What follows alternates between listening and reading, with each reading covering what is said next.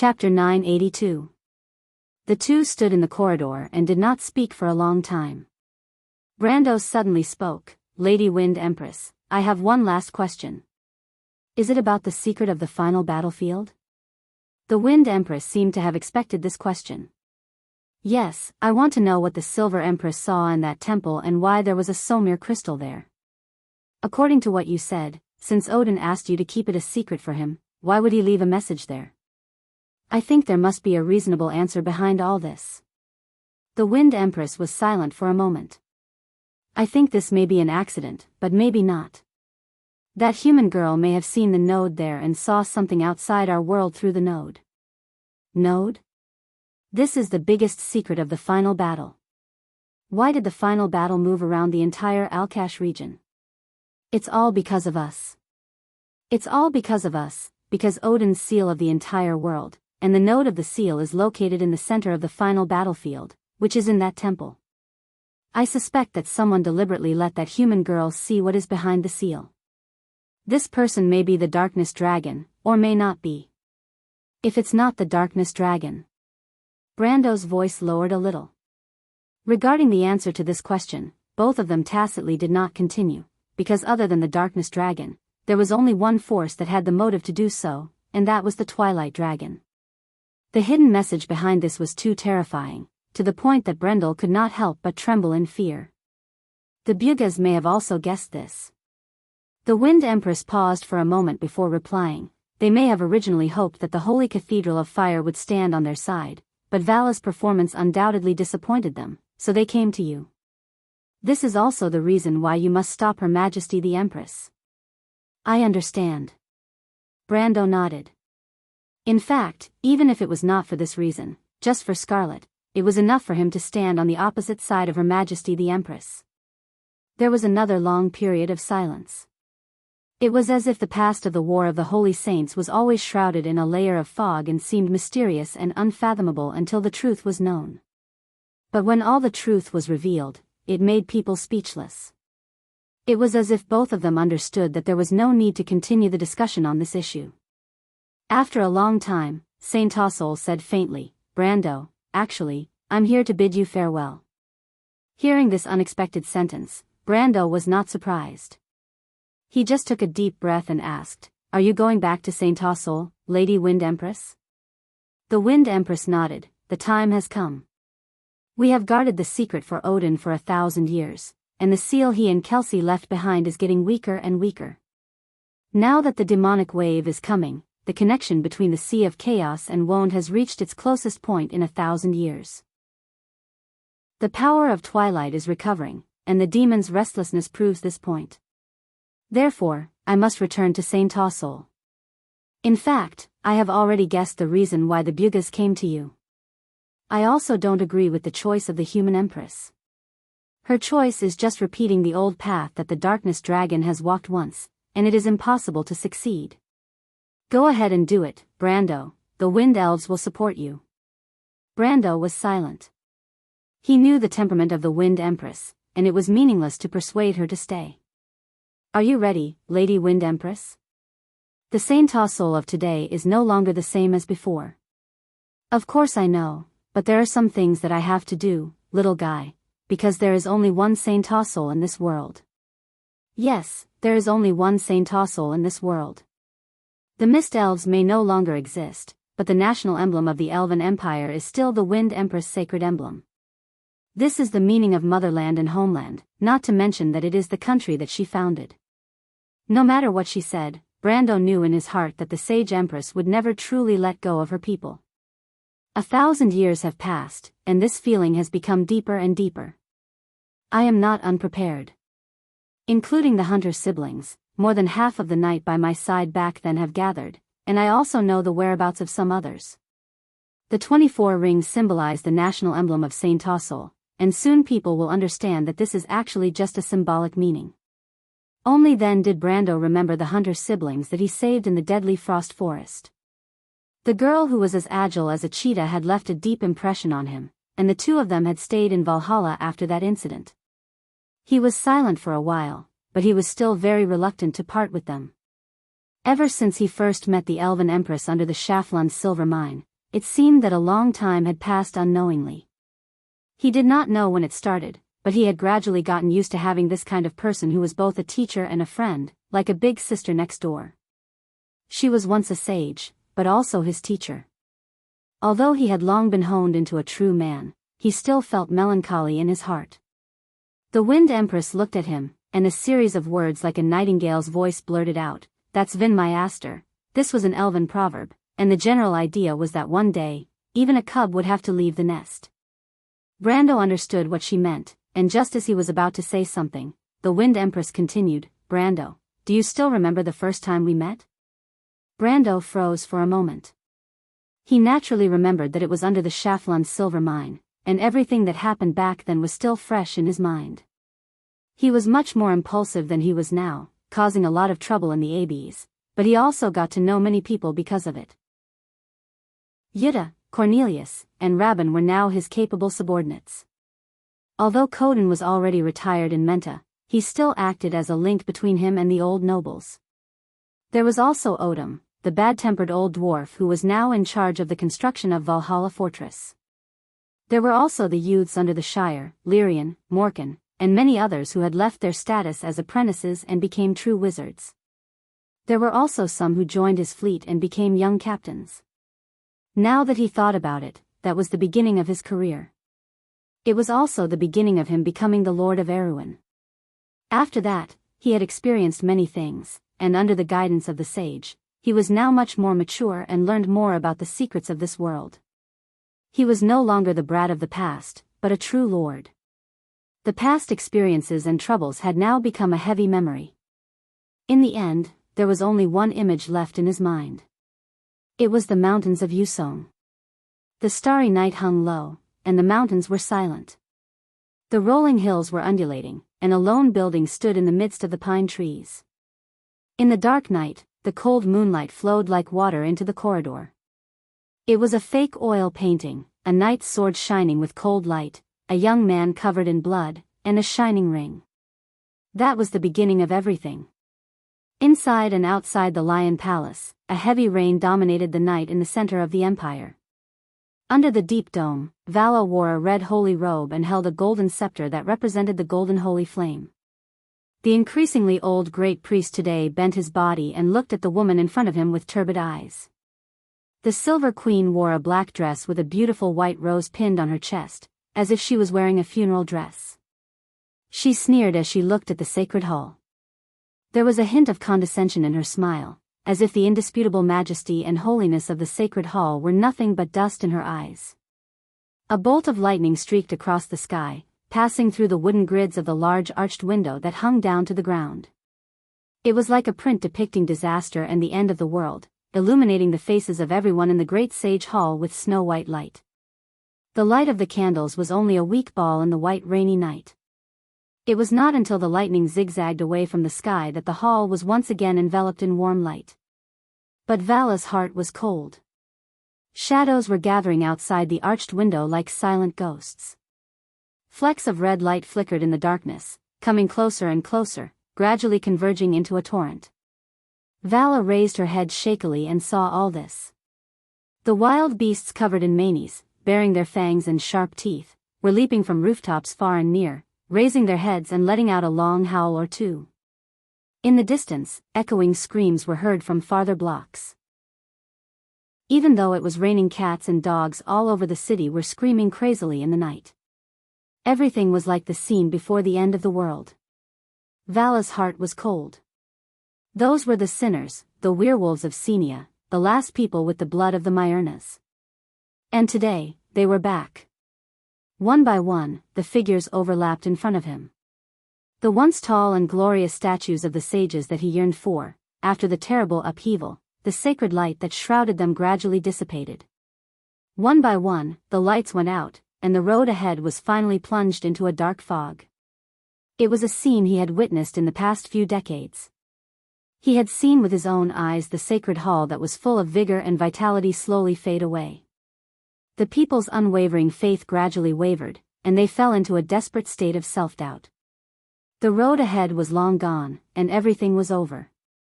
He suddenly remembered the moment when he received the holy crown and the scepter. At that time, the golden sun shrouded the entire Leo Palace, and the spire of the palace shone with the most dazzling light. But that was just before sunset. When the Senior Bolton woke up from his nightmare, purple lightning zigzagged across the sky. Outside the window, it was raining cats and dogs. He was lying on a thin wooden bed, his face snow-white from the illumination of the lightning. "Sifrid?" He subconsciously called out, but there was no response. He stared blankly for a moment before remembering that his daughter had already moved to Valhalla, where she was learning how to grasp the power of the forest goddess from the druid elders. All that was left in the land of darkness was the rustling of the rain. Occasionally, white lightning flashed, but Bolton felt a little uneasy. There was no moon in the rainy night, but he seemed to be able to hear a strong call in his heart. It was the wild instinct in the Senior bloodline. Usually, this most primitive desire for destruction would only be aroused under the brilliance of the magic moon, but today was a little abnormal. He slowly sat up on the bed and listened to the movements outside.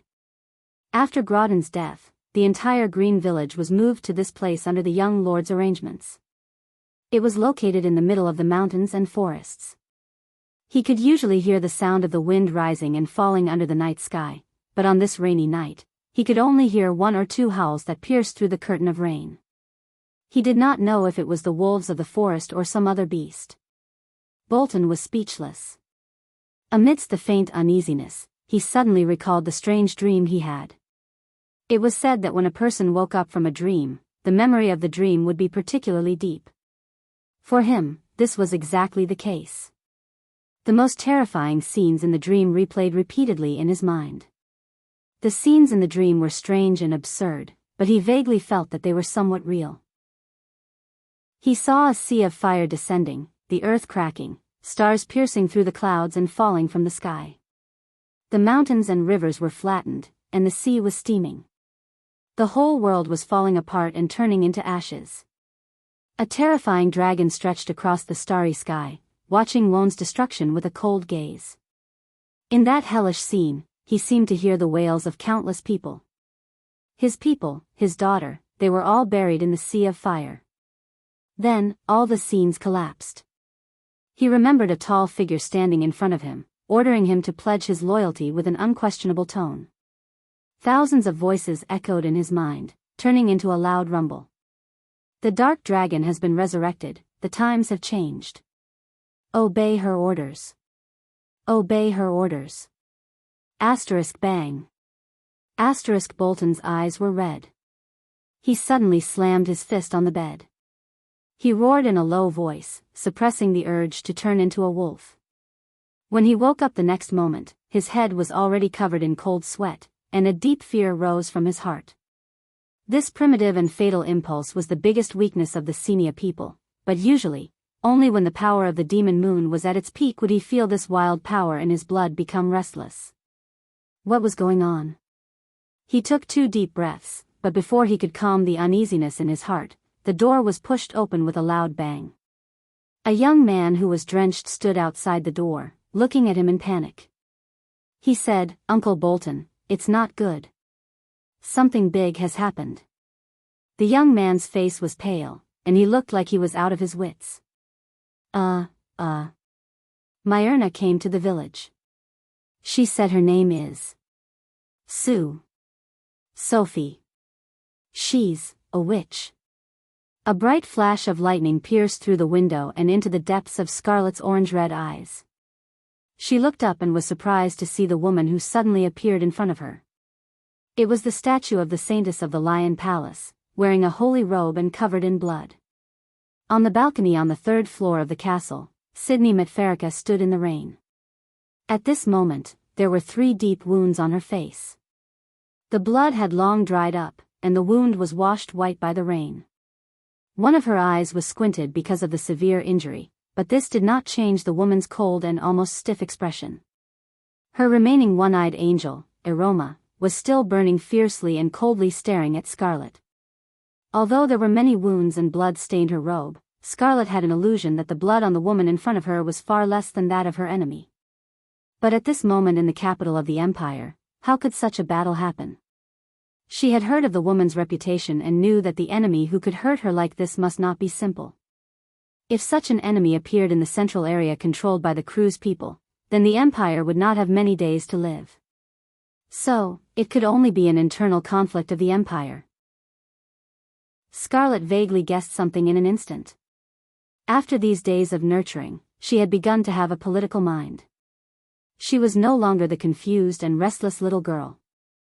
Besides, these days, the Silver Queen had strictly limited the number of times she and the maids went out. This action implied a signal. The situation in the Empire had been tense day by day. The Queen had already made her move. It seemed that her target was the Holy Sanctum. But Scarlet still did not understand why the statue of the Saintess of the Lion Palace appeared here, in front of her. While Scarlet was puzzled, Sydney was also thinking. It was not the first time she had seen this charming mountain girl. She had recently been conferred the title of Countess and the title of Mountain Princess. But Sydney understood that this was not the true purpose of the stubborn Queen. She wanted the mountain people to marry a real princess of the Empire, so that they could be tied to the Queen's chariot. It was a pity that the little girl was still at a loss. Scarlet opened her mouth slightly as if she wanted to ask something, but in the end, she could not make a sound. "I'm here to find you." Sydney interrupted her with a slightly cold voice. "Her Majesty intends to marry you to Prince Hamur to consolidate her relationship with the mountain people and ensure that you can stay in the Empire." Scarlet was slightly startled at first, then she reacted and clenched her fists. The mountain girl bit her lower lip. Although she did not speak, her expression was enough to show her thoughts. "It seems that you don't agree. You want me to help you? You can take me away?" "No, I can't protect myself, but I want to see your lord. I need you to introduce me. I can help you pass a message."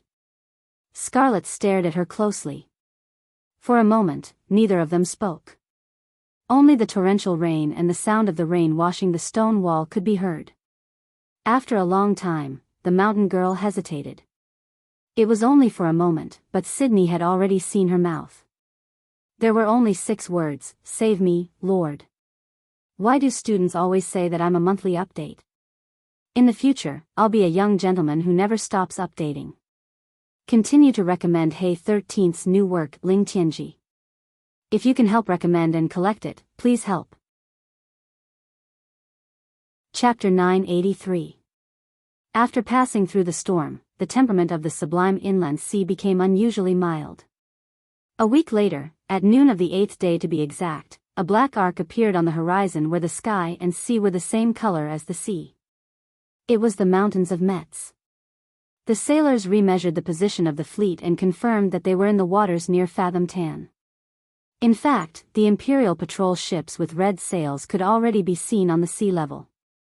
This Imperial patrol ship came from the nearby Fathom Tan port.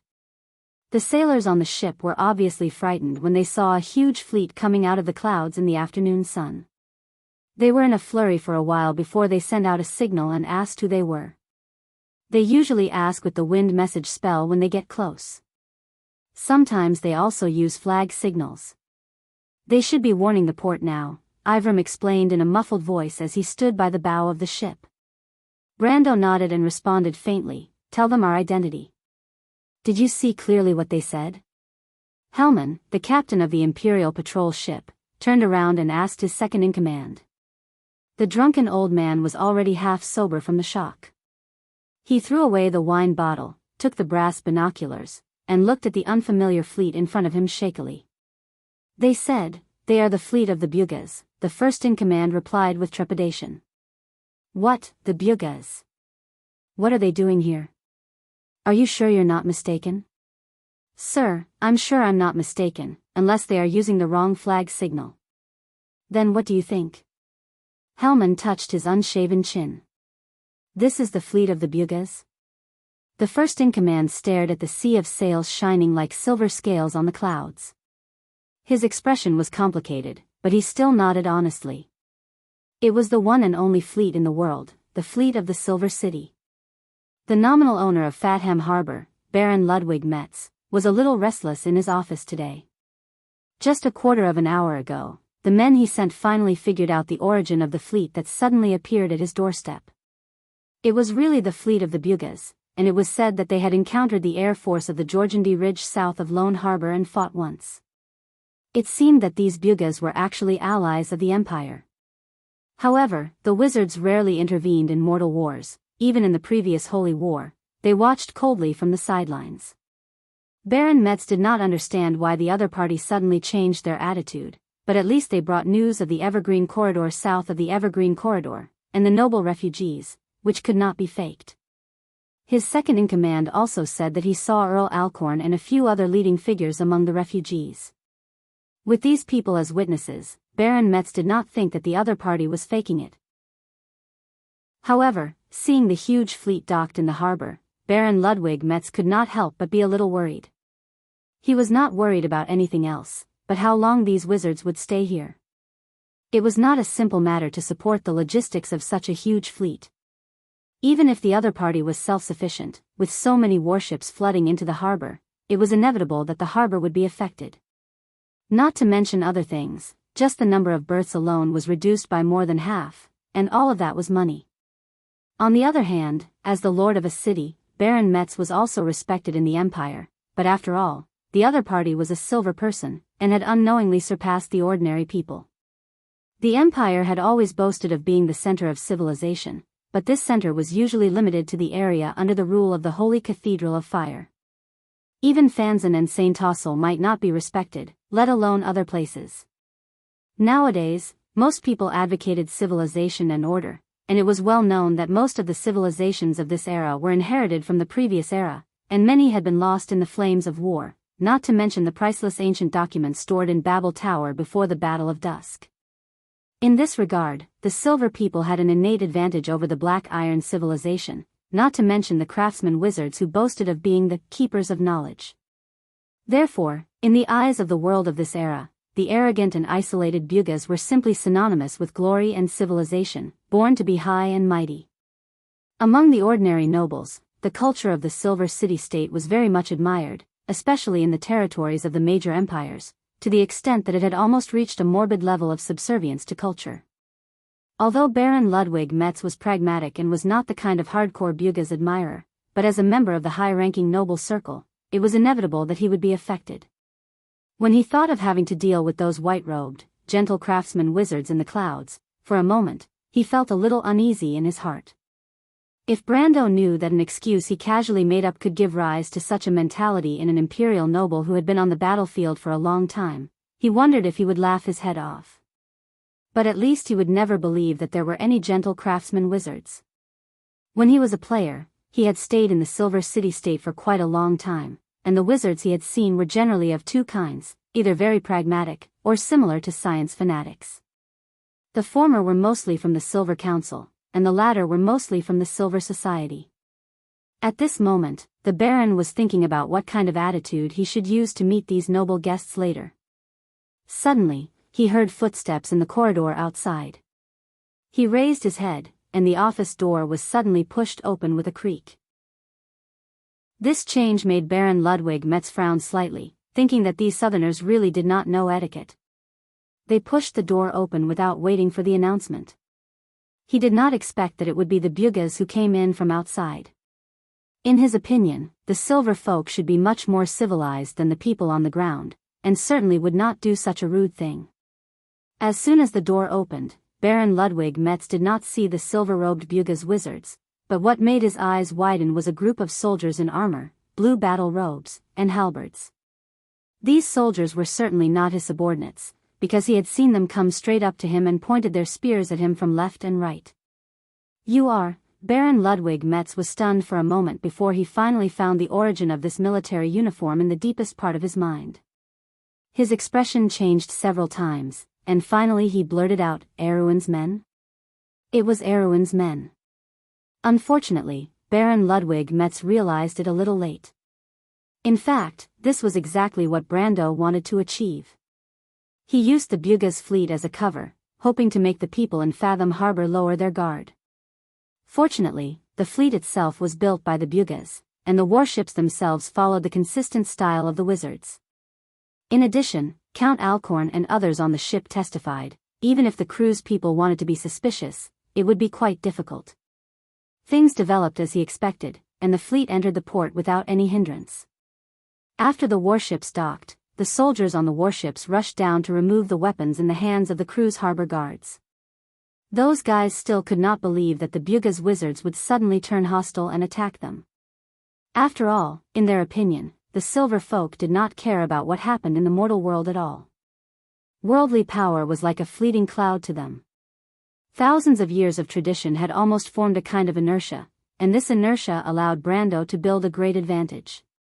He commanded the Shire, Eugenie, Marjorie, Ivram, and others to take over the entire harbor, and then personally led a team directly to the castle where Baron Ludwig Metz was located. They did not encounter any resistance along the way, and even the castle guards personally opened the gate for them. When they were forced to have their weapons confiscated, they were stunned and asked these Erewhon's men what they wanted to do. But when these people finally realized that they were not facing the Bughas, but Erewhon's men, they showed a similar look to Ludwig Metz himself. First, they were shocked and could not believe it, then they were shocked and could not believe it. For these people, Brando did not have time to answer their doubts for the time being. With a wave of his hand, they were all locked up in the dungeon under the castle. In this way, almost without any trouble, he and his fleet took over the harbor. Of course, this was only temporary. After all, he was just an outsider. If he wanted to rule such a huge city, it was definitely not enough to rely on the few Awin people in his hands. At most, he could only capture the upper echelons in one fell swoop. As for the lower echelons, he did not have the time nor the ability to capture all of them. Moreover, even if he had the ability to do so, who would manage the city for him after he locked them all up in the dungeon? In order to make such a huge port work, the amount of manpower needed was not small. Fortunately, he did not only have Erewhon's men in his hands, but also a considerable number of crew's nobles. These people were all prominent figures in the empire. With these people in his hands, he could justifiably take over the city under the pretext of military control. The empire was in a state of internal and external troubles. On the east side of the Evergreen Corridor, the empire and the Wind Elves were locked in a fierce battle. On the south side, there was the sudden appearance of the Jorgandi Ridge army. Not to mention, a few days ago, the Lion Men of Tokunin finally captured the Anzaruta fortress group. It could be said that at this time, the situation in the south of the empire was in a deep quagmire, and even the Metz region was exposed. At this time, they were nominally allies of the empire. A Bugha's fleet, after reaching a consensus with the nobles of the empire, was here to rest and help them fight against the Jorgandi Ridge army. It did not sound very strange. At this time, letting the nobles of the Southern Empire contact the middle-level officials would not give the crew's people in the harbor the illusion that they were occupied. It would make them feel that the harbor was still under the control of the empire, and this Bugha's fleet was just a temporary amulet. Of course, to do all this, he must reach a consensus with Count Alcorn and the others. Brando had not thought about how to deal with these fleeing nobles. After all, taking over a harbor from an empire's governor sounded like a rebellion. For these fleeing nobles, they might not be willing to be on the same boat as him. But he did not expect that an empire merchant ship that they captured on the route would be of great help to him. At that time, he originally ordered the capture of the merchant ship because he was afraid that the other party would leak the news that such a huge fleet had appeared in the heart of the empire. But when they boarded the ship, they found that the bottom of the merchant ship was full of refugees from the heart of the empire. These refugees brought them unimaginable news. A civil war broke out. During the week they were sailing on the Sublime Sea, or to be exact, on the second day after they left Lone Harbor, the Kurlutz Empire underwent earth-shattering changes. Her Majesty the Queen suddenly took control of an army that had never appeared before. This army was composed of the Senia and the Myrnas. She directly deprived Vala of his authority as the Pope of the Holy Cathedral of Fire and announced a religious reform. A religious reform initiated by a secular monarch was simply a big joke. In the first moment, the churches in the empire were divided into two distinct factions. The School of Economics clearly stood on the side of Her Majesty the Queen, while the local faction loyal to Vala immediately raised the flag of rebellion after a short period of chaos. In short, the empire suddenly became a mess. This was not just an internal matter of the Holy Cathedral of Fire. This huge change of interests affected everyone's heart. The nobles of Cloak Bay responded to the call of the Silver Queen immediately, but the nobles of the North obviously could not accept this fact. In fact, at this time, the two sides had already fought in the east of Metz. Surprisingly, the traditional military nobles were defeated and suffered a big loss. Brando could not learn more from these refugees for a while. He only knew that the coalition forces formed by several lords retreated in the direction of Ludwig after losing. But these were not the main points. The real bombshell was, the Myrnas were back. These survivors from the era of the Dark Dragon had finally risen from the ashes. When they heard the news, the supporters of Her Majesty the Queen, including Count Alcorn, could not believe it at first, then they doubted it. But after confirming it again and again, they fell into silence one by one. After all, this was still a world dominated by order after the War of the Holy Saints. No matter how unrestrained and rebellious they were, they dared not deny the justice of the four sages. This was the foundation of the Iron Folk and the noble ancestors. For a while, they could not figure out what happened to Her Majesty the Queen. Was she crazy? How dare she do this? But after a moment of silence, Brando knew that his opportunity had come. He hurriedly instilled his plan into the stunned nobles of the Empire. In the case of an uncertain environment, it was best to stand firm first and then choose what to do next. It was probably because of such a huge change in the situation that these fleeing nobles no longer cared about such a small issue as taking over a port. Besides, Count Alcons and the others were not stupid.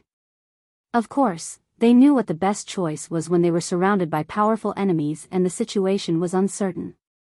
As for Brando's actions of taking over the port, they unanimously chose to remain silent. But Brando actually understood that choosing to remain silent at this time was actually supporting him. As the dust settled on the affairs in the port, the tasks were assigned one by one. Brando stood in the original office of Baron Ludwig Metz. Through the floor-to-ceiling arched window, he saw that there was not much commotion in Fatham Port outside. Everything was still in order. Finally, he could not help but breathe a sigh of relief. This time, the wizards of Buga had given him a huge problem. Now, he had finally taken the most difficult first step. Fortunately, Tolman did not lie to him. Her Majesty the Queen had indeed taken action first. In this way, there were more options left for him. At least the interior of the Empire was no longer a monolith. As for the matter of using the tiger's skin as a banner, Brando thought that the wizards of Buga would definitely not mind such a small matter. He could not help but think with some malice. These damn guys wanted to stay out of this matter, but he would not let them do as they wished. He wanted to let these wizards, who thought that they were superior, understand that there was a price to pay if they wanted to use him as a chess piece. He knocked on the table just in time to see the Shire pushing the door open and coming in from outside. The young wizard attendant looked at his lord with a strange expression and said, "My lord, the weather is good today. There are some unexpected gains in the port." Cut the crap, Brando's face stiffened, and then he was slightly stunned. Unexpected gains? Well, it's a big fish. Oh, no, it should be a little mermaid. What kind of nonsense is this? A mermaid? I thought it was a siren. Brando frowned and was about to say something, but the Shire already knew what he was going to say and quickly interrupted him with a smile. "I'm not talking nonsense, my lord. You'll know when you see it." The light that penetrated the darkness was the only connection between this huge moving cage and the outside world. It came from the air holes above, and this beam of light scattered diagonally in the dark environment. It fell on the floor not far from Vahina, forming a circular spot of light. Her hands and feet were shackled with ice-cold shackles.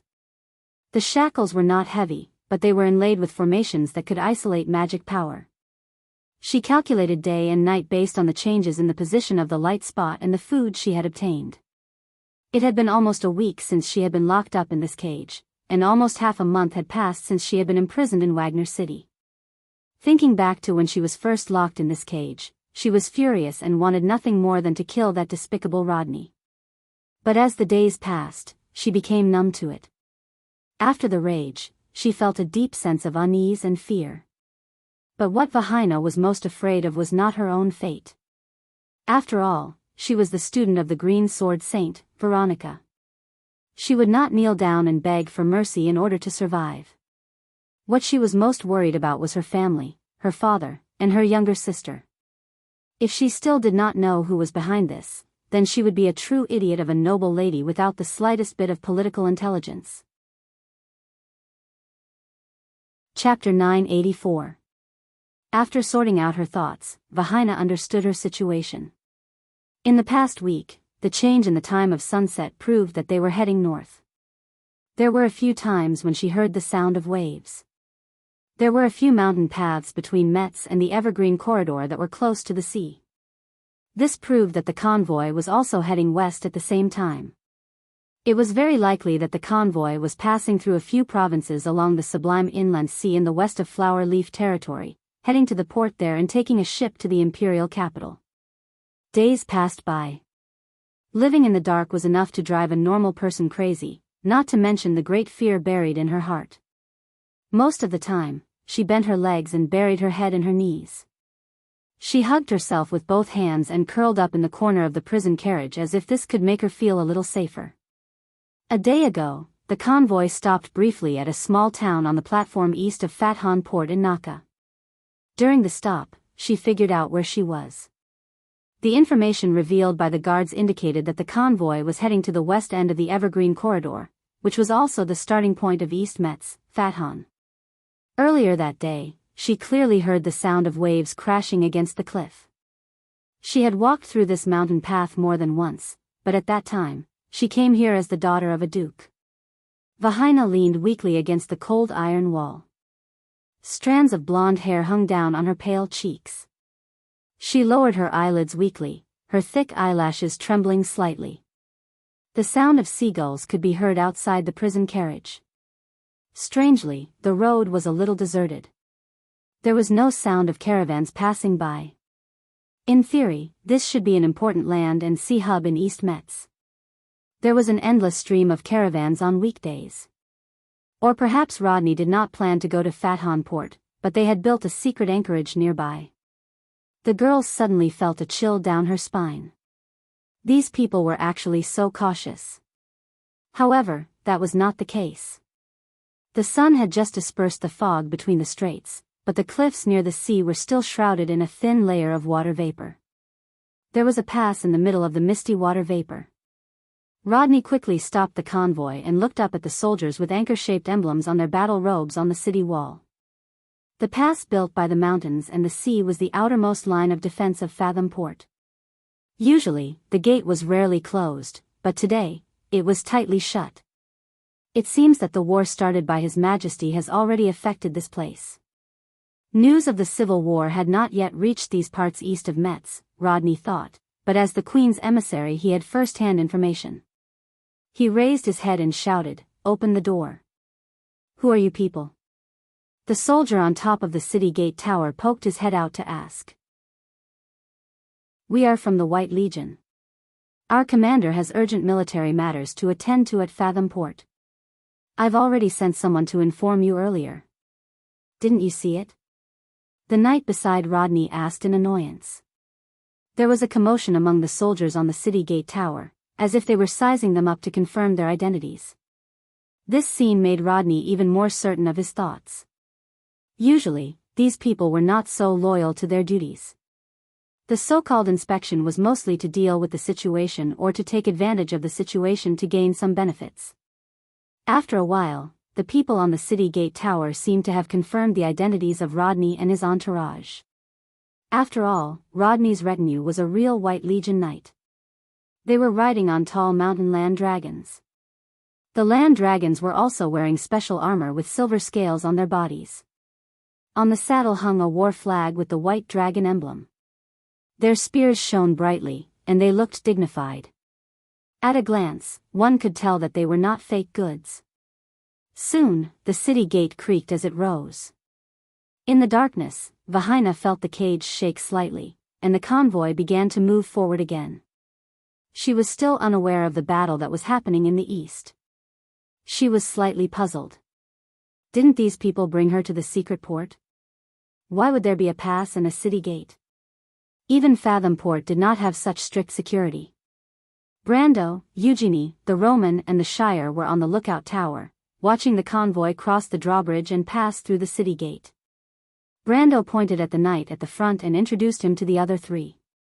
That man is Rodney, Veronica's younger brother. He is the youngest son of Duke Arizik. However, this man is not very capable. At most, he is a jester. After Lady Veronica was put under house arrest by the Silver Queen, this man drew a line with his family and won the Queen's favor. Now, he is the Queen's secret envoy. The Arizik family is full of heroes. I didn't expect them to produce such trash. The Duke's daughter wrinkled her nose in disdain. You can't say that.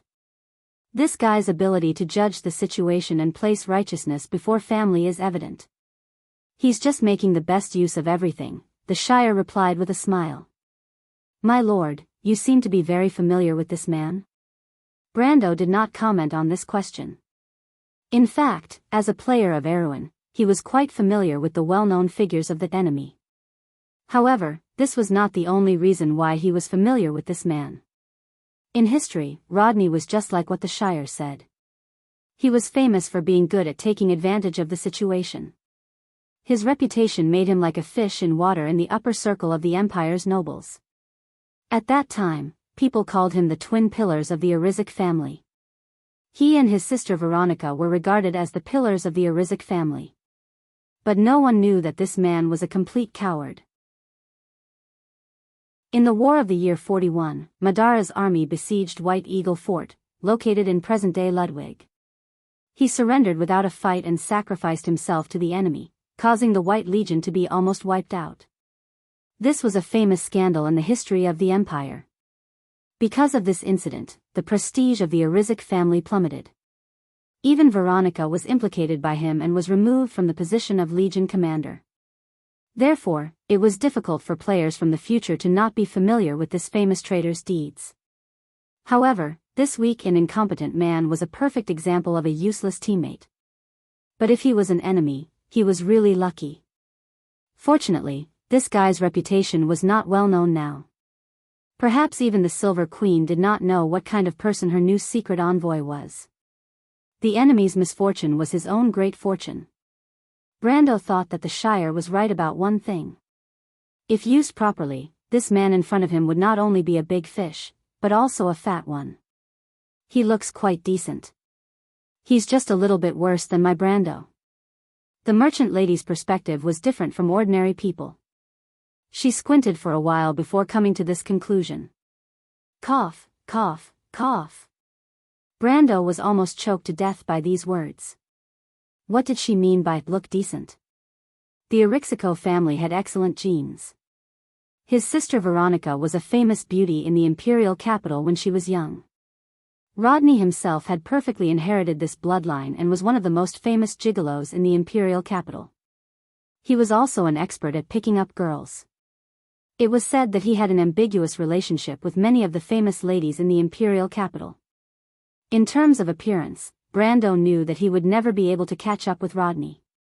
Perhaps only the Roman people would be able to shamelessly boast like this. He looked at the two people beside him in annoyance. As expected, he saw the Duke's daughter looking at him with a strange expression. The unscrupulous wizard servant was also having a hard time holding back his laughter. Laugh if you want. Be careful not to get internal injuries from holding it in, Brando said calmly. That won't be necessary. He, my lord, the Shire laughed and said, there are still people below. It won't be good if we attract their attention. Eugenie had a strict upbringing and quickly restrained her emotions. She clenched her fist and coughed softly. I heard that Her Majesty sent him to spy on the White Legion. Why would he suddenly appear here? Who's inside the cage? You hit the nail on the head, the Shire smiled and said, there's a mermaid inside. Mermaid? The Duke's daughter frowned. That's just a metaphor. The little beauty in the cage is actually the Lord's old lover, wah. The Shire screamed and dodged Brando's sword. My lord, you actually attacked. Those people are still below, shut up. Brando coldly replied. In fact, he had already guessed who was inside the cage the moment he saw Rodney.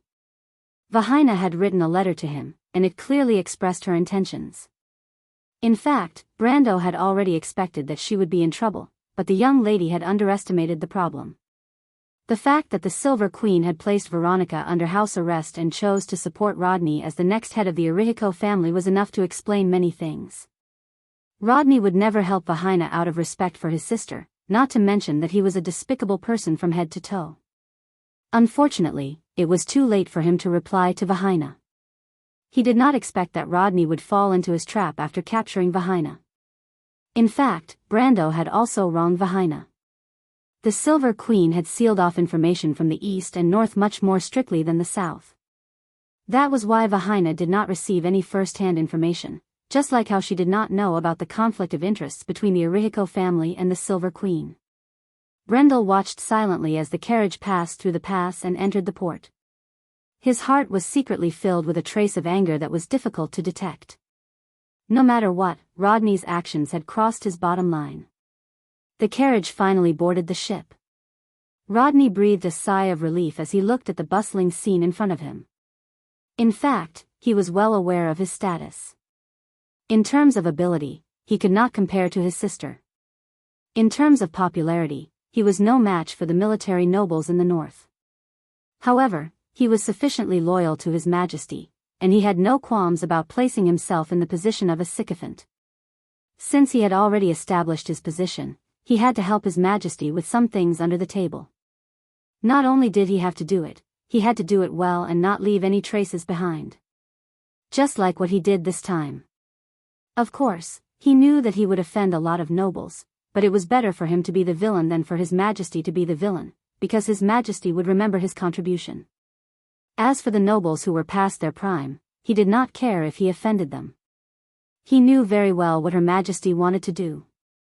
It was a great undertaking that was not inferior to the 4 wise ones. No, it was far better than what the 4 wise ones had done. Those decadent and ancient nobles would be burned to ashes in the new flames. It was the same for the Errico family.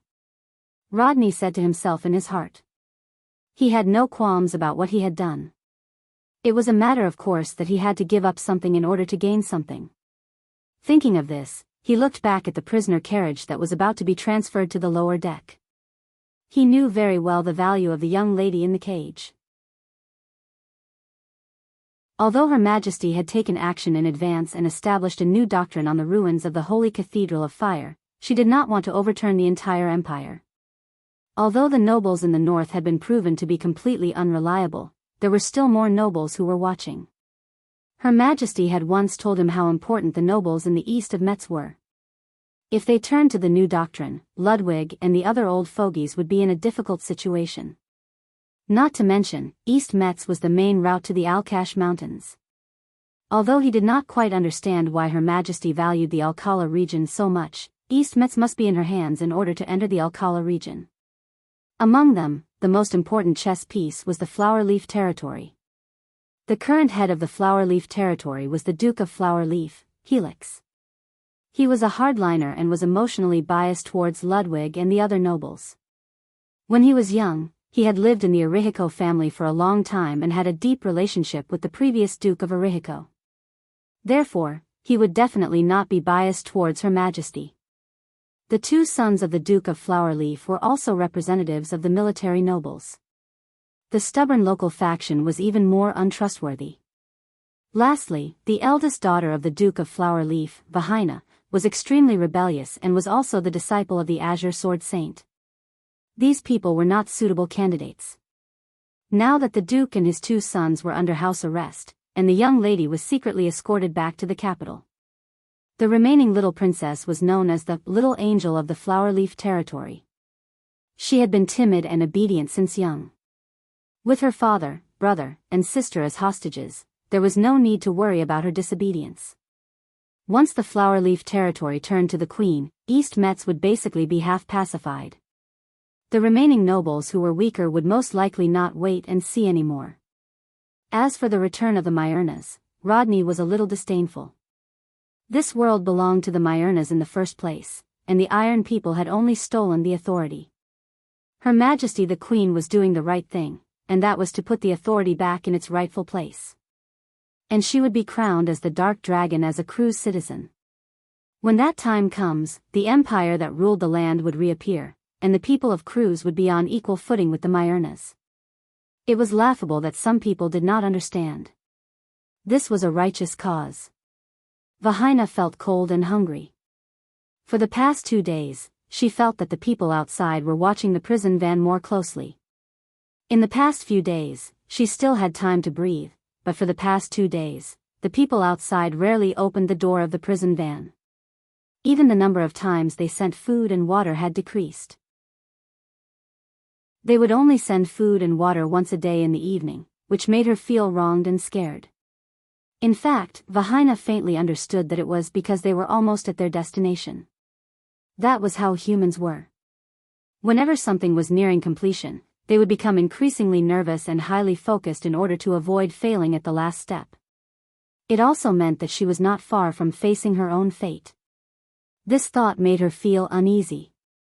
She did not know what she would face. Would she be executed directly in secret, taken as a hostage, or used as a chess piece in a political marriage?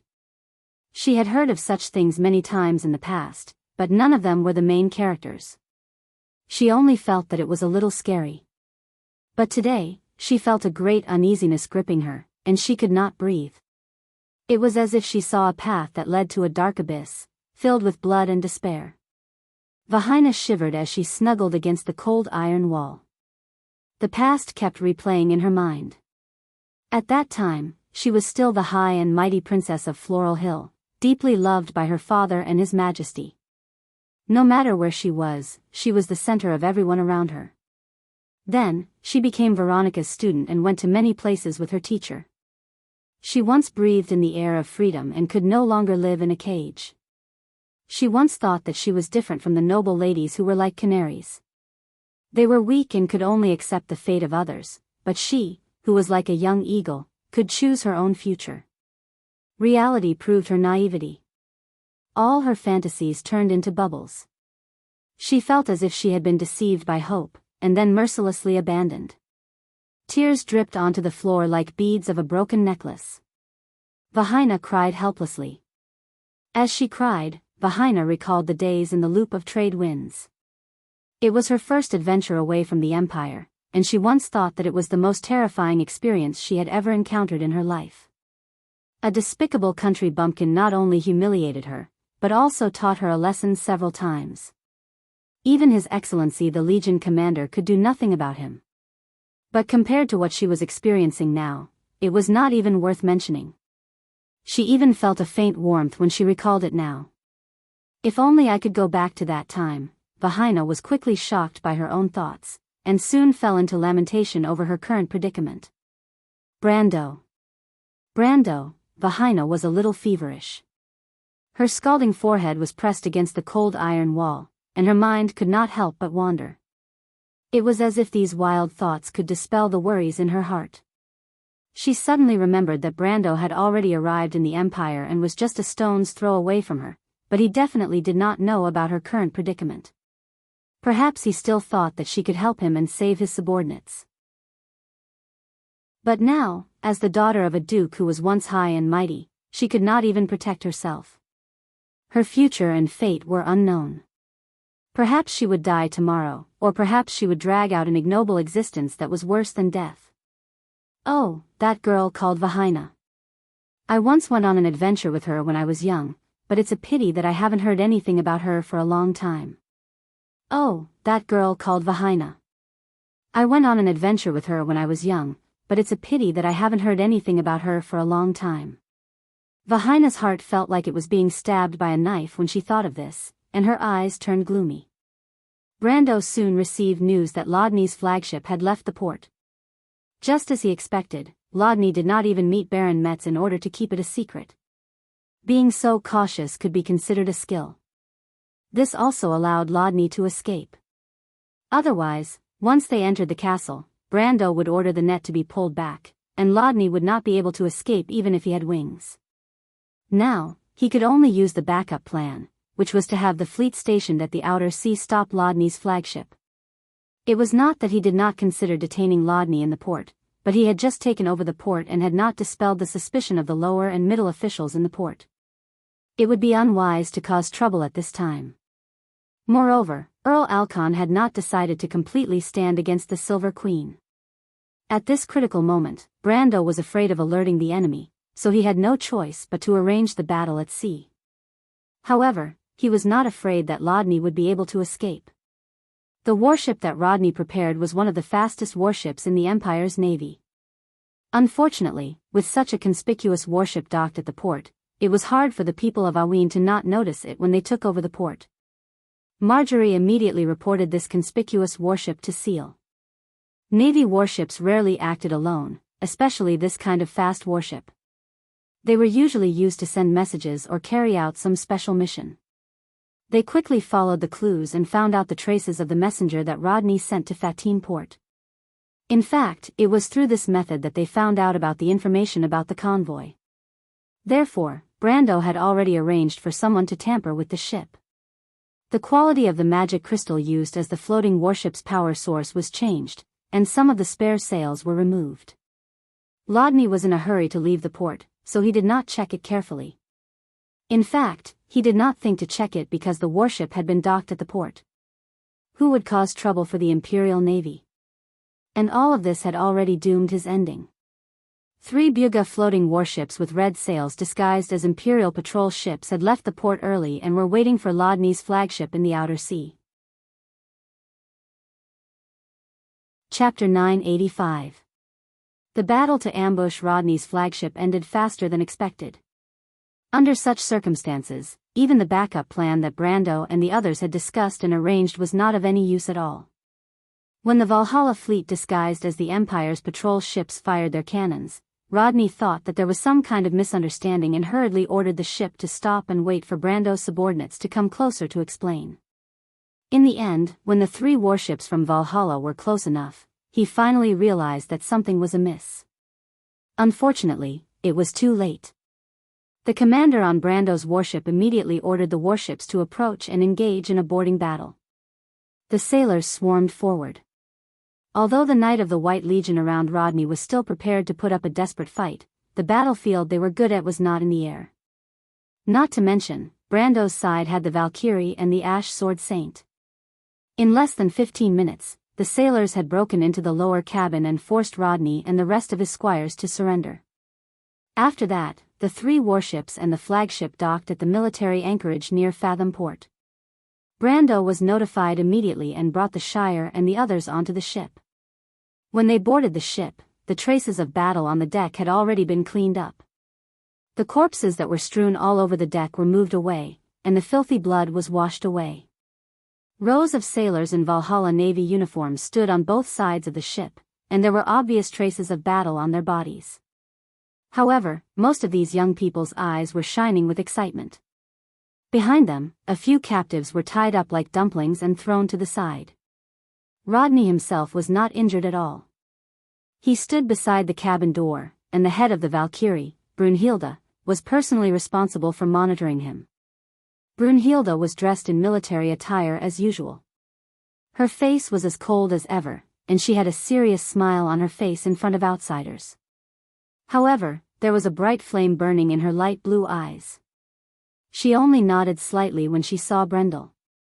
Being personally watched by the head of the Valkyrie, who was praised in myths and legends, made Rodney's life worth it. However, at this moment, he obviously did not think so. He did not want to die, so he appeared to be particularly nervous. He had witnessed the entire battle with his own eyes. He had brought 32 great knight commanders with him. These knight commanders were all elites from the White Legion, and each of them was at least at the lower gold level. However, these elites of the elites could not resist in front of the 3 female warriors riding flaming warhorses.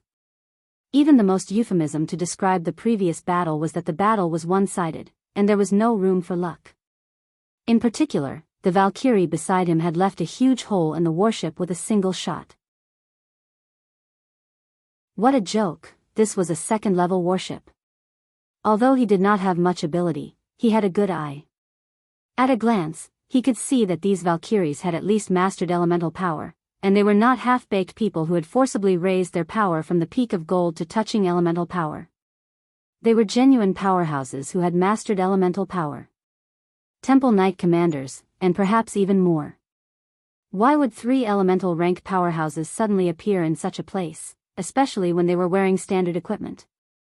They seemed to belong to some mysterious force.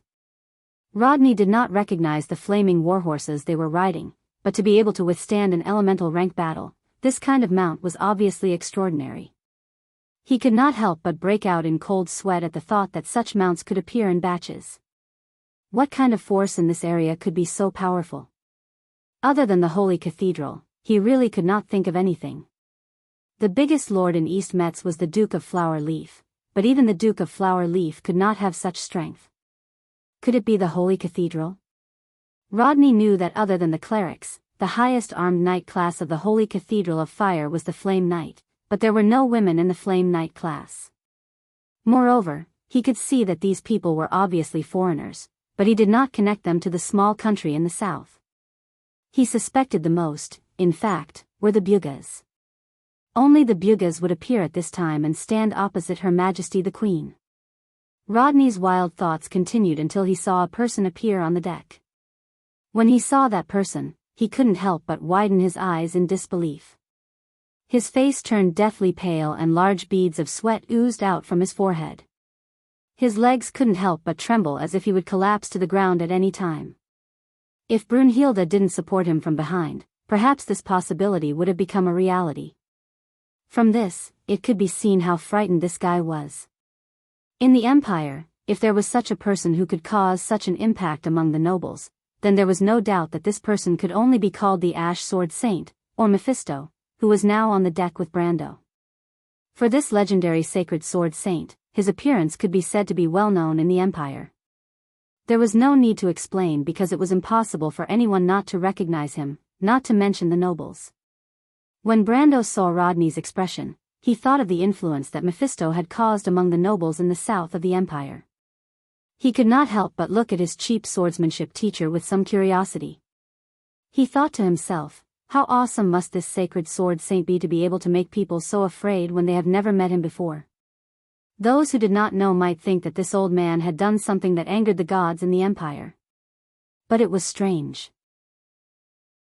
In his memory, the Ash Sword Saint had actually only caused trouble in the Empire twice. From the records, it did not seem to be a big deal.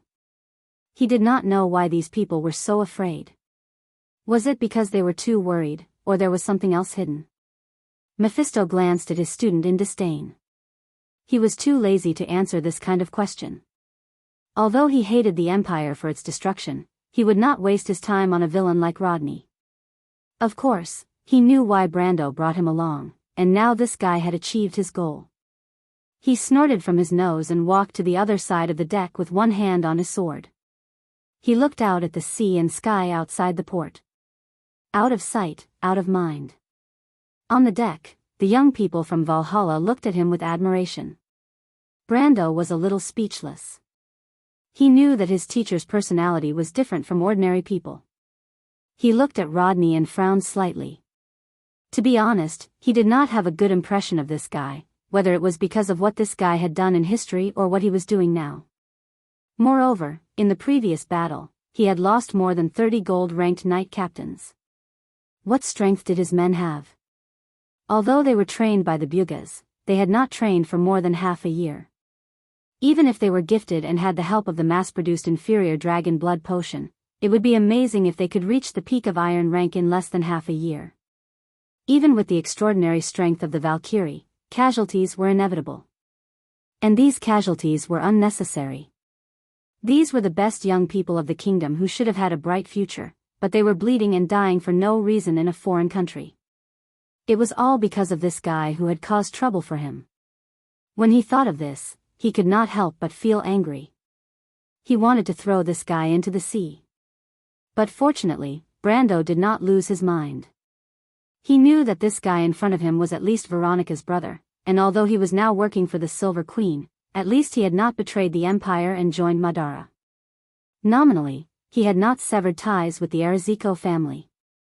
More importantly, he wanted to squeeze some value out of this guy. Thinking of this, his gaze directly skipped over this guy and landed on Marjorie behind him. This young officer from the Yanallasu Royal Navy took the initiative to be in charge of this ambush. Considering that this officer was the most experienced among all his subordinates, and that this operation couldn't fail, he agreed to the officer's request and gave him 3 ships to be in charge of commanding. Fortunately, the officer didn't disappoint him and completed the mission beautifully. Marjorie put his hand on his chest and bowed to Brando with the etiquette of a subordinate. He replied, "My lord, with the blessings of the gods, I was able to complete the mission." Brando nodded and smiled. "Well done." It was a simple sentence, but it made Marjorie feel a little excited. But then he realized that he was not in the Royal Navy, and the person in front of him was not his immediate superior. He could not help but be slightly startled. He did not know when it started, but this group of envoys had become familiar with the commanding tone of their commander. But after all, he was a naval officer, and obedience to orders had long been second nature. This thought only flashed through his mind, and he did not take it seriously. Eugenie, who was behind Brando, was keenly aware of the difference in tone between the two. She looked at Marjorie and Brando with a complicated expression. Brando glanced at the dark cabin door behind Rodney and cast a questioning look at Marjorie. The young naval officer understood tacitly and quickly replied, "My lord, the prisoner's carriage is inside." "As per your orders, I did not let anyone near the cabin." Brando nodded in satisfaction. He did not want more people to know about Vahina's identity. Some things were better left in the dark than out in the open. Besides, he knew that with Vahina's temperament, she probably did not want too many people to see her in such a state. He felt a little complicated when he thought of the high and mighty young lady he met in the loop of trade winds. He thought to himself that this was probably what fate meant. Who would have thought that their second meeting would be under such circumstances? In the dark prison, Vahina was curled up in a corner, trembling. Cold shackles were locked around her right ankle, connected to a heavy chain. She did not know what was happening outside, but she clearly heard the roar of cannons, the sound of fighting, and the violent tremors of the ship. These noises were extremely noisy at first, but it reached its peak at a certain time, and then gradually died down. The entire ship became silent. At first, she could still hear the sound of doors being kicked open, heavy objects falling to the ground, begging for mercy, and beast-like howls. But soon, even these sounds disappeared. At first, she could still feel the floor of the ship shaking slightly, but later, even the entire ship became still, as if it had fallen into a completely silent world. Vahina didn't know that it was because the ship had docked at the harbor again. She only knew that the terrifying roar of the cannons had scared her so much that she clutched her head and screamed. She couldn't wait for this hellish experience to end as soon as possible. But when everything quieted down, she missed the noise from before. The endless silence made her feel as if her heart was frozen. She didn't know what was going on outside. It was as if she had fallen into a huge unknown outside the pitch-black space. The uncertainty about the future made the Duke's daughter feel as if a giant beast was lurking in the darkness ahead, waiting for her to run into it head-on. She could hear her own heart beating powerfully in the darkness, thumping as if it was the only sound in the world. Fear made her lean tightly against the cold wall. She also tried to call out in a low voice a few times, trying to attract the attention of the guards outside the iron prison.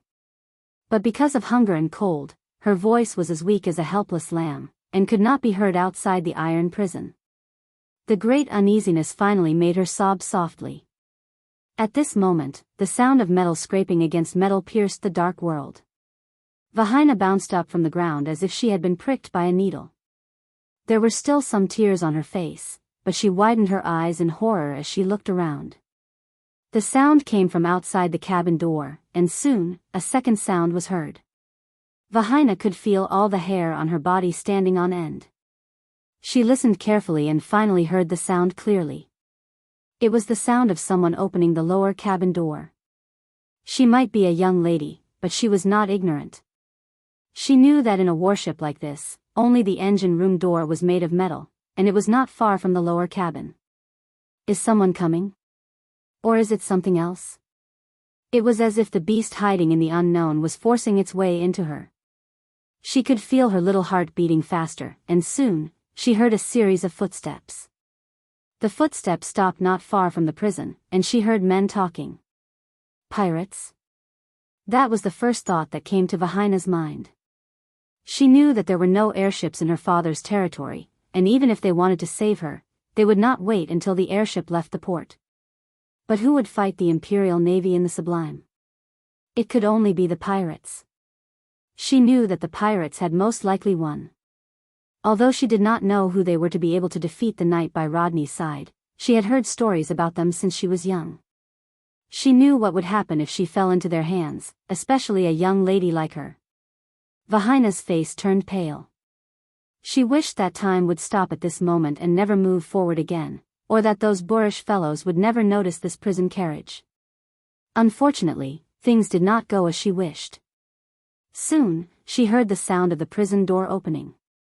A creaking sound that made one's teeth ache, and a strong light shone in from outside. Vahina immediately lowered her head and curled up helplessly in a corner. Her heart was at a loss. She was in complete despair. To her, this was the worst possible outcome. But there was only a fine line between heaven and hell. She heard a voice asking, "Vahina?" That voice was so pleasing to the ears, like the sound of nature. This rich young miss could swear to the heavens that she had never thought that that hateful voice would be so pleasant to the ears one day. It almost made her hallucinate, thinking that she was hearing things. She trembled and raised her head in disbelief. The light that seeped into the darkness caused her beautiful pupils to contract. Under her originally dazzling and beautiful blonde hair, which was now somewhat messy, her face was filled with an illusion of surprise and ecstasy. She saw the face that should never have appeared, but now it was right in front of her, so real that it couldn't be any more real. Chapter 986. The Shire walked up the stairs of the lighthouse. When he looked up, he saw Brando and the three ladies chatting by the railing on the side of the lighthouse. The Roman lady was giggling, and Vahina had a gloomy expression on her face. She seemed to have something on her mind. Maynard was dressed in military attire. She was leaning against the railing with her back facing the sea. Her long black hair fluttered in the sea breeze. In the distance, the sea and the sky merged into one. The floating clouds were like white mountains rising and falling in the sky. The others were already used to the female knight's silent and meticulous personality. However, they did not see the little Princess Cypher who liked to join in the fun. It seemed that she had dragged the little elf to the port to go shopping.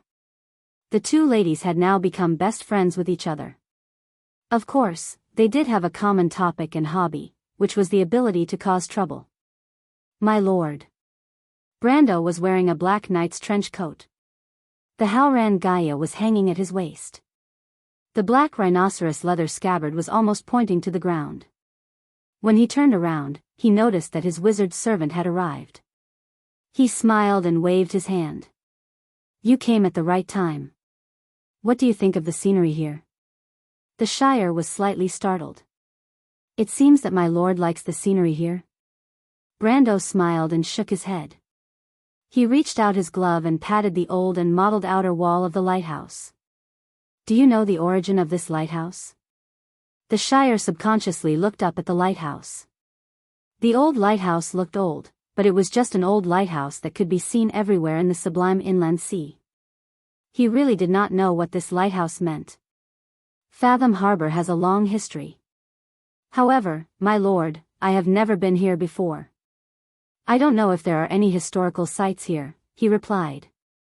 Huh, Brando laughed and proudly reached out his hand to the merchant lady beside him. The latter stuck out her tongue and reluctantly put a gold coin in his hand. She sighed and complained, the Shire, you are so useless. This lighthouse is the famous Tumon lighthouse. Brando pointed in the direction of the harbor. Fathom Harbor was built in the year of the return of the light. The founder of the harbor was the famous scholar of the cruise, Fathom Freeman. The latter was a descendant of Tumun. He was also one of the few respected Myrnas in the mortal world. Unfortunately, this family could not escape the trial of time and eventually disappeared in the long river of history. This lighthouse was built to commemorate them.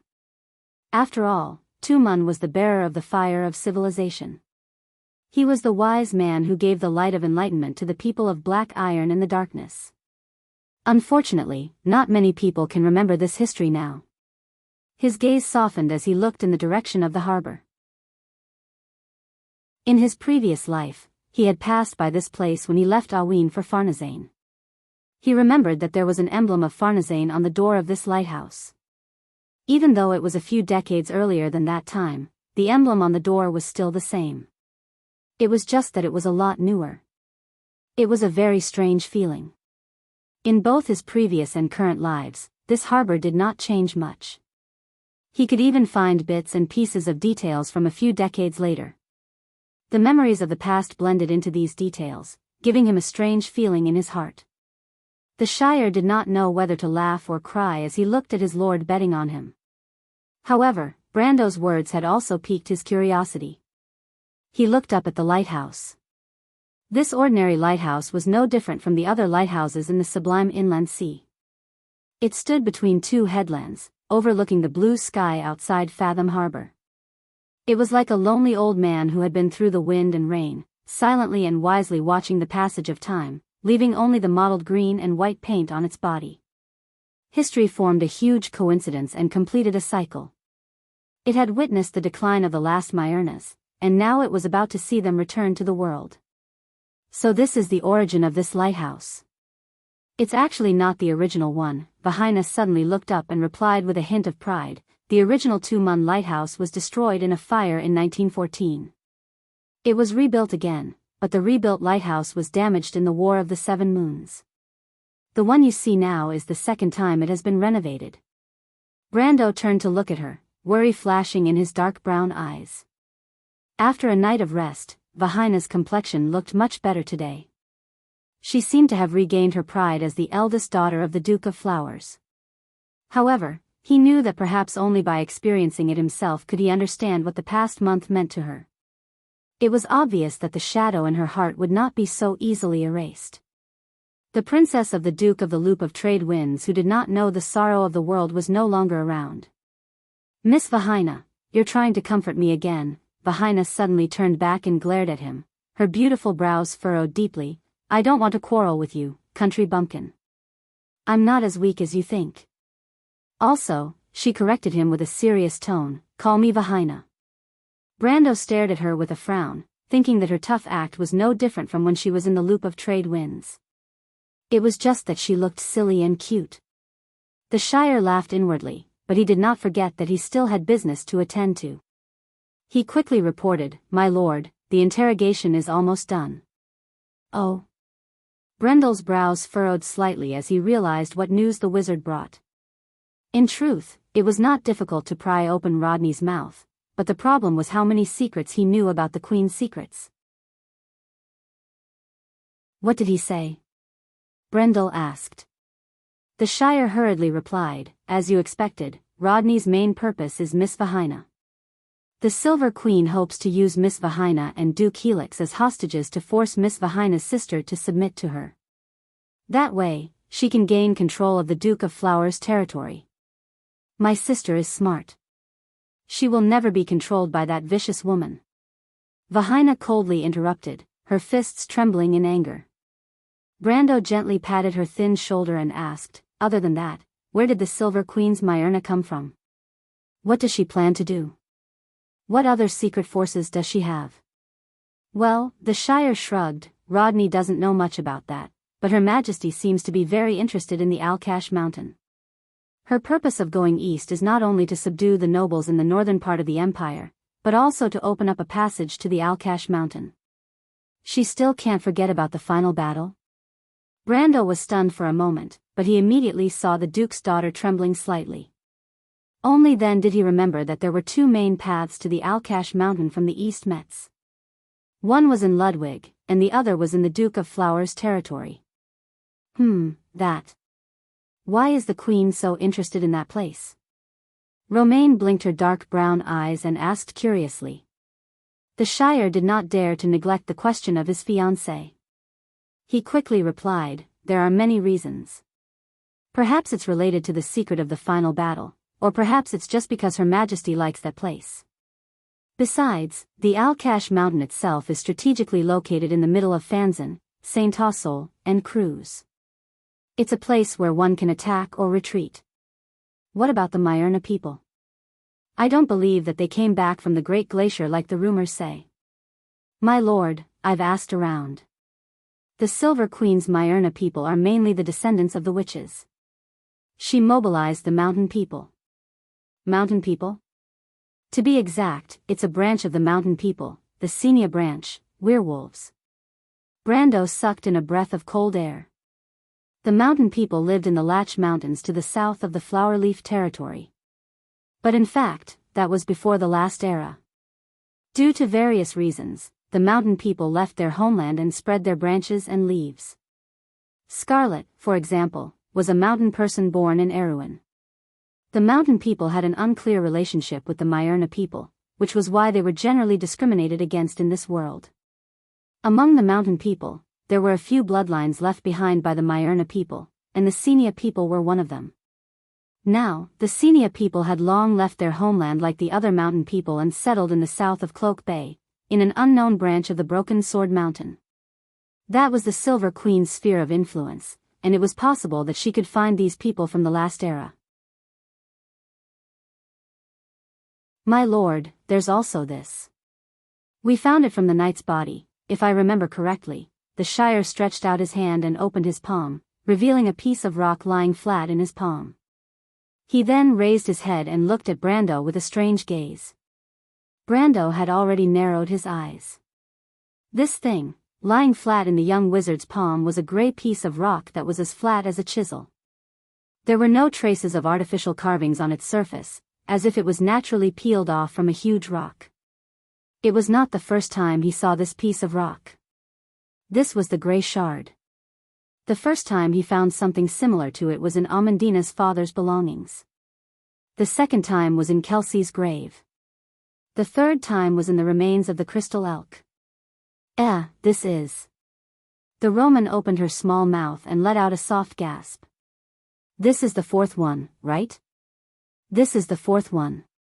What exactly is this thing, my lord? I'm not too sure, but... Brando frowned slightly. Previously, when there were more than 3 of these gray pieces, he would put them together, and there would be an obvious resonance, forming something like a map. This time, there should be a similar reaction.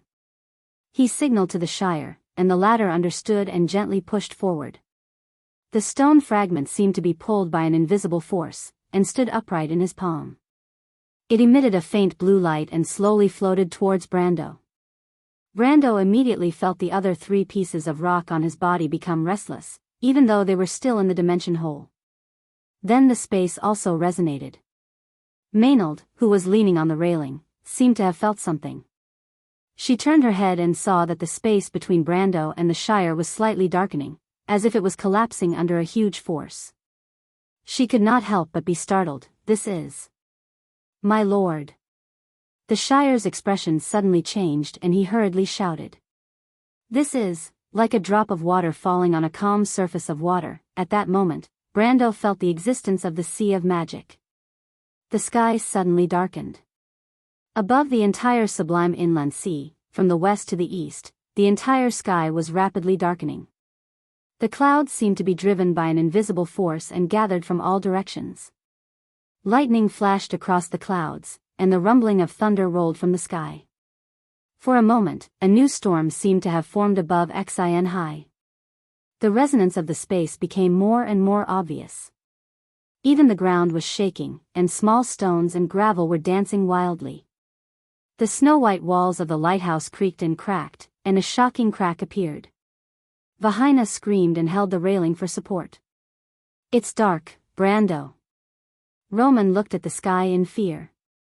A huge whirlpool was forming in the sky above Fathom. It was as if a terrifying eye had opened up in the thick clouds. Cold sweat slid down Brando's forehead. He could feel that his forehead was covered with sweat. "Take it back," he roared. The Shire did not even think about it.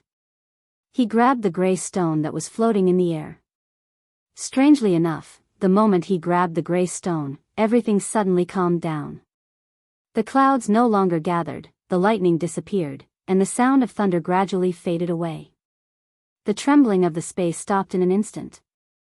The sun once again shone in the sky, and the sea was no longer howling.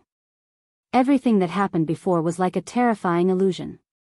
But the huge crack on the lighthouse proved that everything that happened a moment ago was real. It just came and left. There was a lot of noise in the direction of the dock, and from time to time, loud shouts came from there. "Is it an earthquake?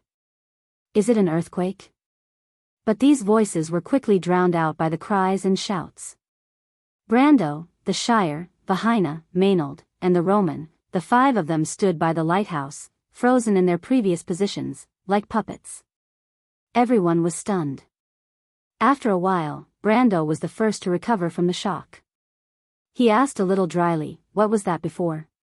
Everyone looked at each other. "My lord."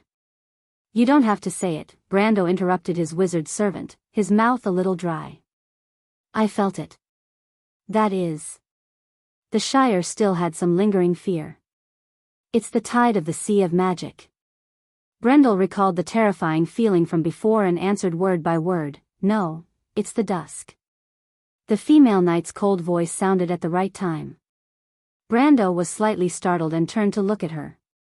The latter's face was also a little pale, but at least she could maintain her composure. She hesitated for a moment before answering with certainty, "It's the dusk dragon. At least for a moment just now, I felt a peeping from outside this world. But it's definitely not a demon. I have a hunch in my heart that it's there." Brando was silent. In fact, he also felt that terrible pressure, even in the game. He had never felt it before. Did this thing summon it? The Shire carefully looked at the gray stone in his hand, sweating profusely, as if he was holding something terrible. "What the hell is this?" "I think it shouldn't be." Brando frowned. He faintly recalled the feeling of being peeped at. That huge power seemed to have broken through the barrier between the Sea of Magic and the Wand in an instant and descended on the sky above Fathom Harbor. However, this passage was not opened by the resonance of the gray stone in their hands. Rather than calling it a summoning, it was better to say that it was a forced descent. On the outskirts of Nazir, a pair of golden eyes that looked like burning flames slowly opened in the darkness. The owner of this pair of eyes that was hidden under the branches and leaves suddenly sat up from the bushes, making a rustling sound. It was the 3rd day after leaving the Imperial City. Sydney subconsciously touched her chest. This action affected her wound, and she could not help but frown. The statue of the Saintess of the Lion Palace was no longer as elegant and calm as she usually was. Her face was covered with dust mixed with blood. But fortunately, at least that thing was still there, hidden under her thick clothes. This made her feel a little more at ease. She subconsciously raised her head and looked in the direction of the coastal area to the east of Metz in confusion. Why did the Sea of Magic suddenly become turbulent? What was resonating with this thing? A trace of doubt surfaced in her mind.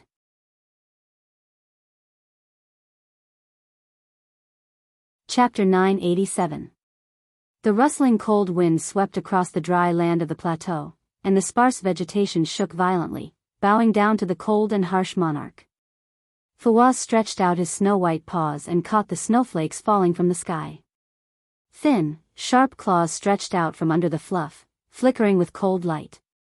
It raised its head, and its eyes, as blue as the sea, reflected the entire northern sky and earth. It was such a picture. The mountains in the north of Anzaruta were like a giant door, lying at the end of the sky. On the open alluvial plain, the river was like a shining ribbon, flowing into the distance and converging under the undulating mountains. Heavy gray shadows, curved curves, and finally gathered at one point. It was a fortress, the the last door leading to the evergreen corridor. Fawaz silently looked in that direction, and no one knew what thoughts were running through his mind. The cold wind blew the king of beasts' snow-white beard with brass rings, causing it to sway slightly.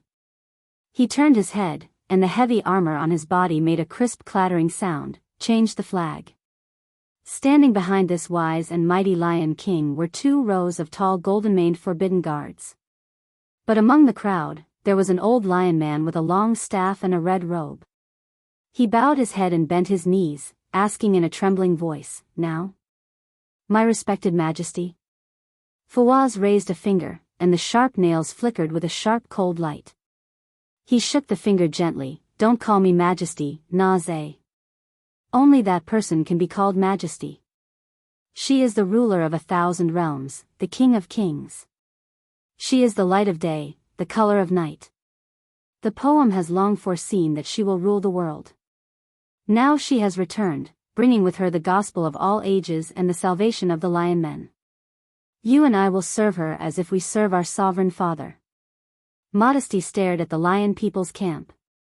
Her vertical pupils, which were unique to cold-blooded animals, had a cold and narrow light.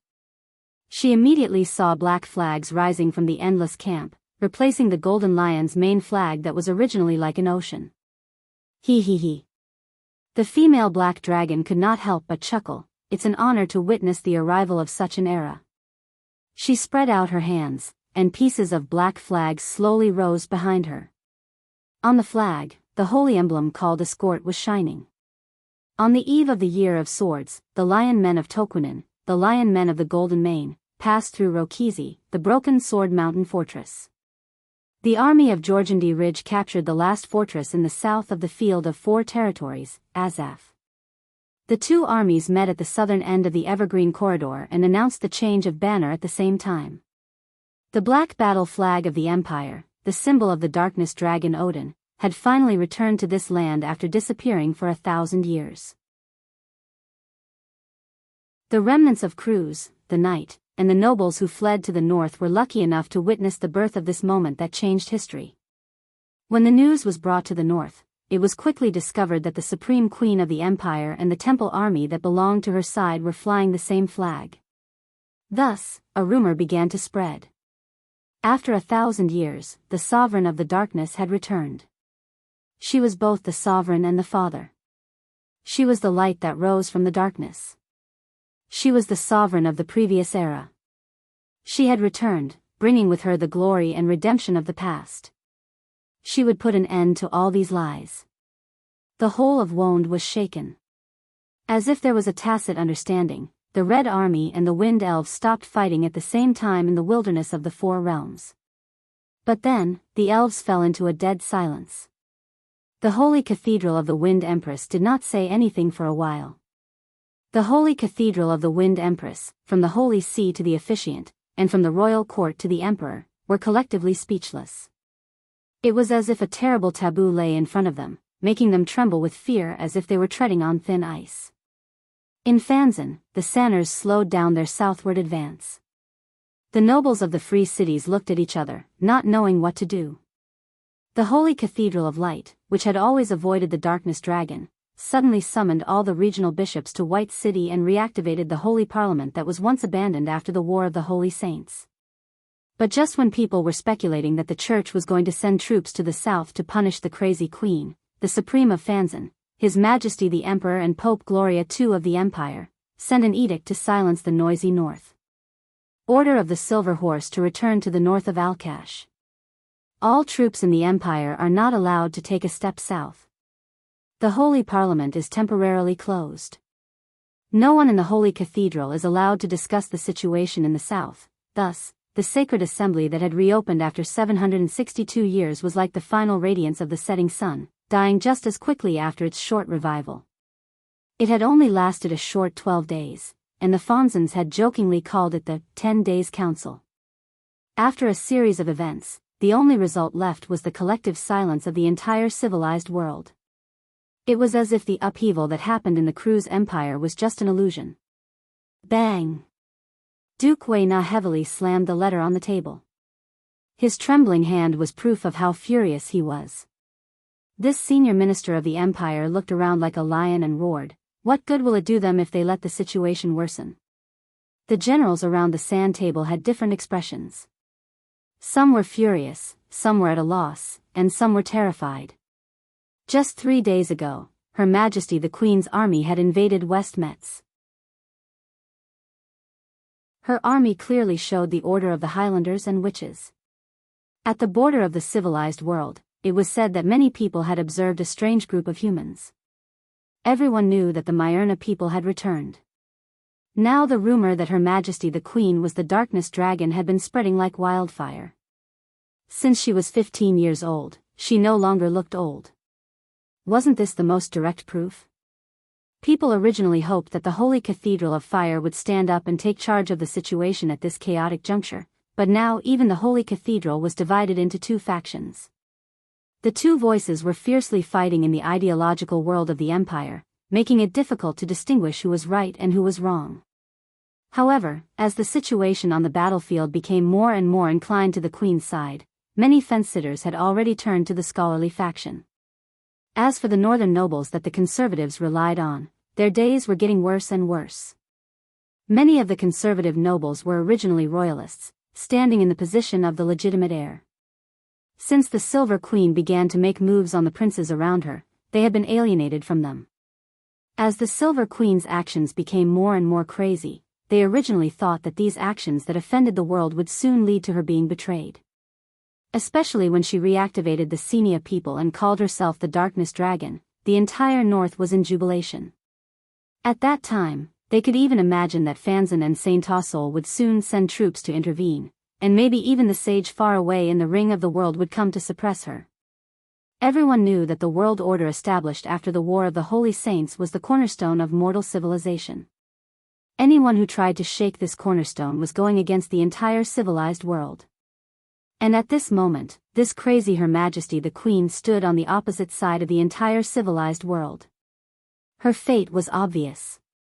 The northern nobles were celebrating, thinking that victory was in sight, but the reality that followed shocked them. They were even at a loss. The silence of the Holy Cathedral of Light and the Holy Cathedral of Wind made their hearts drop to the freezing point. They even began to doubt their own worldview. What was wrong with this world? However, the silence of one side often meant that the other side was more arrogant. The nobles of Cloak Bay, who were still hesitating, instantly joined the Queen's camp. The imperial fleet, which had always been controlled by the Holy Cathedral, also fell into the arms of the scholastics. In addition, the Lion Men south of the Evergreen Corridor and the army of Jorgendy Ridge suddenly changed sides. All of a sudden, the entire north fell into a situation of isolation and helplessness.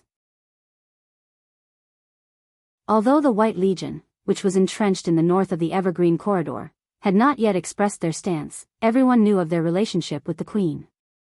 In fact, the nobles on Ludwig's side had long given up hope in East Metz. They were even estimating the speed of the White Legion's advance. As news from all directions had long been cut off, they could only guess that Fathom Port might have already fallen by this time. They just didn't know how long the Flowerleaf territory could last. However, the Duke of Flowerleaf was still under house arrest in the imperial capital. It was likely that his 2 daughters wouldn't be able to hold on for long. In this way, Ludwig was fighting alone. To make matters worse, the eldest son of the king had gone missing in Erewhon. The military nobles had lost their moral footing. If it weren't for the Silver Queen revealing her identity as the Dark Dragon and causing the Holy Cathedral to split, they would have probably become a group of traitors by now. In the crowd, an old man in a holy robe sighed. Duchess Weena looked at him and said angrily, "Bishop Randall, you tell us. Are those damned tree sticks and northern barbarians still thinking of benefiting from the battle? Don't they understand what kind of situation they are in now? That crazy woman claims to be the Dark Dragon and intends to restore the rule of the Myrna people. She is blaspheming the sacred covenant, but those people are turning a blind eye to it. This is outrageous." Randall laughed bitterly. "You can't blame them.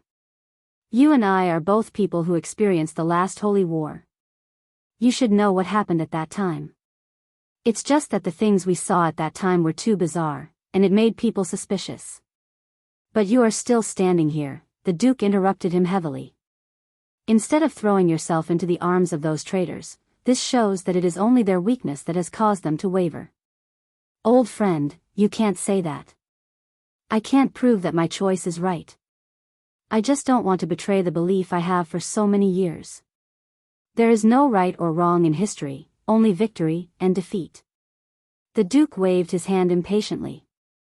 The War of the Holy Saints has been going on for 1,000 years since the Iron Folk took over this world. Is history wrong for 1,000 years because of this? This is nonsense. Only a lunatic would believe such a thing. At least, I will never admit it, and I will not let that crazy woman succeed so easily. You are right, old friend. Bishop Randall sighed again. What do you plan to do now? It's very troublesome. Duke Weiner rubbed her forehead. Militarily, we are in a very disadvantageous position. That crazy woman has an endless stream of trump cards in her hands. Those messy things come out of nowhere and beat us back. There is also the Lion Army in the south, and those Earthlings. However, I am most worried about the Empire's fleet in Cloak Bay. If they head to the North Sea to block the sea route, then this war will really be impossible to continue. These words made everyone in the tent frown. This was the most realistic thing. The northern nobles, who originally controlled most of the Empire's military strength, were being beaten back by the Queen. They were about to lose the entire West Metz, and the betrayal of the Empire's fleet was a fatal blow to them. Now, most of the supplies in the north came from the sea route outside the North Sea. If the Empire's fleet headed north to block this supply route, then this war would really be impossible to continue. Duke Weiner patted the map heavily and said, I plan to ask the dragon race for help. Dragon race? This is a way.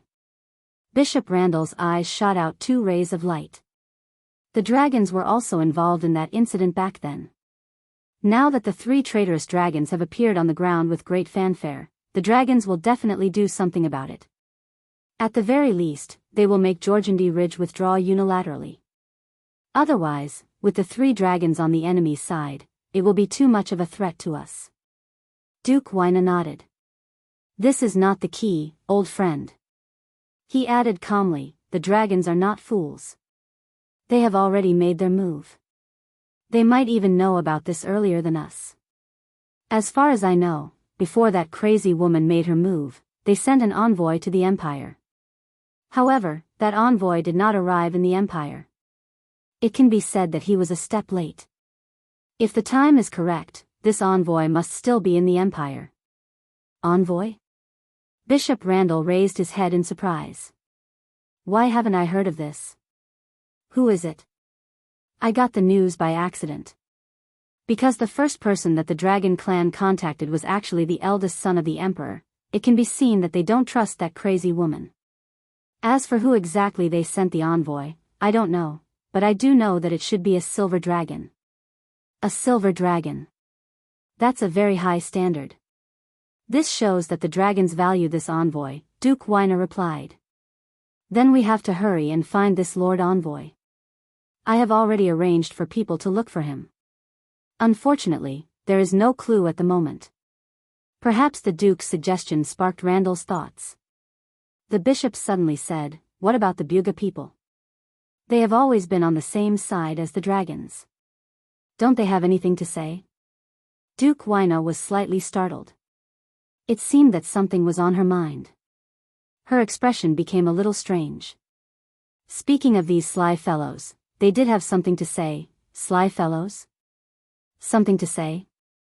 Bishop Randall did not notice his old friend's expression. What do you mean? It's like this. I suddenly remembered about the Buga people 2 days ago. Then I found out that they had withdrawn all the diplomatic personnel just before that crazy woman made her move. But... The Duke hesitated for a moment and continued, but they left me a letter. The meaning of the letter seems to be that they do not support that crazy woman's actions. They hope that we can stand our ground. We stand our ground. They are taking advantage of us. Those damn wizards want to get what they want. Everyone in the tent suddenly cursed. To put it bluntly, they just want to sit on the mountain and watch the tigers fight. The bishop frowned. But the Buga people have been around for thousands of years. They should not be so naive. Can't they see that we are no match for Her Majesty? If this continues, we will lose sooner or later. Don't forget that being isolated from the rest of the world has always been their strategy. Duke Wei Na replied faintly. Randall nodded, but he felt that it was not that simple. At this moment, a messenger opened the tent door and walked in. Duke, letter. Letter? Duke Wina was slightly startled. She looked at the letters from Fanzan and Saint Tossel in her hand and asked with a frown, whose letter is it? I don't know, sir. But the letter came from the direction of Fathom Port. Fathom Port? The Duke was startled for a while before he remembered where it was. It was not because the place was too small, but because he did not expect it. He pointed at the letter and asked, "This is a letter from the White Legion. Why did they send a letter? Hee, are they going to change sides too?" His words were full of disdain and sarcasm. But the messenger shook his head honestly. No, sir. I'm afraid it is not a letter from the White Legion. The person who sent the letter is Erwin's man. Erwin's man? This time, Duke Wina was really stunned.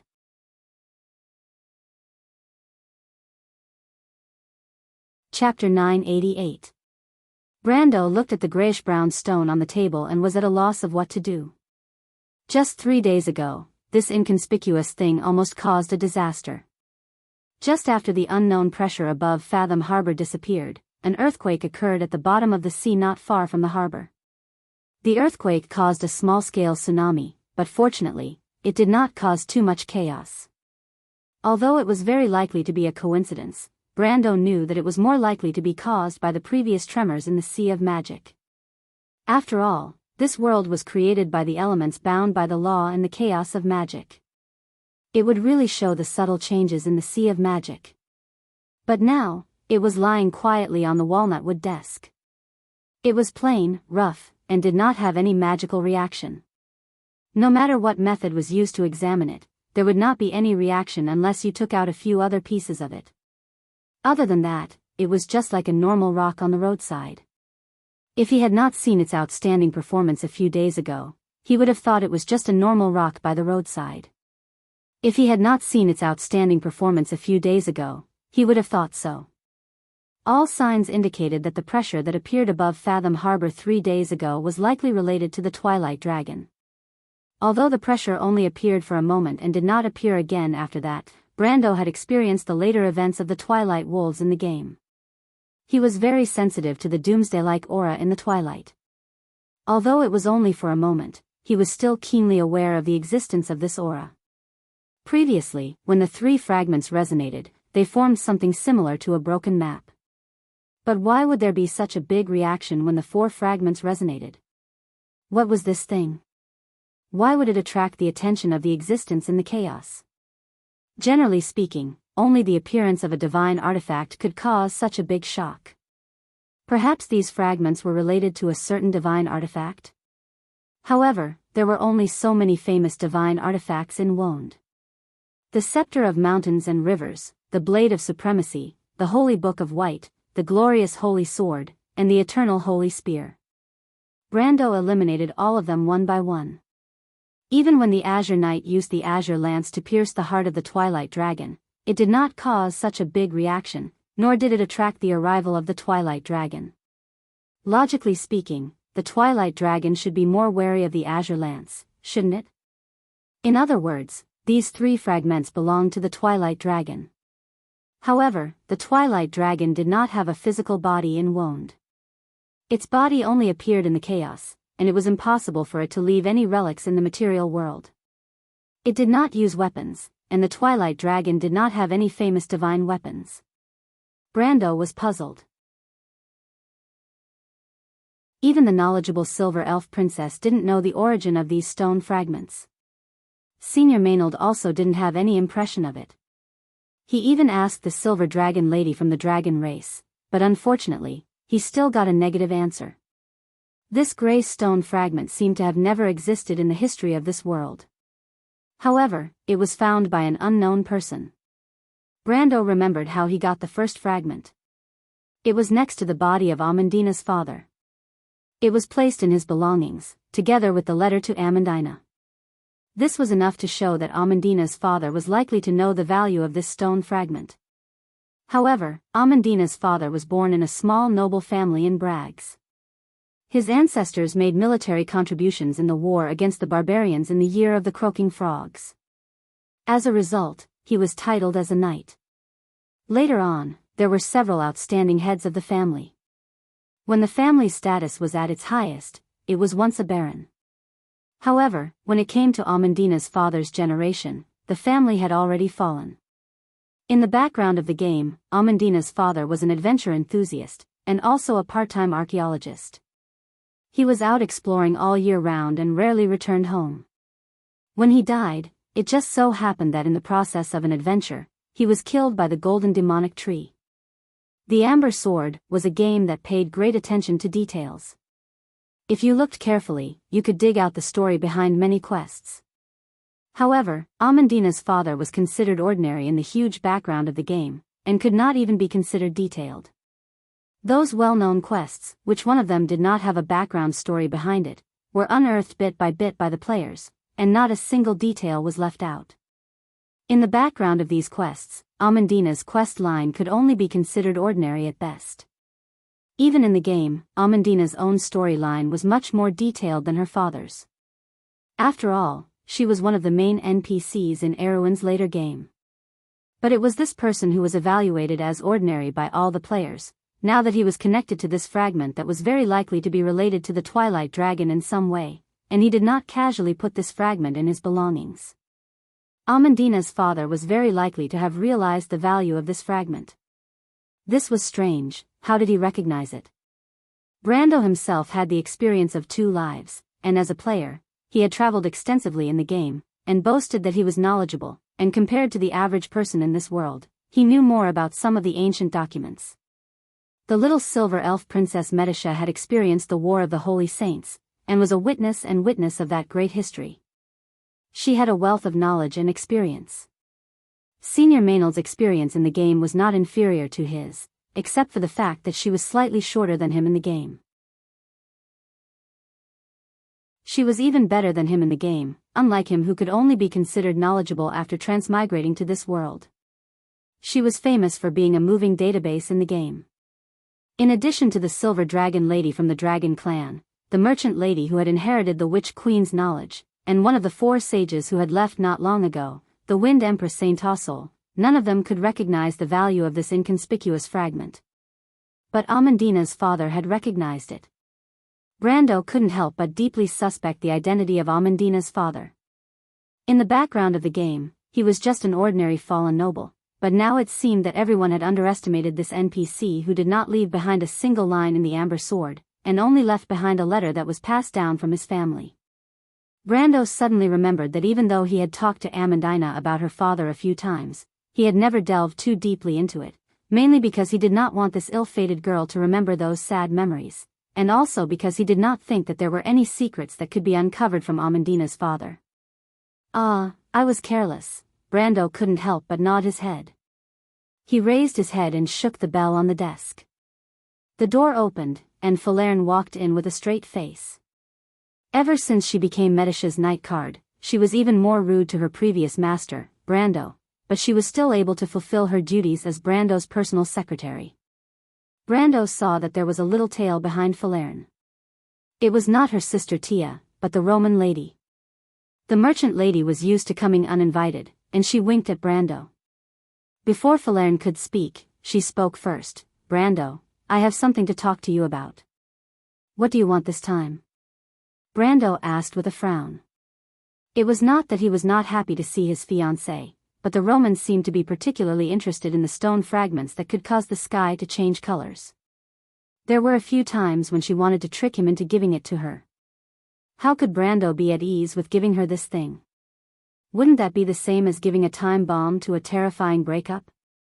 He would definitely not do such a stupid thing, but the merchant lady's ability to pester people was unparalleled, to the point that he would have a headache whenever he saw her face. This time it's official business, Brando, the Roman said with a smile. The witches seem to be saying some strange things. Brando's face became serious when he heard this. This day had finally come. The Wind Empress had already told him that there was more than one inheritance of the Dark Dragon, and the witches only listened to the legitimate heir of the Dark Dragon. However, there was still a huge disagreement in the witches' kingdom about who was the legitimate heir. The witches in Erewhon's territory were more inclined to Brando's side. One should never underestimate the witches' influence in Erewhon's territory. In the game, Erewhon had another name, which was known as the Kingdom of Witches. Although Erewhon was small, there were several important witches in its territory.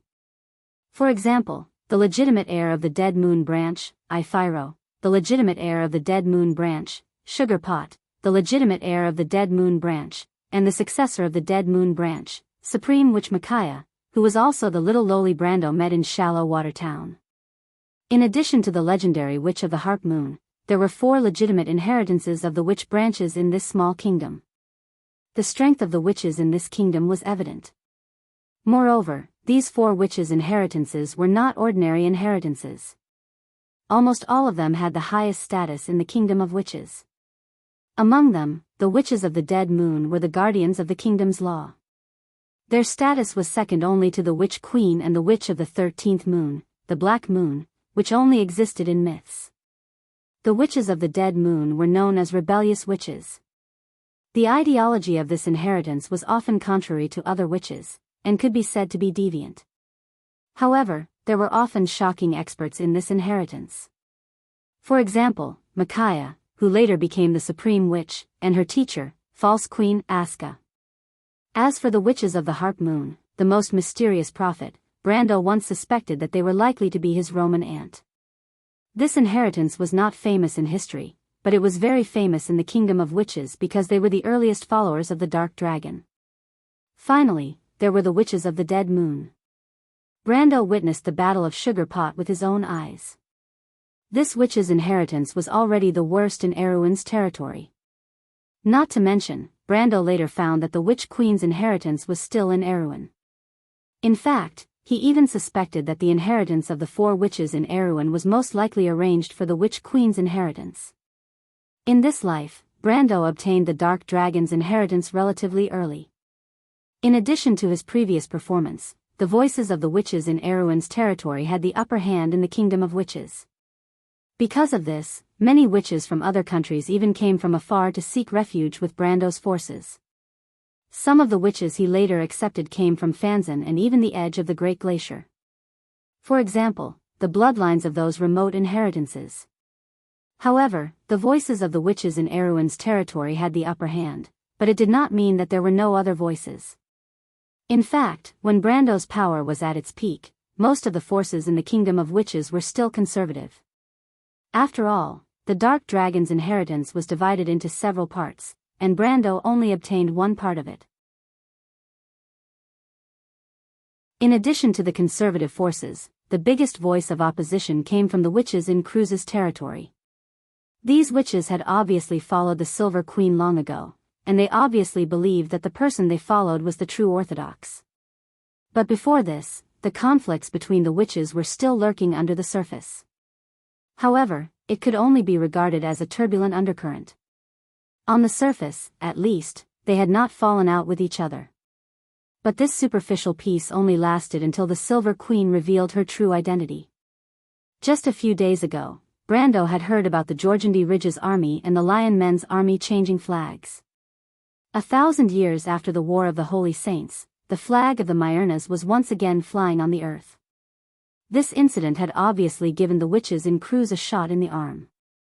Moreover, there were various signs that indicated that the Silver Queen was likely to be the true Orthodox Dark Dragon.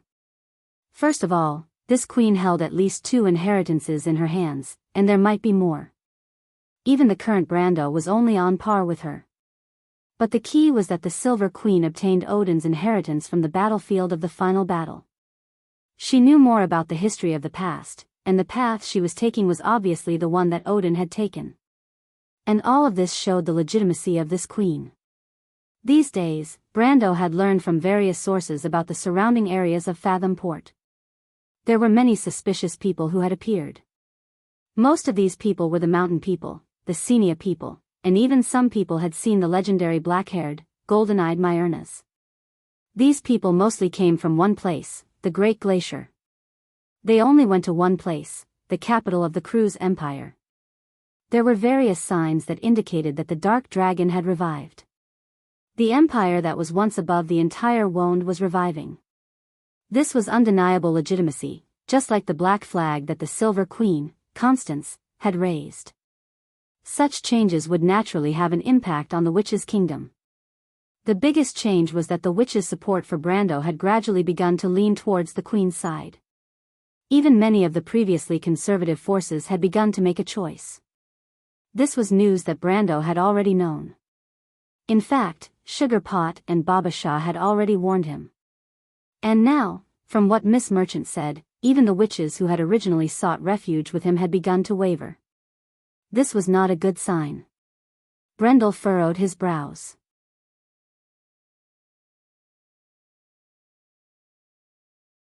Chapter 989.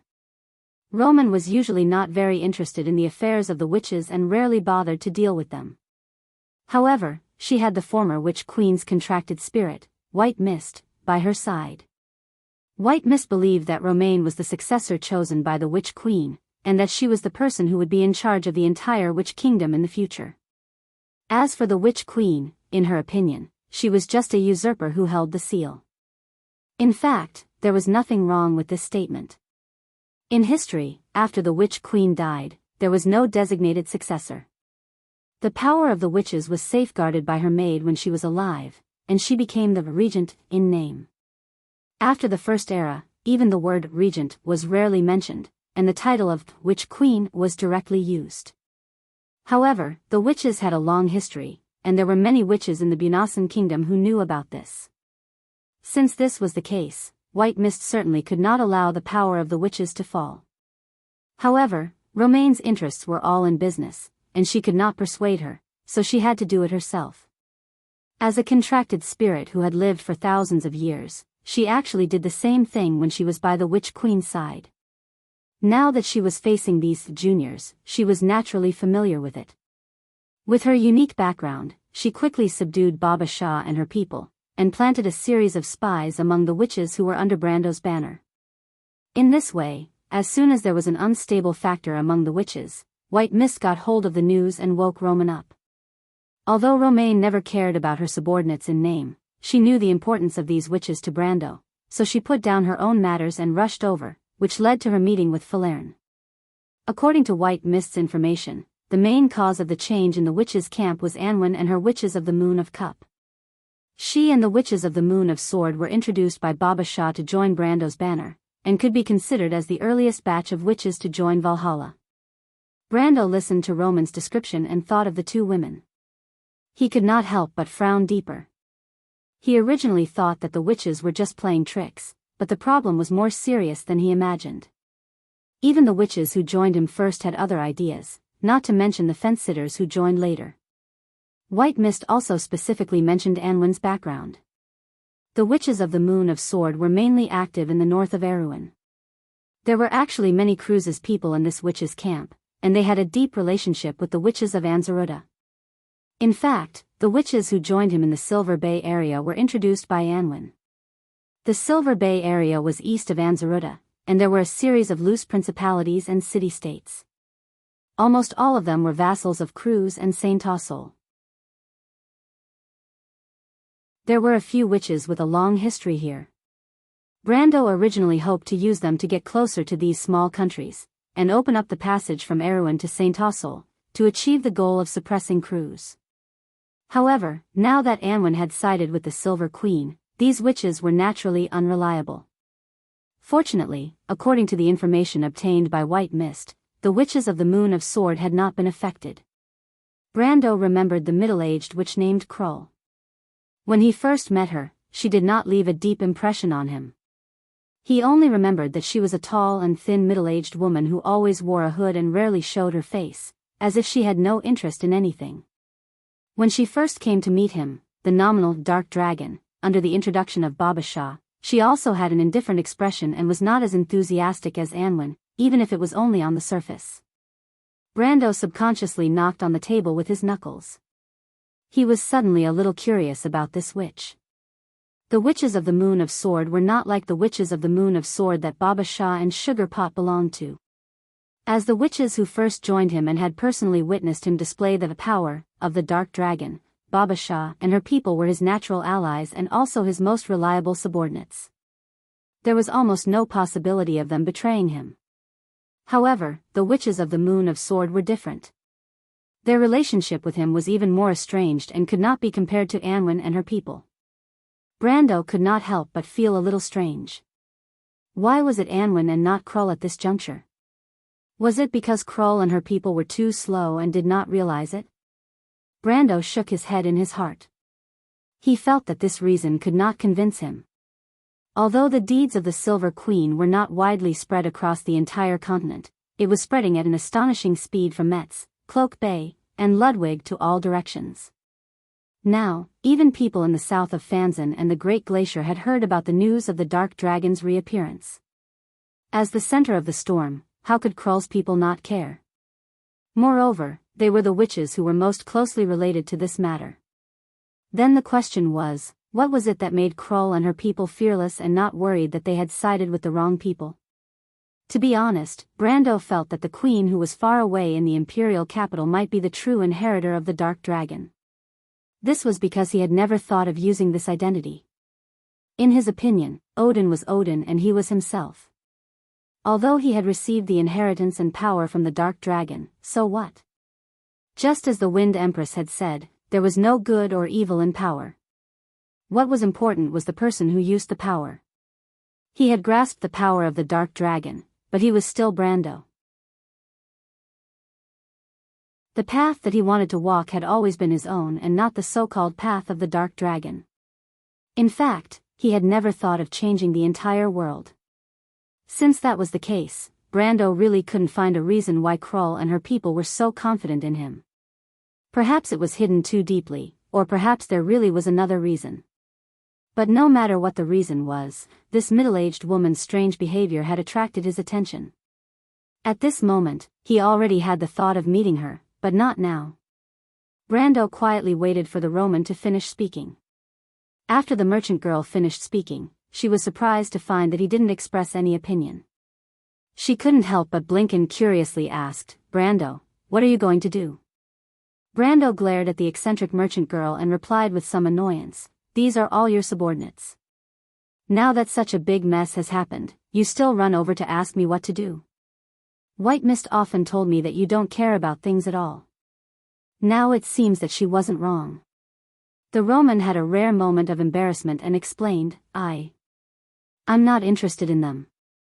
They are the ones who seek refuge with me. No, they seek refuge with you, Brando. Furthermore, I don't want to be some witch queen. That auntie buried under the mountain is really too much. I just want to learn her fun witchcraft. She didn't even give me a heads up and made me some witch queen. White Mist is so annoying.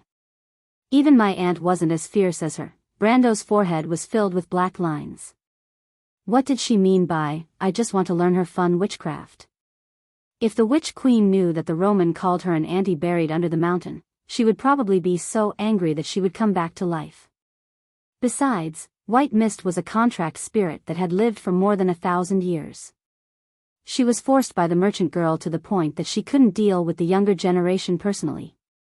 In the end, she was called too fierce. Who knew if White Mist would secretly cry in the middle of the night? He didn't know if this was the so-called bad judgment. Anyway, Brando felt that the witch queen definitely didn't think deeply before choosing the merchant girl in front of him as her successor. Of course, it could also be because she was impatient from waiting for too long, and the merchant girl just happened to bump into her. Of course, Brando forced himself to take back this ridiculous idea. He broke out in cold sweat and said to the merchant girl, forget it, forget it. I know. It's not your fault. Don't worry about the witches. I have my own arrangements. You can contact your old customers without worry. Hearing that Brando wasn't going to hold her responsible, the Roman couldn't help but feel a little happy. She quickly replied with an "oh" and obediently stood back. At least there was one good thing about her, which was that she trusted Brando completely. Although Brando never said how he was going to deal with this matter, in the Roman's heart, as long as Brando agreed, then there wouldn't be any problems. She originally thought that she had gotten into trouble again and was a little flustered. She was afraid that Brando would find trouble with her, but now that she had escaped a disaster, the merchant girl couldn't help but be exultant. She didn't seem to be worried about the current situation at all. As for Brando asking her to contact the old customers of ABs in the Empire, this was actually her job. She knew that Brando was secretly contacting the nobles in the Northern Empire. Long before the outbreak of the Holy War, there were many merchants in the Empire who had trade relations with Erewhon. Originally, Erewhon and Cruz had an important sea route on the Shining Sea. After Brando made a name for himself in ABs, this sea route became busier and busier. It even surpassed the #1 commercial port in the Southern Territory before and after the Battle of Ampere Seal. During that time, although the Empire and Erewhon had always been in conflict, the trade with ABs had never stopped. Roman had also made friends with many big merchants in the Empire through her outstanding performance in the business field. Otherwise, she wouldn't have specially invited the Silver Queen to join the diplomatic team. Although Brando had always been suspicious of this so-called invitation, but later, with the disappearance of the eldest son, the internal situation in the Empire became increasingly tense. Brando's dealings with the merchants of the Empire, especially Ludwig and Metz, were shrouded in a layer of thick political color. After all, in this era, it was usually said that big merchants and big nobles were not separated. The output of the manor owner was usually achieved through business. Therefore, many business tycoons had the shadow of nobles behind them, or were nobles themselves. For example, Brando was the Lord of ABs and also the actual manager of the Seven Seas Merchant Guild in ABs. Roman was just his fiancée's proxy. In fact, such a combination wasn't rare in all parts of the continent. The nobles either did business themselves or through agents. Therefore, the trade between countries often had deep political undertones.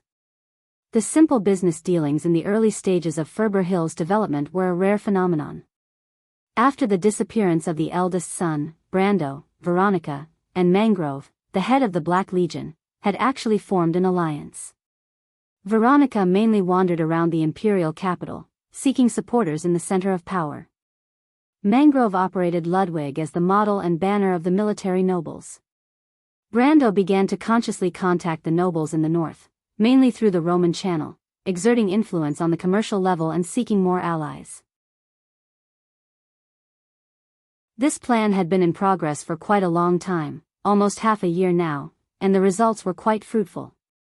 After all, Metz and Ludwig were originally the traditional sphere of influence of the military nobles. The ABs that Brando belonged to only played the role of threading the needle. Veronica and Mangrove could not fulfill this role under the eyes of the Silver Queen, but the Queen probably never dreamed that the lord of a small kingdom thousands of miles away dared to plot against her. Today, for Brando, it was the season of harvest. Brando saw the merchant girl's eyes darting around without a word and knew what she was thinking. He shook his head slightly. Although the turmoil of the witches was still a problem for him, it was actually not the most important thing at the moment. After he calmed down, he actually had a plan in mind. Of the 3 witches' inheritances that had sought refuge with him, at least 2 would stand on his side, and the remaining 1 would not be able to cause any trouble. That woman called Anwei, the current successor of the Witch of the Moon Cup, wasn't considered an outstanding figure in history, but she was rather famous. It was just that she was famous because she was the stepping stone of that famous arrogant woman, the Supreme Witch Micaiah. Who would have thought that in 2 lives, this woman actually hadn't made any progress at all? After all, history was inevitable. Brando suddenly thought of this sentence, and he could not help but think of the little girl he met in Shallow Water Town. He shook his head, expelled this thought from his mind, and looked up at Falerne. But before he could open his mouth, the icy wild elf lady had already spoken first. "My lord, what I want to say is similar to the Roman lady, but the target is different. Falerne paused for a moment and stared at Brando, as if she was disappointed in him for not living up to her expectations. I want to talk about those cruise people.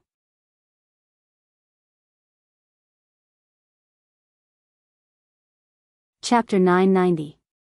The Kurlutz people that Falerne was talking about was naturally a group of Kurlutz southern nobles led by Count Alcon. Since they arrived at Fat Tan Port, these southern nobles were still quite well behaved at first, probably because they knew that they were already tied to Brendel's boat.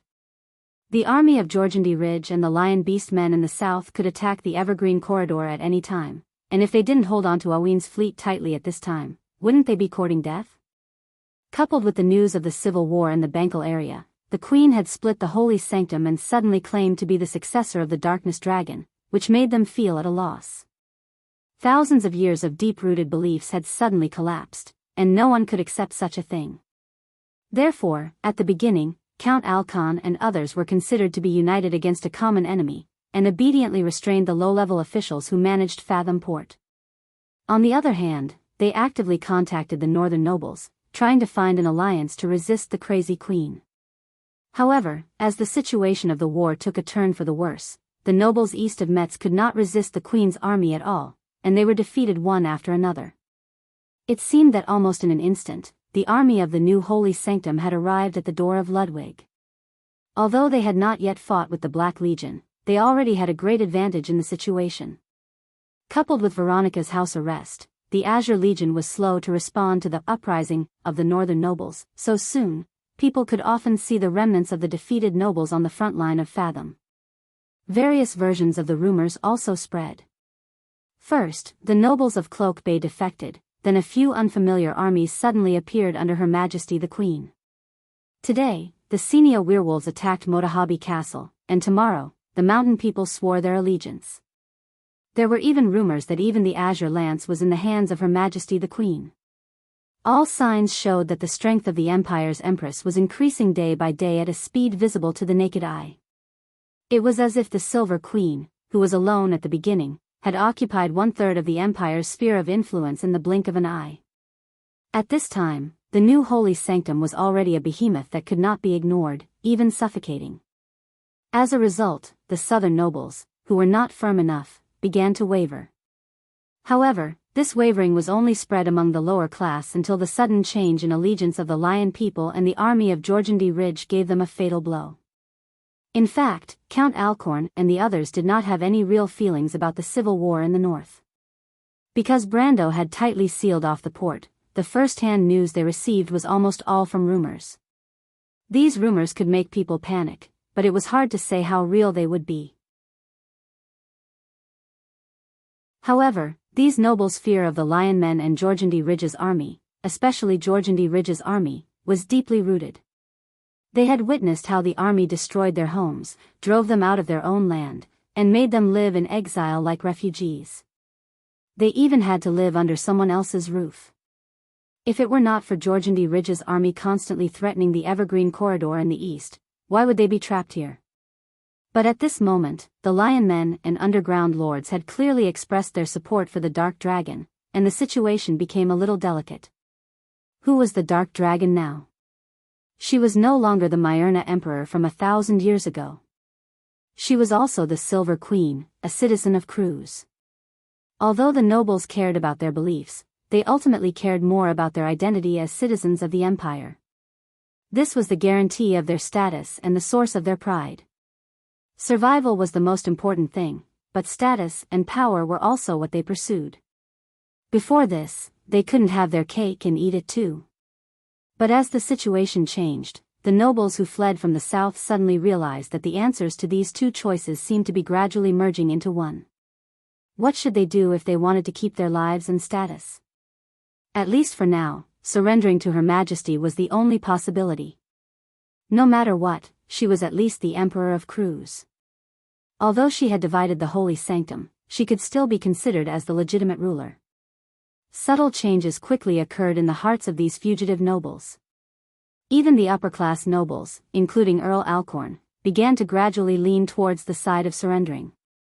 At this moment, Brando's disadvantage as a citizen of Erewhon was particularly highlighted. Before this, he could still ask these nobles in the name of their beliefs. The Holy Cathedral of Fire was a religion that transcended countries and had been deeply rooted for thousands of years. Although there were huge differences between Erewhon and Cruz, they at least had one thing in common. That was, they had the same beliefs. In the name of religion, it often made people ignore the differences between countries. But this reason soon became untenable because after the threat to their lives disappeared, the new religion established by the Silver Queen seemed to be less unacceptable. The difficult choice in this war had quietly become whether to reform or remain conservative. People seemed to intentionally or unintentionally avoid the Silver Queen's identity as the Dark Dragon.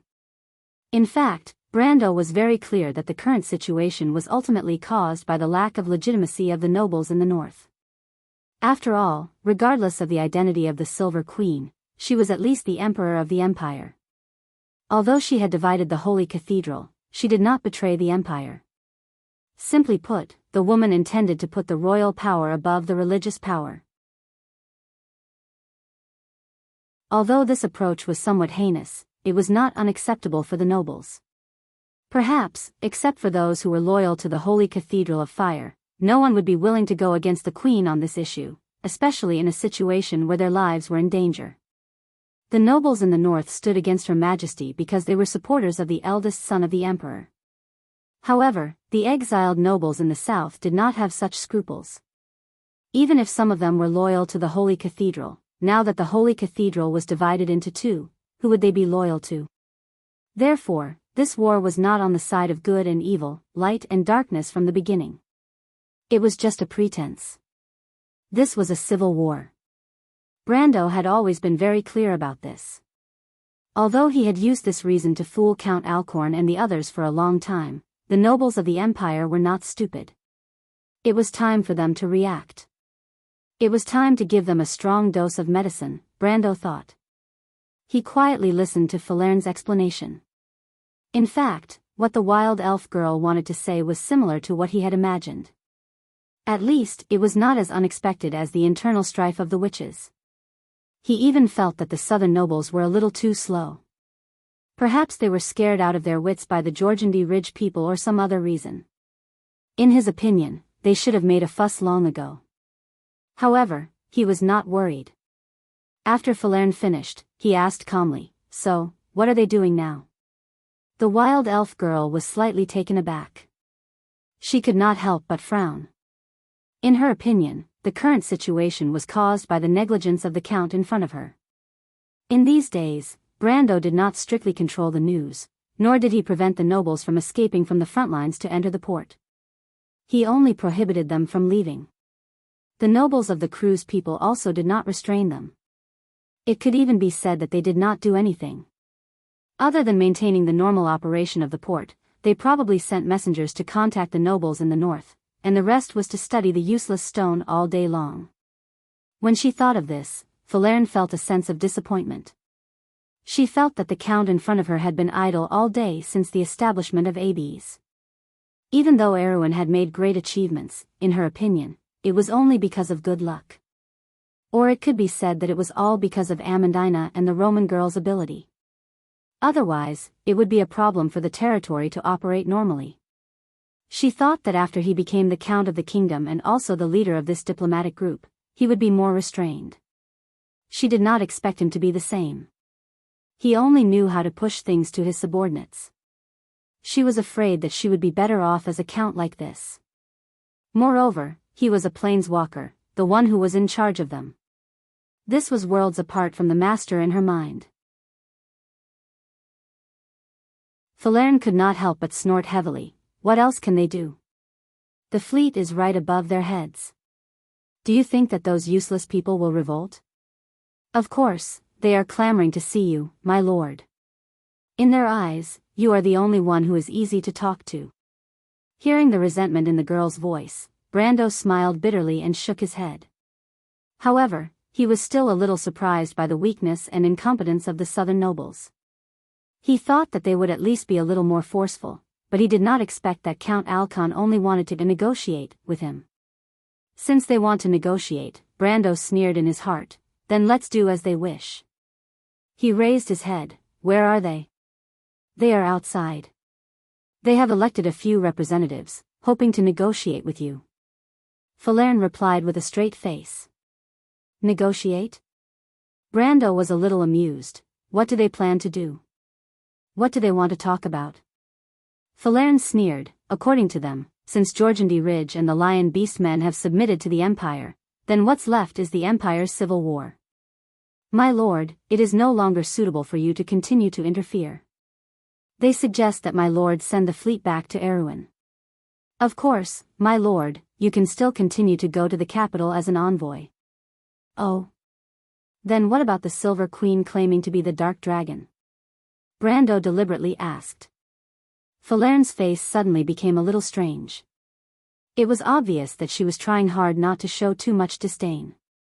She replied, they said that this matter is too ridiculous, and it might be a rumor. Brando could not help but laugh. What a rumor. He paused for a moment and knocked on the table. If that's the case, let them come in and see me. Okay, Falern blurted out, but then she was stunned. She raised her head and stared at her lord. My lord, what did you just say? Did I not make it clear enough? Let them come in and see me. But, Falern really wanted to say, but don't you usually refuse to see them? In fact, this was the source of her anger.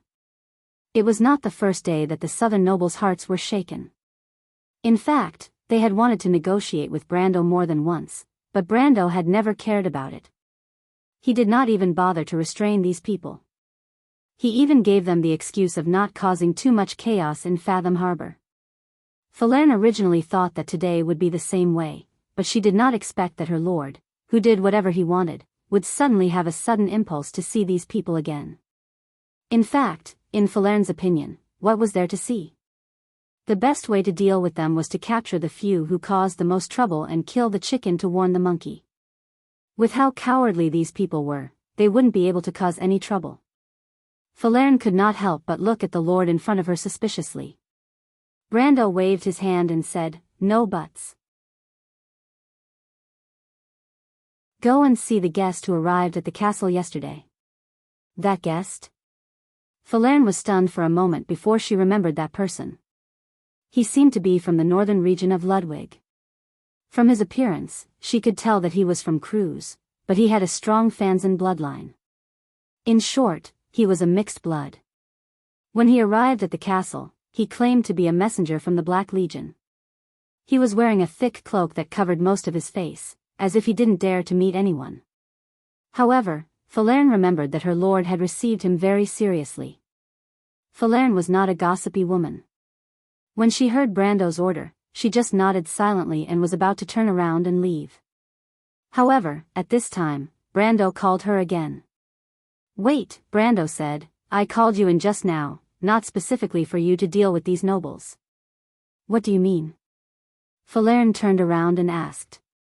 Brando knocked on his forehead and seemed to think for a moment before replying, just right, I can do two things at the same time.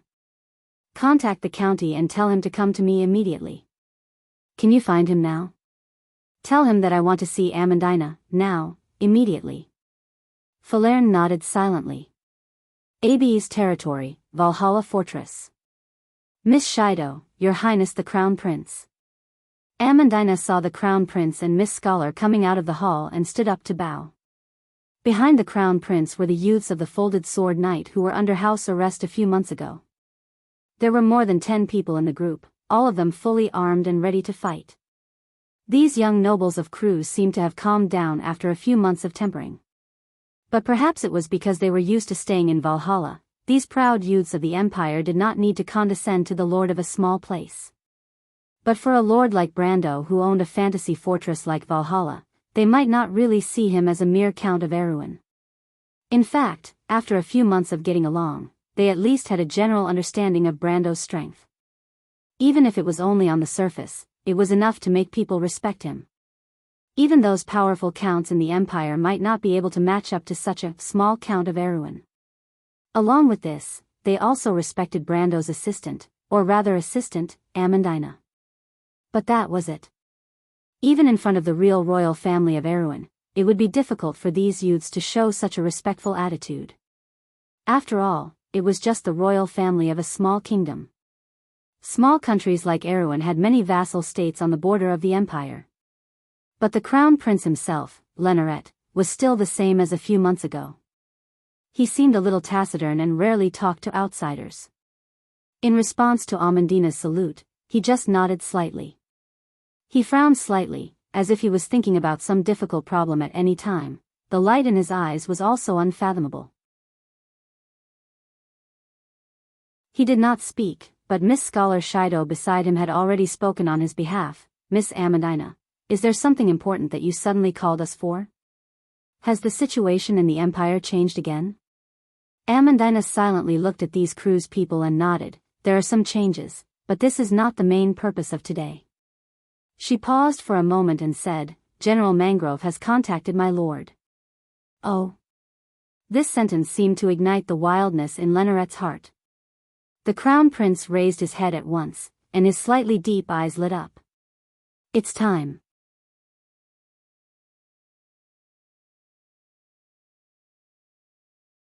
Chapter 991. The crystal ball seemed to be suspended in the darkness, and the flowing light reflected half of the woman's thin face. Her cheeks were deeply sunken, and her face was pale like a ghost. The woman pursed her lips tightly, and her terrifyingly thin lips seemed to be cut open by a knife on her dry skin. The shadow of the embroidered hood covered her eyes, and her sunken eyes emitted a faint light like a cat's in the darkness. She was expressionless. Soon, another face appeared in the darkness opposite her. It was also a woman's face, but it was a plump woman's face. The woman slowly walked out of the darkness with a sweet smile on her face. She squinted her eyes and greeted with a smile, I'm sorry, but I'm sorry, but I'm sorry. Long time no see, Krull. Only a sparkling crystal ball was left between the two of them, emitting a strange brilliance. The light dissipated in all directions and gradually merged into the darkness. The silence only lasted for a moment. Probably guessing that the other party wouldn't answer her, Anwei smiled. You know, I'm waiting for your answer. The secret can't always be hidden in the forest, and the magic moon will rise one day. What answer, Anwei? Krull raised his head, and his empty eyes were like two whirlpools, eyes of insight. The witches of her race could see through the vortexes and traps in time during divination, and could clearly see the riddles of the future and the past. However, only the inheritor of the Sword of the Moon had the eyes that could truly dispel the fog.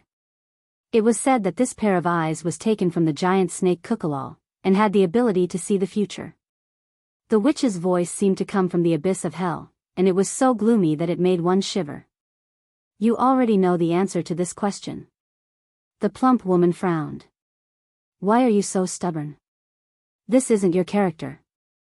You know that the loyalty of mortals has no binding force on us. We witches are loyal to the true master, the dark dragon, Odin, the ruler of the Myrna people, and the leader of the army. Now, the moon has returned to this land. She has returned, and the lion men, cave dwellers, harpies, mountain people, werewolves, and even the Myrna people worship her as their master. You know, the shadow of the dragon who knows everything has descended on this land. She is the person destined to be in the past, present, and future. The Witch Queen has already prophesied this. Why don't you turn back and be with me? Krull didn't say a word, but after a while, Anwei noticed that she was sneering. What are you laughing at? There was still a deathly silence in the darkness. Anwei's frown deepened. She had known Krull for many years and knew his temperament well. The witches of the Moon of Swords inherited the power of Hattie's sixth daughter, the beautiful Tedessa. The beautiful Tedessa grasped the domain of peace and communication. Therefore, the witches of the Moon of Swords were also known as the Witches of Darkness. They were blind walkers in the darkness and possessed the power to communicate with the mysteries and spirits. They obtained inspiration from those whispers and made keen predictions. Therefore, the more this woman in front of her remained silent, the more anxious Anwei felt. Babasha lied to us, Krull. That young man isn't the darkness dragon. Do you know, I heard some rumors. In the Great Glacier, some ancient ghosts are awakening. None of this points to that prophecy. I received a revelation from the Seven Dragon King. She was once the strongest ally of the Darkness Dragon. Krull, why aren't you talking? Answer me. There were rarely fierce disputes between the witches. Their mortal enemies would often use even more evil and cruel methods to deal with their opponents. It was just like the witches' motto, start by killing, end by killing. The magic of darkness had long eroded their hearts. They were cold, heartless, and indifferent to life, but they often didn't need meaningless quarrels. But today was clearly an exception. Even the dark space seemed to have sensed the tit-for-tat between the two witches. The gentle light emitted by the crystal ball had unknowingly become sharp. Krull's complexion appeared even paler under the dazzling white light. Her lips moved. Leave, Anwei. Fate has already been decided. You chose to stay. Anwei sucked in a breath of cold air. I thought you were just waiting for an opportunity. She still wanted to say something, but her voice had already become distorted. The crystal ball floating in midair seemed to have suddenly extracted the surrounding time and space. Even the flowing light was bent, forming a vortex that sucked in the darkness from all directions. Anwei revealed an expression of shock and anger. Her face was extremely distorted under such a strange situation. She let out a screech that changed the pitch of her voice. This is a dream. You actually dare to peep into my dream, Krull. How dare you? Her voice came to an abrupt end. When the light of the crystal ball was distorted to the extreme, the entire pitch-black space shattered into pieces. Anwei exploded like glass and then dissipated into the darkness. After an unknown amount of time, the thin woman opened her eyes again. Her forehead was covered in fine beads of sweat. She was in a small tent with Baba Shah and the sugar jar beside her. What did you see? Sugar Jar hugged her seemingly inexhaustible candy jar and looked curiously at the mysterious woman.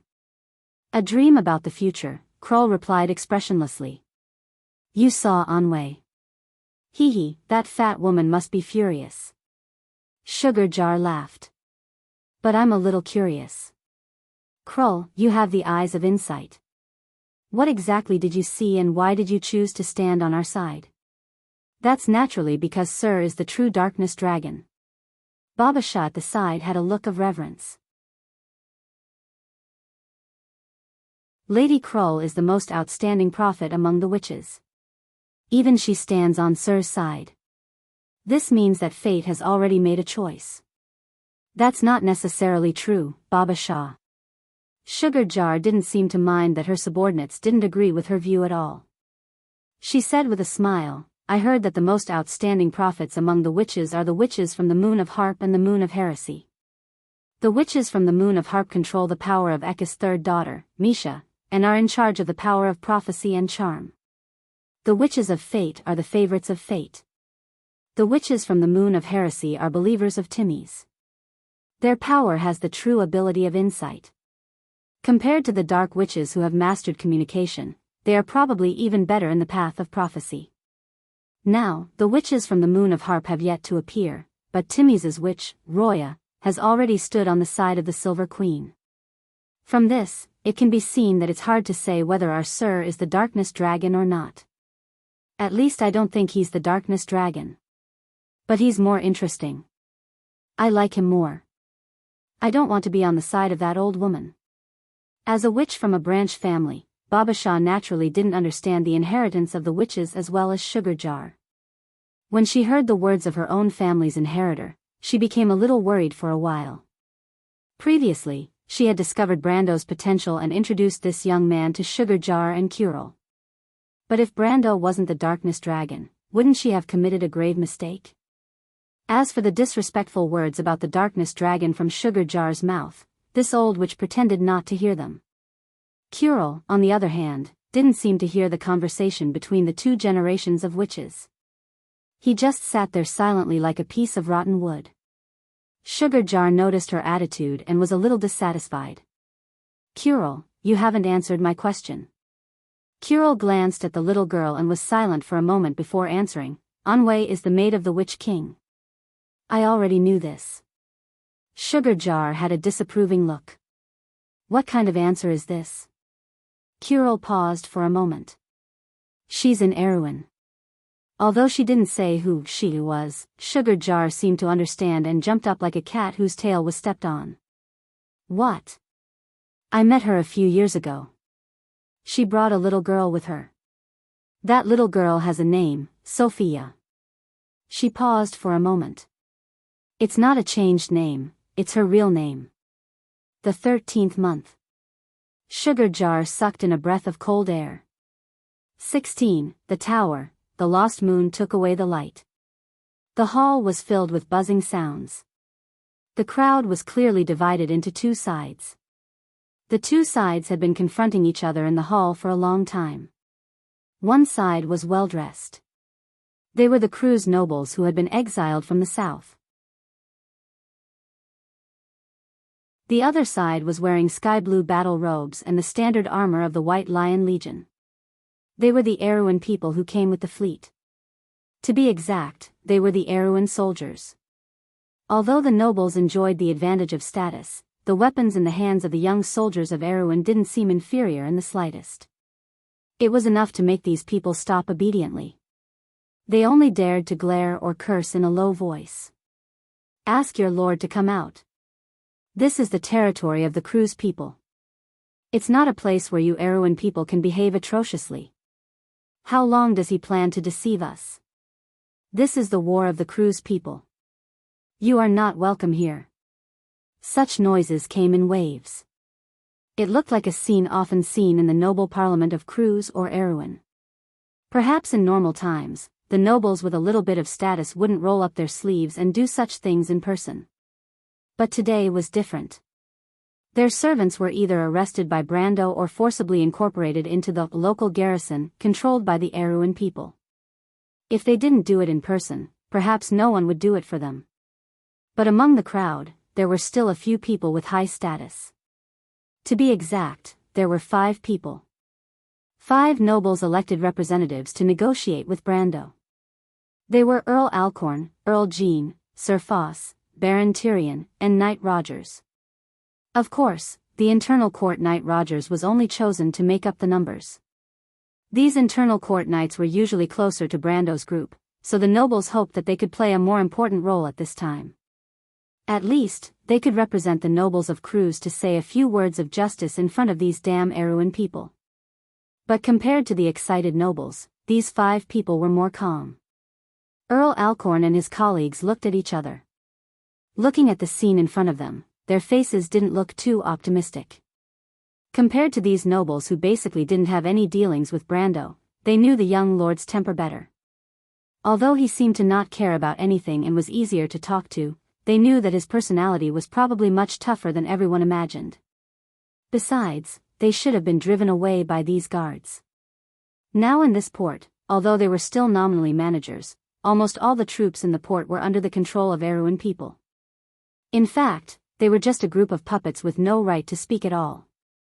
But today, the other party was indifferent, as if he was letting them do whatever they wanted. Whether it was Earl Alcorn or the other nobles, they faintly smelled the scent of a conspiracy. But at this moment, they were already in a difficult situation.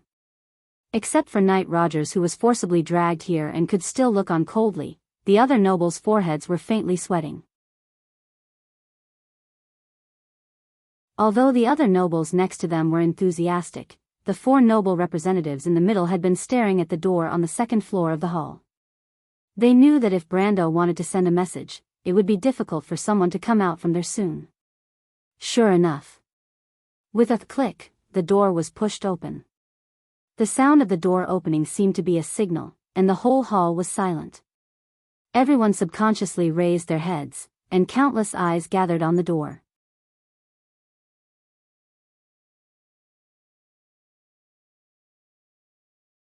Chapter 992. Under the watchful eyes of the crowd, the door on the 2nd floor slowly opened. However, the one who walked out from behind the door was not Brando or his attendant as the nobles had imagined. Instead, it was a trembling nobleman in a noble's robe. His hair was gray, and his face was full of wrinkles and age spots. Everyone was stunned because this man was the Castellan of Metz City, Baron Ludwig Metz. In the silence, the Baron slowly walked to the handrail and glanced at the crowd with a dignified look. His eyes only paused for a moment on Count Alcorn and the others. Then, he said, "I welcome all of you to my territory as guests. I have also heard about what happened in the south. I am deeply sorry for that. But, why have all of you gathered in my castle today?" There was dead silence. The nobles downstairs couldn't help but look at each other. They thought that this old man was under house arrest. Why would he suddenly appear in this place? Could it be that he was pressured to speak, and the other party wanted to use this opportunity to force them to leave? This method was too hateful. For a moment, there was silence downstairs. Everyone wanted to wait for the nobles to speak, but Count Alcorn and the other four did not speak for a long time. Finally, an impatient noble stood up and said, "Lord Baron, please ask Erewhon's Count Abes to come out. We are here to look for him. The leader of Erewhon's diplomatic group is my distinguished guest." "Why are you looking for him?" the Baron asked. "Oh no." Count Alcorn's heart sank. The feeling of a conspiracy in his heart became more and more obvious. He looked back and saw that the people around him had the same expression. However, at this time, it was too late for him to stop his men from speaking. The noble who spoke at the beginning replied loudly, "Lord Baron, you don't have to worry about the threat of the person behind you. We are here today to ask him to come out and clean up the situation. Now that the situation is clear, Erewhon's people wouldn't want to occupy your port, would they?" "Shut up." Baron Metz's face suddenly sank.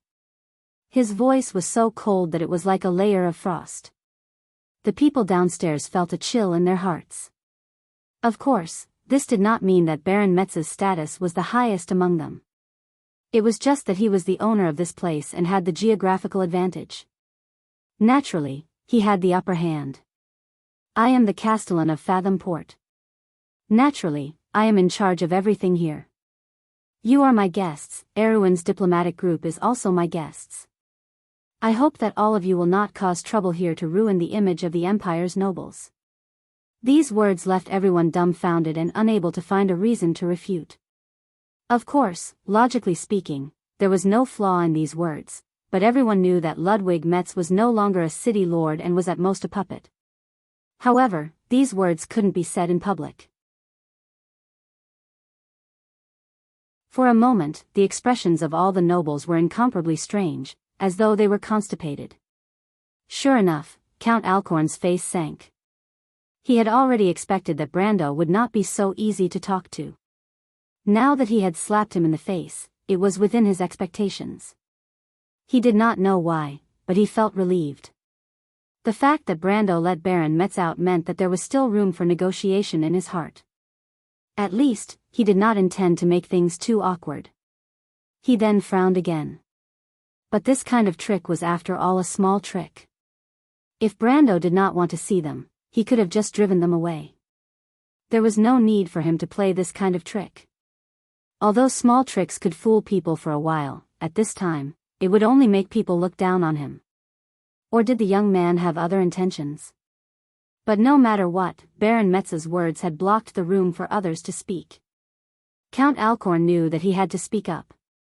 He pondered for a moment, then raised his head and said, "Mr. Baron, no matter what, being trapped here is not a solution. We can't stay here forever. We have to come up with a solution. Right now, the situation in the Empire is chaotic. His Majesty and the rebels are fighting in the area of Zweig. Jorgendy Ridge and Lord Lyon's army have been summoned by our Emperor and changed sides. Now, the White Legion has entered Geta Harbor, which is only 3 days away from Fathon. If we don't make a decision, we might be seen as part of the rebels." As soon as Count Alcorn finished speaking, he suddenly realized that something was wrong. He suddenly remembered that Baron Metz was Duke Rena's vassal.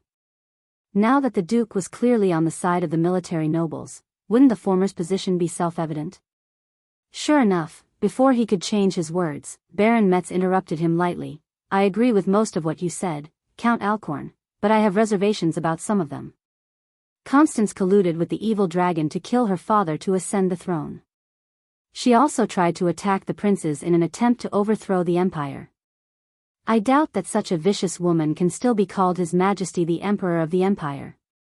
This sentence was like a heavy bomb falling into the water, immediately stirring up thousands of waves. The nobles were in an uproar, whether it was the words from Baron Metz's mouth or Baron Metz's audacious behavior. But this time, Count Alcorn was not in the mood to restrain his men. He felt sweat on his forehead. He did not expect the Baron, who was as old as an old dog, to be so fierce. As soon as he opened his mouth, he forced his men into a desperate situation. Count Alcorn almost wanted to reach out his hand to wipe the sweat off his forehead. After calming down, he sighed and said, "My lord, please watch your words." Count Alcorn sighed and said, "Count Alcorn, please pay attention to your words." "What, Count Alcorn, you don't believe my words?" Baron Metz sneered. "Of course, there may be some rumors that are unfavorable to Her Majesty the Queen, but that's just the enemy's way of deceiving the world." "It's not worth mentioning." Count Alcorn's words suddenly came to an abrupt halt. He suddenly realized that the city lord in front of him did not seem to be forced by Brendel. If the other party was just a puppet, then there was no need for him to go to this extent just because of a verbal dispute. He suddenly thought of a terrible possibility. The cold sweat on his forehead could no longer be stopped. He suddenly raised his head and looked at Baron Metz. He realized that he might have been fooled. "Count Alcorn, it seems that you intend to stand on the opposite side of the Empire." Even though Count Alcorn's position in the Empire was slightly higher than Baron Metz's, he could not speak at this moment. At this time, the others in the hall saw that the situation was not right. For a moment, they chose to keep quiet to protect themselves. Even Count Jean, who was next to Count Alcorn, was cautious and did not say a word. Roger raised his head. From the corner of his eyes, he saw that the corners of the second floor of the hall were already filled with heavily armored knights. The battle robes on these knights were clearly the style of the Cruz Empire. Obviously, they were not the army of Erewhon. The internal knight raised his eyebrows and immediately lowered his head. He did not say anything. Count Alcorn finally wiped his sweat and asked, "Mr. Baron, what do you mean by this?" "That's what I mean." A man's voice sounded from behind Baron Metz. All the nobles present saw Baron Metz respectfully step back and let the man come to the front.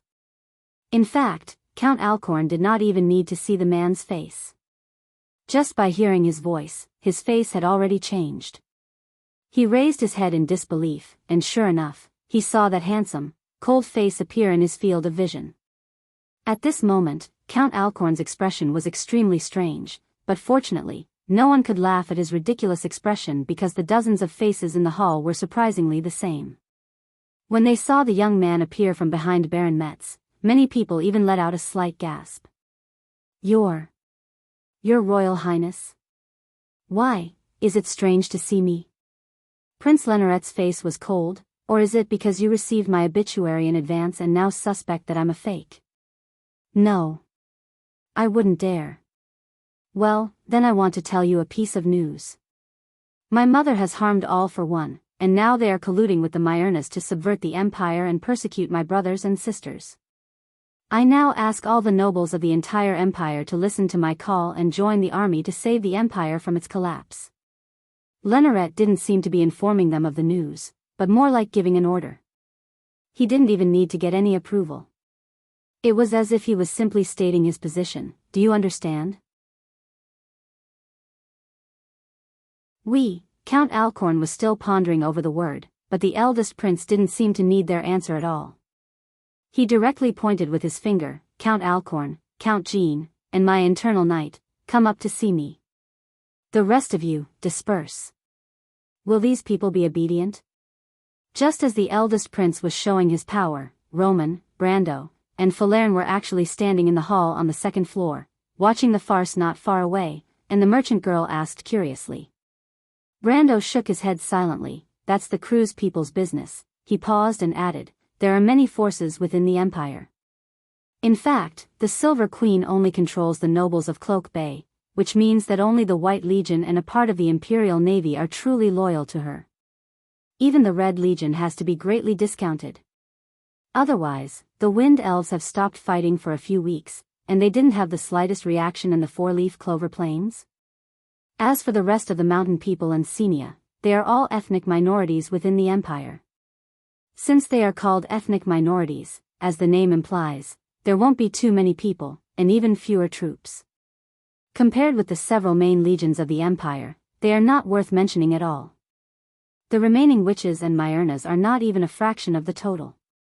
The empire is a huge monster, and these forces may be strong in the hands of a lord, but in the empire, they are nothing. At least, they can't determine the strength of the empire. I understand now, Romain said in realization. The reason why the nobles of Ludwig keep retreating is because they're all in a state of disunity. They're all fighting for themselves and have their own plans. It's like a business investment that doesn't have a clear goal and is fickle. Naturally, it'll lead to failure. Smart, Brando praised and patted Roman's forehead, causing the latter to glare back at him. He smiled and said, "There are many rebels in the empire, and the number of people loyal to the Holy Cathedral of Fire is much more than you think. It's just that these forces are too scattered, and any one of them will not be a match for Her Majesty. Everyone has the idea of protecting themselves, and this is not surprising. In the case of absolute strength, except for a few extreme cases, no one will choose to die in vain. But if the strength is not as great as you think, then it's different. Now that we have a common interest to rely on, it's different." A common interest to rely on. Falern looked at Brando strangely. "My lord, are you talking about the eldest son of the emperor?" Brando chuckled. "I've said it before, this person is a rare commodity." "Brando, when did you say that?" Romain raised her eyebrows curiously. "Of course I did. Why else would I keep him here?" Now that his bluff was exposed, the young count couldn't help but feel a little angry. "You should know that at that time, it wasn't easy for me to hide the whereabouts of the next successor of the empire. Furthermore, it was a huge political and diplomatic risk. If it weren't for today's benefits, how could I have convinced our stubborn princess?" Out of his familiarity with Brando's character, the Roman looked at him suspiciously, but Falern seemed to believe him. The wild elf girl frowned slightly. "The forces in the Cruz Empire are intricate and complicated. Which ones are loyal to the Silver Queen, and which ones are loyal to the eldest son of the emperor? What are their relationships? My lord, have you investigated all of this?" "Of course," Brando sighed, "the Cruz Empire is too close to us, and the empire is too strong. We cannot understand ourselves, but we must understand the empire." Falern was silent. She was born in Eloranta, a place that stood aloof from worldly affairs. Later on, like many other wild elves, she traveled to White City with her younger sister. There, she joined a mercenary group and became a mercenary wizard. The 10 cities area was also filled with various forces, and the city-states were often at odds with each other. However, as a mercenary, she often did not need to consider so many things. It was also difficult for her to experience the feeling of treading on thin ice all day long. It was only at this moment that she seemed to have a new understanding of the young lord beside her. She could not help but frown and look at the latter with a very complicated expression. Unfortunately, Brando didn't notice the expression of his private secretary at all. At this moment, he thought of Erwin, Hades, and the vast black forest. One day, Erwin would no longer need to rely on the breath of others to survive. At that time, Erwin would also have a vast territory and powerful strength. Erwin's people would no longer need to guess the thoughts of others to live. They would also be fierce lions, standing proudly on this land. Perhaps only at that time, the wishes of the eldest princess and the Valkyrie would be fulfilled. Brando suddenly remembered the princess and the Valkyrie in the game. They were very different from the Griffin and Freya of today. The environment and suffering had changed them, but today's Erwin no longer needed that princess and the Valkyrie. Because Erwin no longer needed people, its people cried silently for it. When he came back to his senses, the conversation in the hall was coming to an end. "What did you see, Falern?" Brando suddenly turned around and asked. Falern was slightly startled, as if she had just woken up from something. She blushed and hurriedly shook her head. what did you see? Count Alcon didn't come here voluntarily. He is the leader of the nobles. If he didn't have the intention to encourage these people, what does that mean? Brando sneered. I was a little curious. I thought that the nobles in Lone Port had been taught a deep enough lesson. They shouldn't have forgotten the pain so quickly. Now that I think about it, I shouldn't have missed anything. It's just that there's another reason behind it. Falerne frowned slightly. If she still couldn't understand the hidden meaning in her lord's words, then her position as the lord's secretary would be in vain. My lord, are you saying that someone is instigating these nobles behind their backs? Who is it? I didn't know, Brando replied coldly, but unfortunately, some people were too anxious and exposed their fox tail. Exposed their fox tail, the Roman chuckled. This description is very appropriate.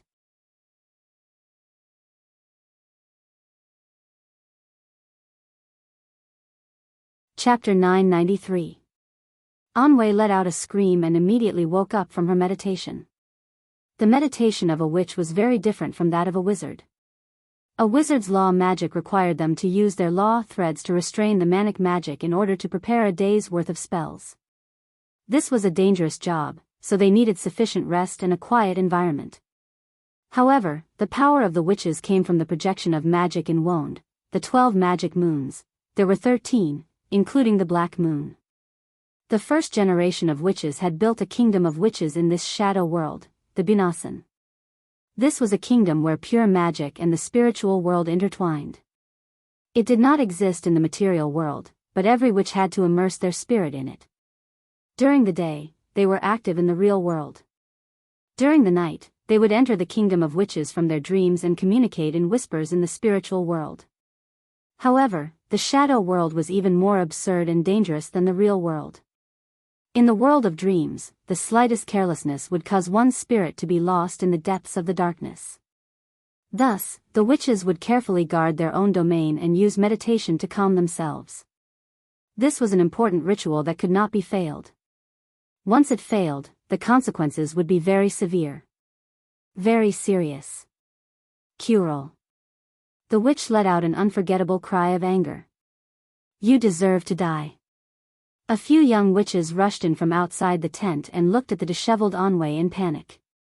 Anwe pointed at them and sternly said, Quick, kill that cat. Outside the tent, there was a curved maple frame with a golden cage hanging from it. Inside the cage was a black cat.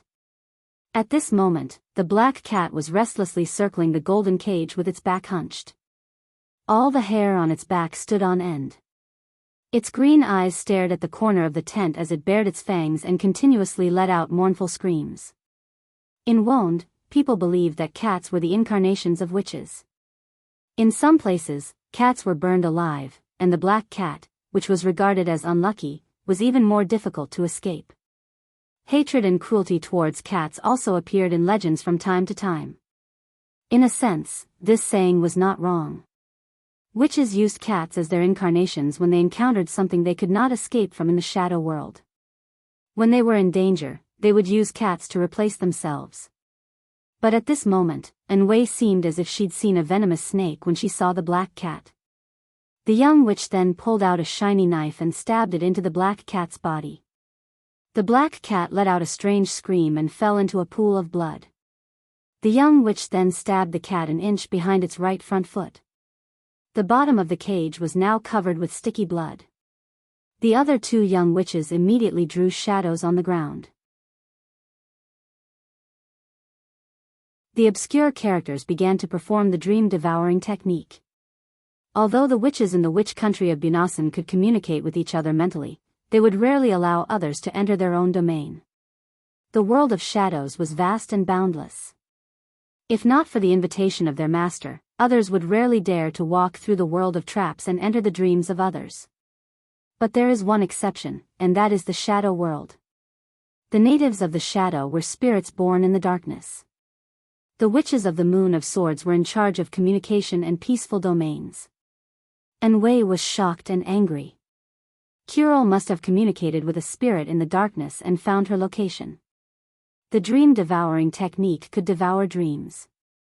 The witches' meditation was carried out in their dreams, and to invade their domain, one would also need to enter the dream world. Therefore, the dream-devouring technique was the best defensive spell. The young witches nimbly set up the ritual. Obviously, this was not the first time they had done this. However, before they could chant the first incantation, the dim space around the tent suddenly lit up. A bright spot of light fell from the sky, like a stone falling into the water. With the landing point as the center, circles of circular patterns rippled out. A dazzling light seeped out from the center of the circular patterns. The light spot immediately spread into a spot of light. The spot of light gradually grew larger, forming a stable light door. Anwei and the other young witches subconsciously stopped what they were doing. This wasn't a witch's method, but a supernatural power. Among the things that the witches were most familiar with, there was only one thing that possessed such power. And that was the spirit. The contract spirit, White Mist, casually opened a passage to reality through the shadow world. This action was so familiar to her, as if it had already formed a fixed memory of her body thousands of years ago. She leaped through the light door, drawing a beautiful arc as she landed on the ground. The moment she entered the material world, she turned back into a white fox. Raising her head, she used her beautiful ruby eyes to stare at the few people in front of her, Anwei and the few young witches beside her. Behind her were Baba Shah and the smiling sweets. The smiling little girl hugged her sweets and jumped through the light door, stopping behind White Mist. The Shire followed. The Shire brought 3 people and rolled out 3 times. The young people in red-lined magus robes strolled out of the light door unhurriedly. Last was the dark witch of the Moon of Swords, Krull. Krull was a little weak at the moment. Her steps were light, and her complexion was not much better than Anwei's, who had been severely injured by her in the dream world. Anwei's eyes widened, but she did not harshly question Krull why she wanted to harm her. She did not even make a sound. This chubby, round-faced witch's gaze was fixed on White Mist, as if she had seen some terrifying creature. This was not the first time she had seen White Mist. White Mist usually hung on her neck like a scarf. On the neck of the young lord's little fiancé, it was really hard not to notice it.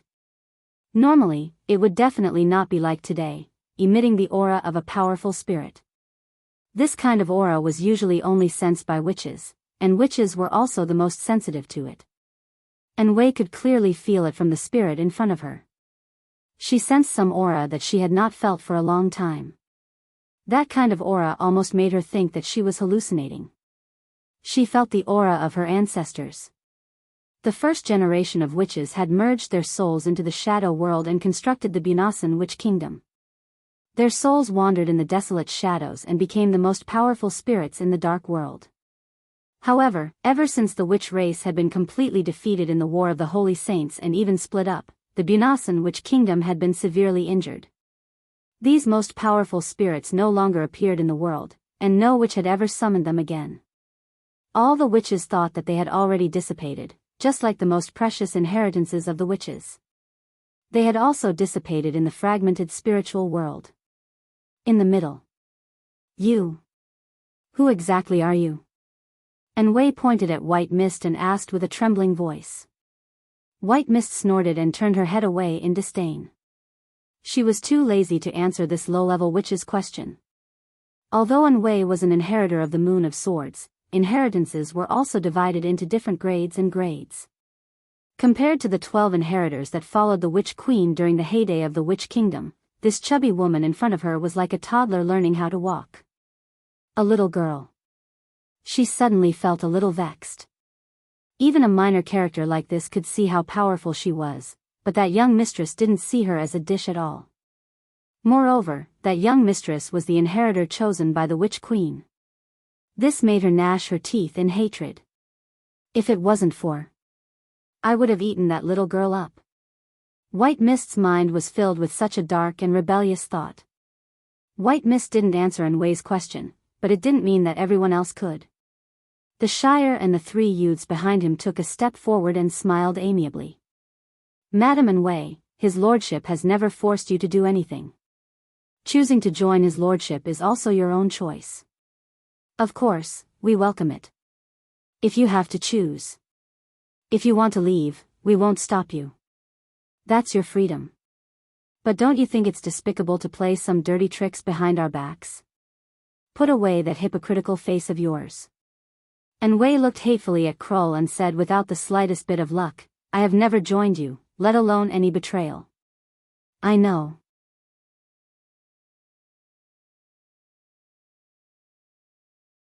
The Shire nodded. Because madam, you are the maid of the Witch Queen, right? It's good that you know, and Wei replied coldly. Your lordship isn't the darkness dragon at all. Only an ignorant person like Baba Shah would be bewitched by others to believe in such a ridiculous rumor. My master has long predicted the arrival of my queen. There will only ever be one queen, and she has already come to this world. Yet, you don't bow down to her? You are a subject and still intend to resist stubbornly. What a joke. She turned her head and stared at Kroll. What I don't understand the most is you, Kroll. You clearly know that young man isn't the darkness dragon, so why are you still so obstinate? You even don't hesitate to use such a forbidden technique. What exactly are you doing this for? Kroll slowly raised her head and stared coldly at her colleague. Her face was deathly pale as if she was a dead person, but she opened her mouth. Brando isn't the darkness dragon. This was a definite tone. And Wei's eyes widened. You know? Since you know, then why did you? She seemed to have seen something extremely unbelievable, to the extent that her voice became distorted. You actually chose to betray him? This is impossible. It's impossible for witches to betray their master. You are simply crazy. She let out a few screams and suddenly bounced up from the ground. She stretched out her hand to grab the Shire. A gust of chilly wind mixed with a terrifying whistle blew out from between her fingers and blew towards the Shire. Although Wei seemed to have gone crazy, she knew very clearly that among these people, the one who posed the greatest threat to her was actually these 4 humans. Wizards. Among all the spellcasting professions in Wonde, there were 2 professions that were most proficient in combat. The first was the elementalist. Due to the great power of elemental magic, most of it was offensive magic.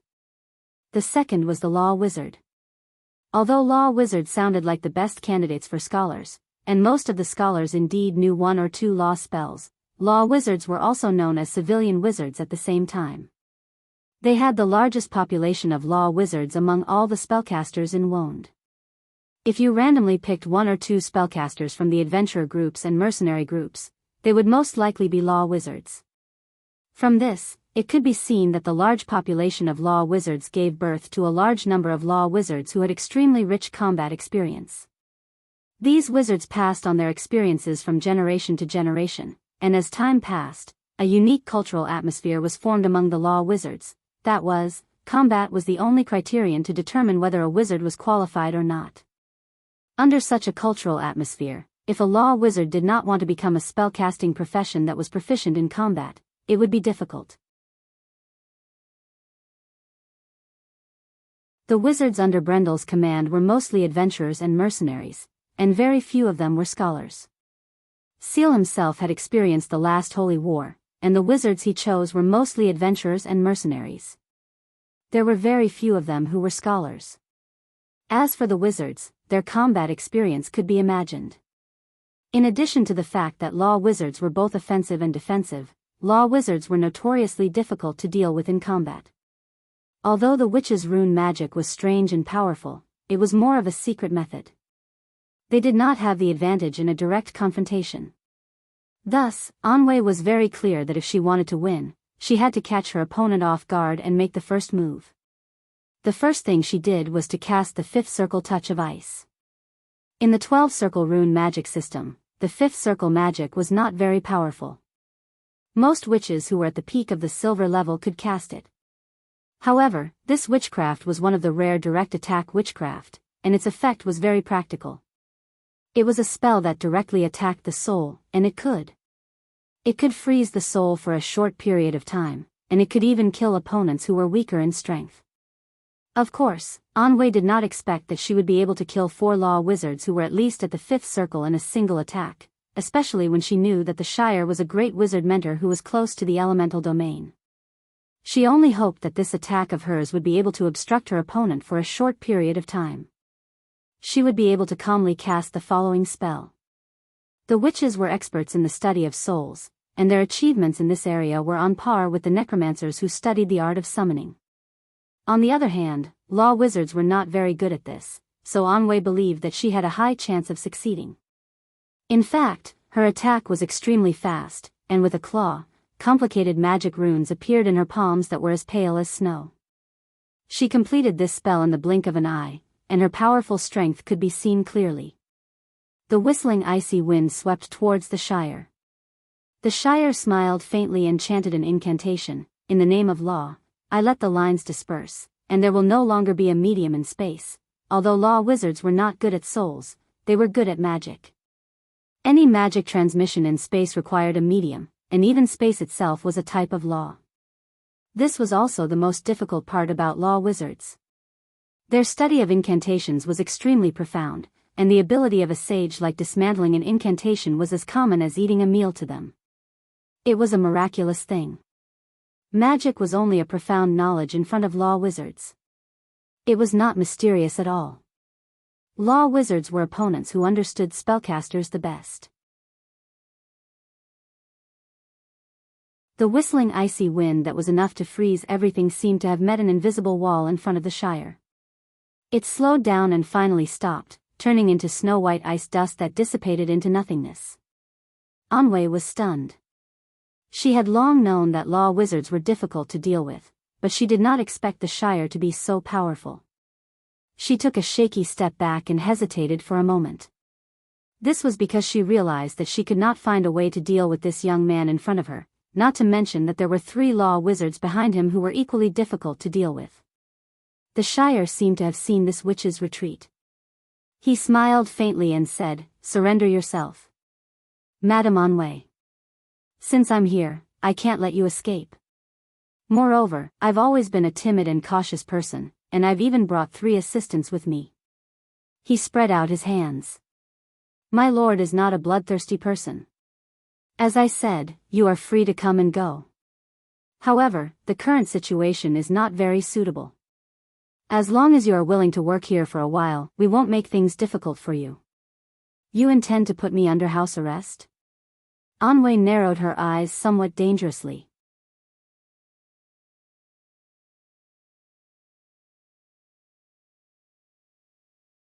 Chapter 994. In the hall of the Valhalla tree, the hall was silent for a moment. Amandina slowly put down her hand, the prismatic crystal in her hand emitting a faint light. Amandina's eyes also emitted a faint light, but she did not say a word. The princess looked at her from the side and asked softly, "What's wrong? What did Count Tonajul say?" "The Empire. How is the situation over at Metz? Are the Count and the others doing well? Is the situation irreversible?" Amandina's eyes instantly regained clarity. She seemed to have come back to her senses and suddenly realized something. "What?" "No, it's nothing, the Lord and the others are doing well. There was a small accident, but the situation is still under control." She was silent. Brando rarely talked to her about her father, but just now he asked her about her father in a serious manner. "Amandina, there's something about your father that I want to talk to you about. Are you familiar with your father's life?" "Familiar? What I mean is, your father was a keen adventurer, but do you know where he went when he was alive? I mean, where are the strange places? Is this important, my lord?" "Very important. For now, Amandina, I suspect that your father's death is not that simple." Amandina's heart was in a mess.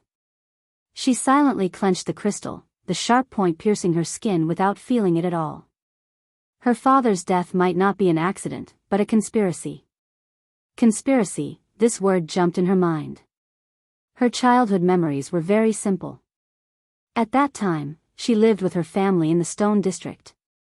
It was not a noble district, at most, it was a place where the middle class of Braggs lived. When she was a child, her family's life was quite good.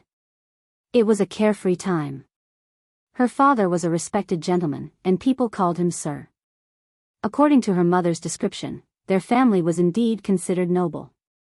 Their family had a glorious time, and their ancestors were once knights of the kingdom and had made outstanding achievements. But that was it. Her father was indeed a keen adventurer, and spent most of his time outside.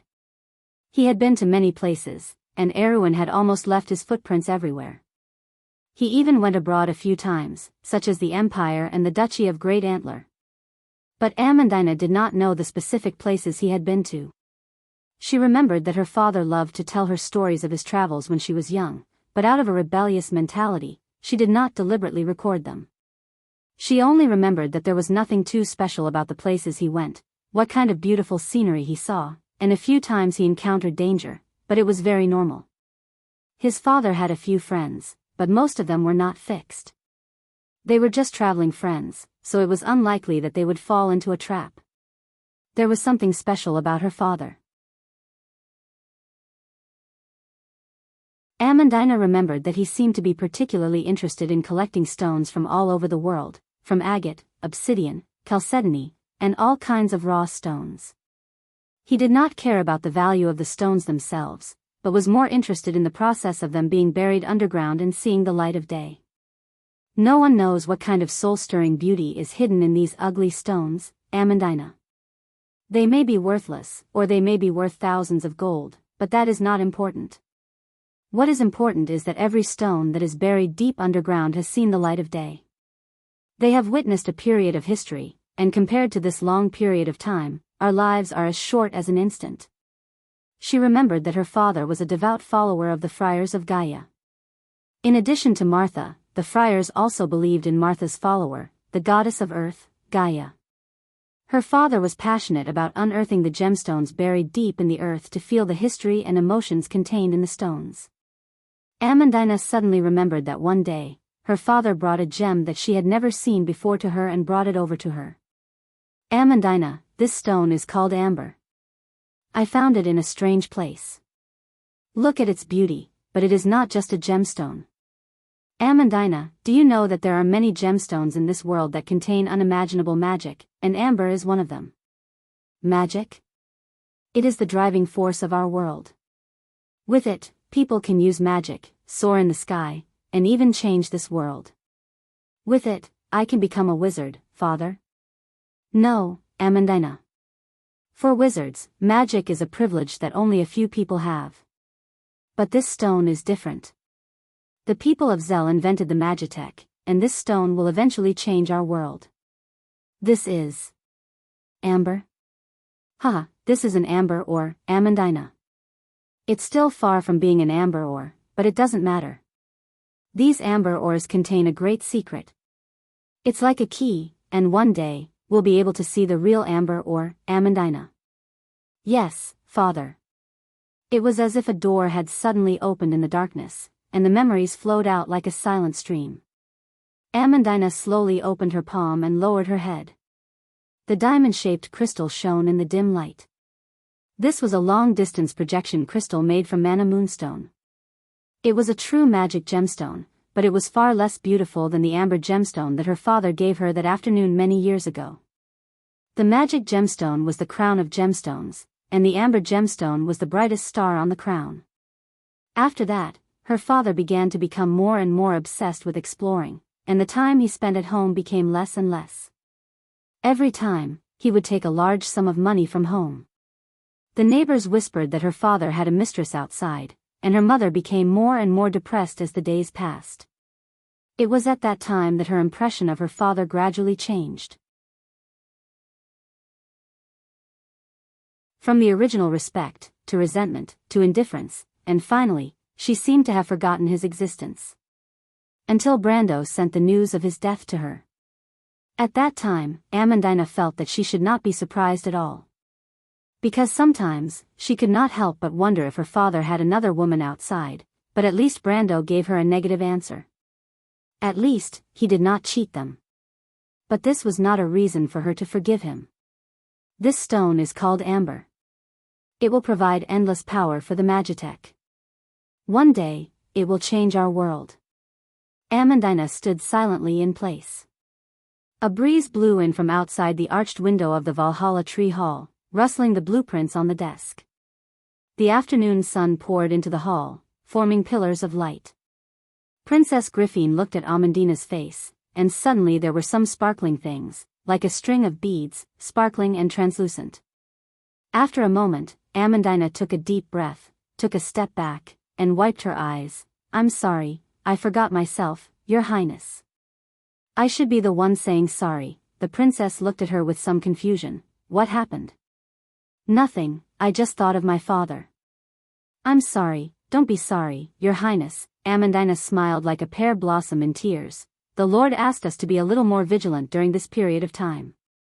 The magic tide is coming, and there are many changes happening everywhere." "Indeed," Griffin sighed, "but what really makes me feel uneasy is something else. The undead are starting to become restless again." Amandina was about to leave, but when she heard this, she stopped. "Your Highness, the royal faction seems to be not right. Count Tanajal's reform has hurt the interests of the dukes, but our strength is far greater than theirs. There is no need to worry." Amandina seemed to be getting to know the princess again. "What's wrong?" "Your Highness, I hope you will seriously consider what I told you last time." Princess Griffin's face was slightly red. "I will seriously consider it." "Amandina's father is a believer of the Gaia Friars?" The light of the projection crystal flashed twice, and then dimmed. Brando silently put down his hand and frowned. "The Gaia Friars? Is there such a church in Erewhon, and it's active near Bragg's? Why haven't I heard of it before?" "There are many churches in Erewhon that believe in the goddess of Gaia, and the more famous ones are the Church of the Silver Lily and the Church of the Holy Cross, but I've never heard of an organization called the Gaia Friars." "Is it some kind of cult?"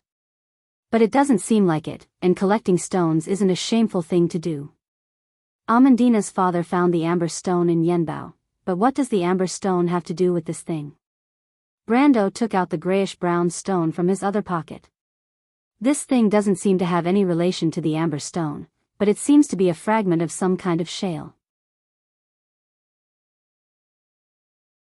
Did the amber rough stone contain a huge secret? Brando shook his head. It seems that Amandina's interest in magic devices originated from her father, but whether her father was only interested in the endless power provided by the magic gem, or whether he was pursuing some other secret, and the secret of the amber stone, only the heavens would know.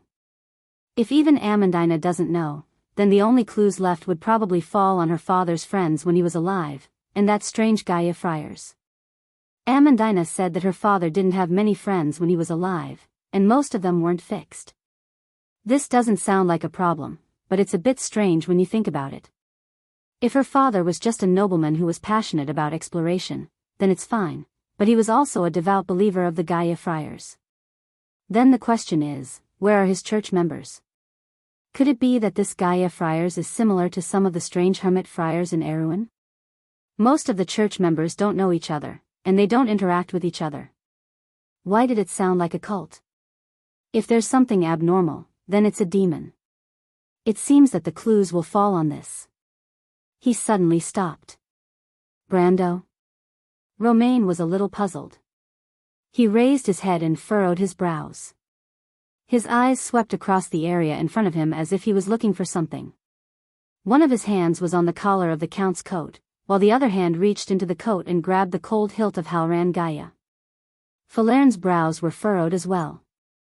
Her left hand was holding a large scroll of parchment, while her right hand reached out, and a silver cane appeared out of thin air and landed firmly in her hand. Dream manipulation? In front of him was an empty walkway. This walkway was connected to the hall in front of him, and it was brightly lit. Torches shone on the walls, but there wasn't a single person in the walkway, and it was strangely quiet. He, Count Brando, you're very sharp." A burst of laughter sounded.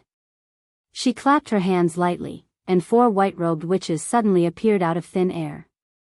They suddenly appeared in the empty walkway, and blocked the way. The air between the 2 witches in front of him trembled slightly, and a beautiful witch slowly walked out. This was a beautiful and mysterious woman. She had a pair of impressive lake blue eyes, and the diamond-shaped crystal on her forehead shone with a strange light. She was also a witch. Marietla, eldest daughter of Ekis. Believer of Dark Ko-Hua, witch of the month of lies in December. The witch smiled slightly, and this smile made everything lose their color. She lightly opened her mouth and said, "Witch of deceit, I'm here to borrow Count Brando's head." "My lord." Brando stretched out his hand to stop Falerne, who was about to attack, and motioned for her and Roman to step back.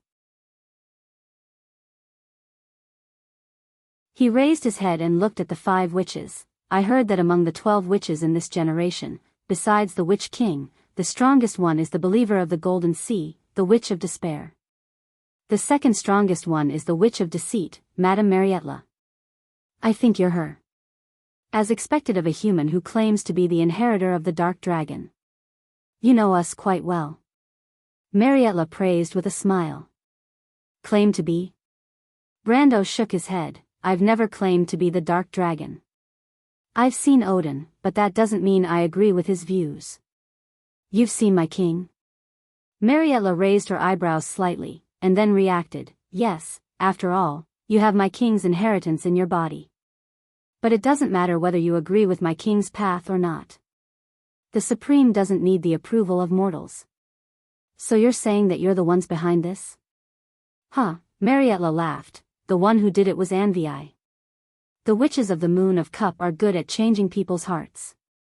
Besides, those nobles have ulterior motives.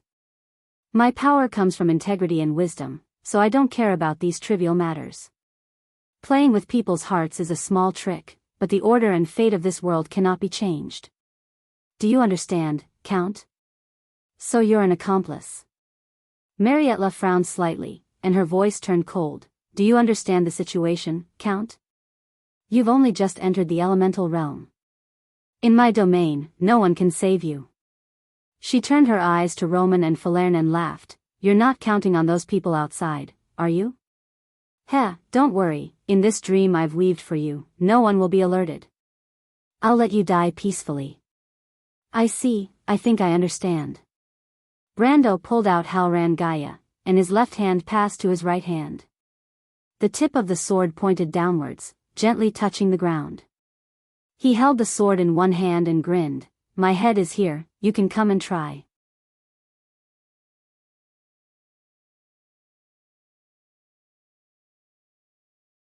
Chapter 995. In this era, the world presents its broken fate to the world. Lies, hope, truth, faith, and history that has been deliberately covered up are intertwined and complicated, making it impossible for mortals to make a choice. Therefore, right and wrong are especially important and precious. This was a starry sky that was completely different from Wonde. The horizon was like a pitch-black sphere with nothing in it, and the vast starry sky was inverted on this sphere. The 12 moons were parallel to the sky, and with their own trajectories, they formed 12 star fields. In these star fields, countless stars shone. However, among the stars, some were brighter than others, and some were dimmer. They were constantly extinguished and lit up, just like the lights of the mortal world. Noodle looked up at the starry sky, and her face shone. The starlight outlined the curve of her face, and her ivory skin. Finally, it sank into her light silver eyes. She was a bit intoxicated by the starry sky. She had been traveling for years, but her appearance did not change much. She was still the same as when she was in her 30s. She even had to use magic to make herself look more mature. Her long hair was like a silver waterfall, and a pair of amethyst earrings shone on her earlobes. Below the crystals, there were some fine golden tassels. "Teacher." A 15-year-old girl appeared behind her. She then lowered her head deeply and bowed.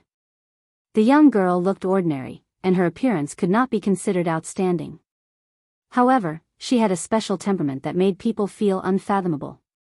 She was very quiet, but this kind of silence could not be said to be cold. The young girl's emerald eyes did not carry indifference or arrogance. There was only quietness, as if she was always awake and rational. This magnificent starry sky was no different from a rock in her eyes. I said that you don't have to call me teacher. Sophie, I didn't teach you anything. Your inheritance did not come from me. You were born with this name, and it has been for generations. Even without me, you would have become the witch of the 13th moon. Noodle turned around and looked at the little girl with the gaze of an elder. Although she said this, she still smiled happily. Sophie did not answer. She straightened up and asked, Teacher, why did you call me here? Did you get used to it? I'm used to it. The climate of Tonajul and Tosankard is not much different. Under the influence of the same order, and under the protection of the World Tree, the Senians there are not too affected by the outside world. I didn't encounter any difficulties, that's not what I'm asking you. Noodle shook her head in dissatisfaction. I'm asking if my Sophie has found someone she likes in the new environment. The girl sensibly shut her mouth and pretended that she hadn't heard the question. All right, don't be angry. Noodle knew her student's temperament well and smiled mischievously. I called you here because tonight is especially important. Look at the starry sky. This is probably the last time you'll see such a starry sky. Sophie, take a good look. Tonight may be the busiest night in the Witch Kingdom since the War of the Holy Saints. Many interests and conspiracies will be staged here, and the stars will be extinguished and then lit up again. An old era has passed, and a new era will rise from its ruins. The tide of magic has begun. Hundreds of billions of stars were reflected in Sophia's eyes. Hundreds of billions of stars were burning fiercely, telling a long story. The light of the Sirius constellation began to dim, and in contrast, the light of the narrating star began to waver. Lonely High Hill. Mephistopheles sat on the edge of the bed. He reached out and picked up his sword. His hand held the scabbard in the air for a moment, then he silently put it down. As a sword saint who trained hard, he did not pursue luxury. The room he requested was always small, simple, and without any unnecessary decorations. Although he had an exclusive training room, he did not live there. His room only had a bed, a desk, and a chair. He sat on the edge of the bed, and the shadow of the bed extended infinitely in a certain direction, projecting a boundless space.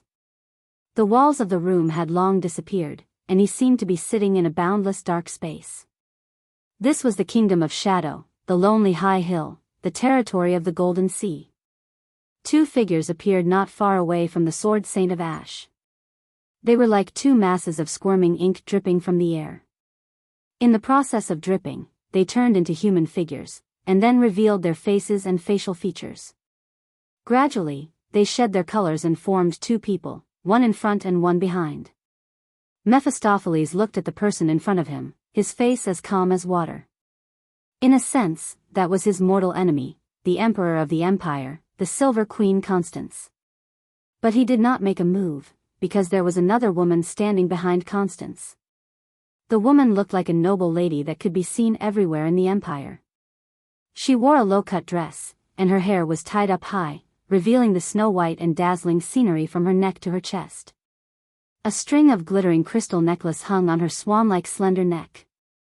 It was so complimentary, and there was no hint of a nouveau riche aura. It was as if such luxurious accessories should be used to embellish her pride and beauty. The woman was extremely tall, even among men. She was nearly 2 heads taller than the Silver Queen. In comparison, she looked like a female giant. The female giant held a black object in her hand. Black liquid-like smoke constantly flowed out of the object. Wisps of smoke fell from her snow-white palm like a waterfall, merged into the ground, and converged into this boundless shadow sea. That was the most famous magic tool of the witch clan, the Heart of Darkness, the heart of the lone wolf Golden Sea. In the Twilight War, the 13th generation of Despair witches killed the lone wolf Golden Sea and used her heart to make a magic tool. This was the Heart of Darkness. Relying on the power of this magic tool, the witches of the Eternal Dark Moon were almost the strongest in the Kingdom of Witches, except for 2 eras. In this era, there were 3 strongest in the Kingdom of Witches, and this generation of Despair witches could only be ranked second. Constance, Mephisto didn't have the intention to make a move. Do you want to die?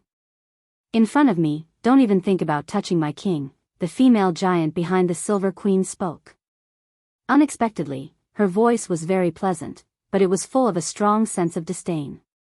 Seeing Mephisto look at her, the woman introduced herself, Katrina, Witch of the Eternal Dark Moon, believer of the Lone Wolf Golden Sea. Mephisto didn't have much interaction with the witches, but he had already learned about them from Brando. He frowned, the power of the extreme realm, but there is already a faint aura of the holy realm? The female giant still wanted to say something, but Constance had already reached out a hand to interrupt her.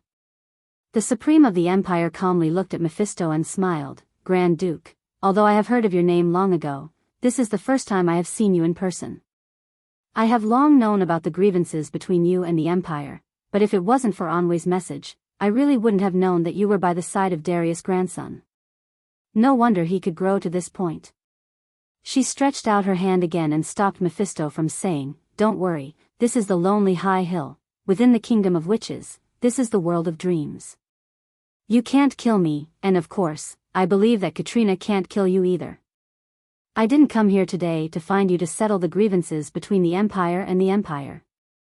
The Empire has its interests, and you have your justice. Who is right and who is wrong, I believe it can't be said clearly with words. In that case, why are you still here? Mephisto replied indifferently, Is it because Her Majesty is too lonely and wants to find someone to chat with, or is it because she wants to find a new lover? Even with the self-restraint of the Silver Queen, she couldn't help but feel a trace of anger when she heard this sentence. This guy had been wandering outside for too long, she was afraid that he had forgotten the etiquette of nobility. She took a breath and replied coldly, Of course, it's to stop you. Stop me? The Ash Sword Saint raised his eyebrows. I understand, you want to attack my student? The legendary Ash Sword Saint's reaction is not as fast as expected. Katrina's sharp voice ridiculed. Mephisto pretended to pat his cheeks and sighed, but I still don't understand. Constance, you are the ruler of an empire. It doesn't seem worthwhile for you to attack a child personally. He's just a count of a small country that you don't even care about. I really don't understand why you would mobilize so many people. You don't have to trick me, Mephisto. Speaking of the identity of Darius' grandson, I really don't need to pay so much attention to him. Even if it's the inheritance of the Dark Dragon, I'm not very eager to obtain it because I'm the Dark Dragon, and the Dark Dragon is me. Those inheritances are actually just external things to me at this moment.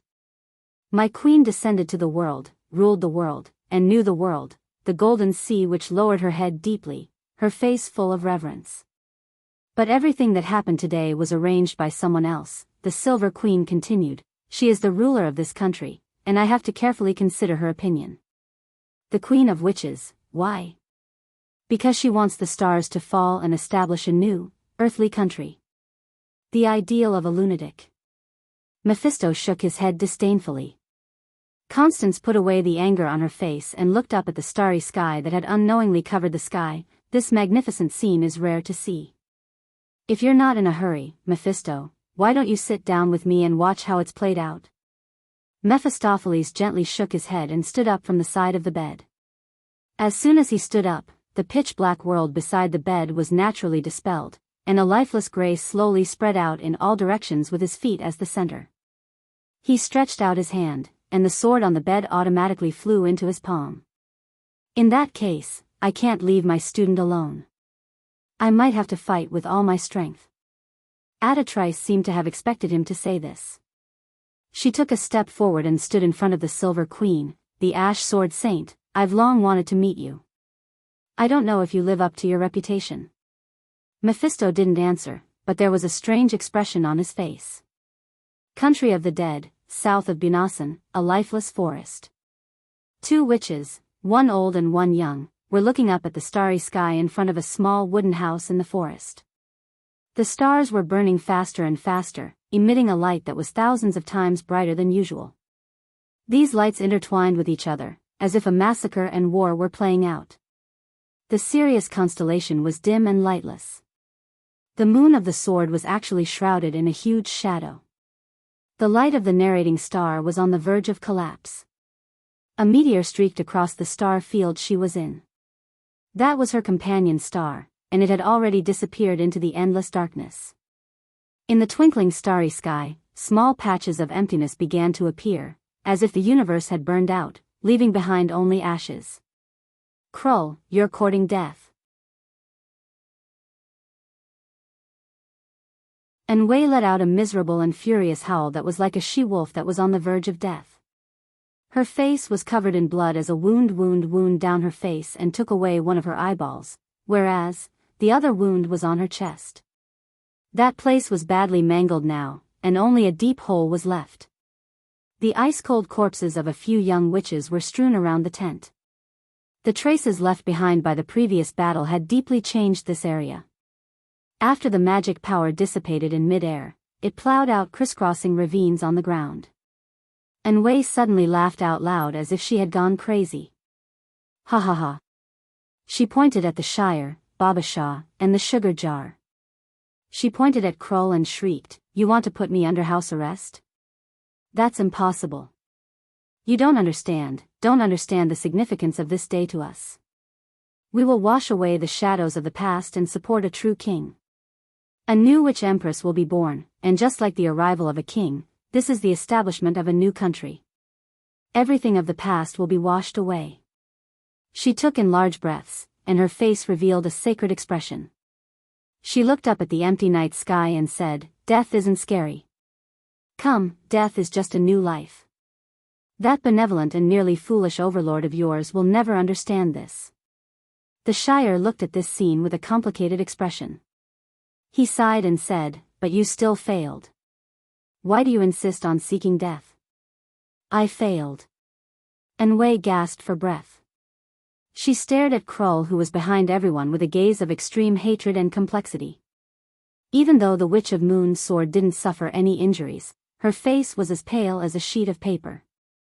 The mysterious magic power that symbolized witches was receding from her body like a tide. She quickly became old and weak, turning into a true ordinary person. But even so, Krull still had a cold expression. She didn't look over at all, as if everything that was happening before her eyes had nothing to do with her. It was precisely this attitude that made Wei feel hurt and angry. "It's because of betrayal. I don't understand what possessed all of you. In order to destroy our king's plan, you actually didn't hesitate to use such a forbidden technique. You gave up your identity as an inheritance witch. Krull, are you willing to accept this?" Krull finally turned her head back. She looked at her former companion as if she was looking at a dead dog. "This is fate, Wei." And Wei widened her eyes. It was as if she had died with a grievance. The middle-aged witch silently turned around. With her back facing the Shire, she said weakly, "I'm no longer a witch, Mr. the Shire. From today onwards, the inheritance of the Witch of Moon's sword will be transferred. We're no longer in control of her fate because the witch nation has been completely rebuilt. This kind of battle isn't only happening here, but also in many other places. From today onwards, the Bunasan will no longer be the Bunasan of the past." She paused for a moment. "The tide of magic is descending. I can feel its majestic pressure. Are you leaving, Miss Krull?" The Shire was startled for a moment before he asked. "I'm no longer a witch. It's no longer suitable for me to stay by the king's side. I'll choose the place where I'll be buried, alone." The Shire extended his hand to stop this woman. "Miss Krull, since you're no longer a witch, then you don't need to follow the fate of a witch. Right now, you're an ordinary person, a citizen of Erewhon. I believe that our Lord won't let a citizen fend for herself just because she's too old and weak. Moreover, you've also made outstanding contributions for us." Krull was slightly startled. She raised her head, and the gloomy gaze in her sunken eyes stopped on this young man.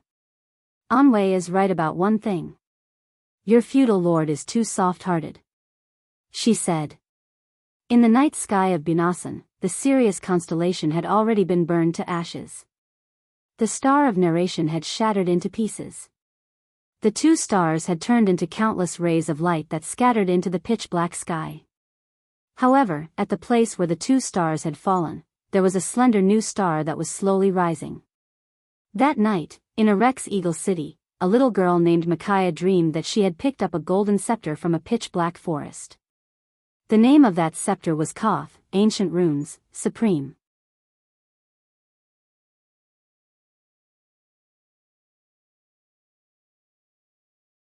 Chapter 996. Fathom Harbor, Baron Ludwig's castle, the corridor on the second floor. The moment Brando uttered the word take, the syllables of the word seemed to elongate infinitely, and his body stretched in a certain direction. At that moment, a strange shadow appeared in Mariette's field of vision.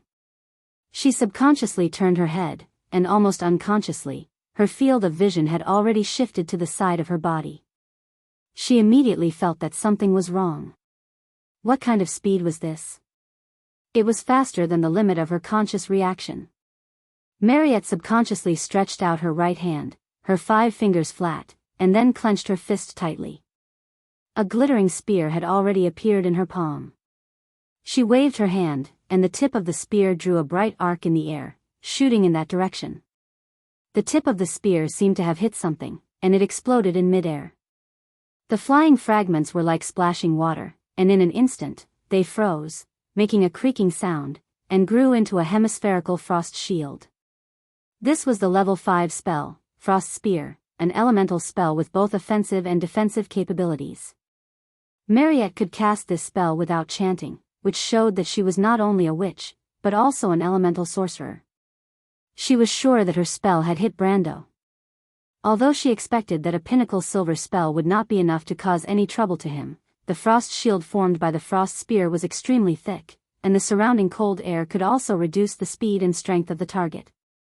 This was not ordinary ice dust, but the frost of winter that was summoned from the mountain of quelled storms in the wind elemental plane using a charm.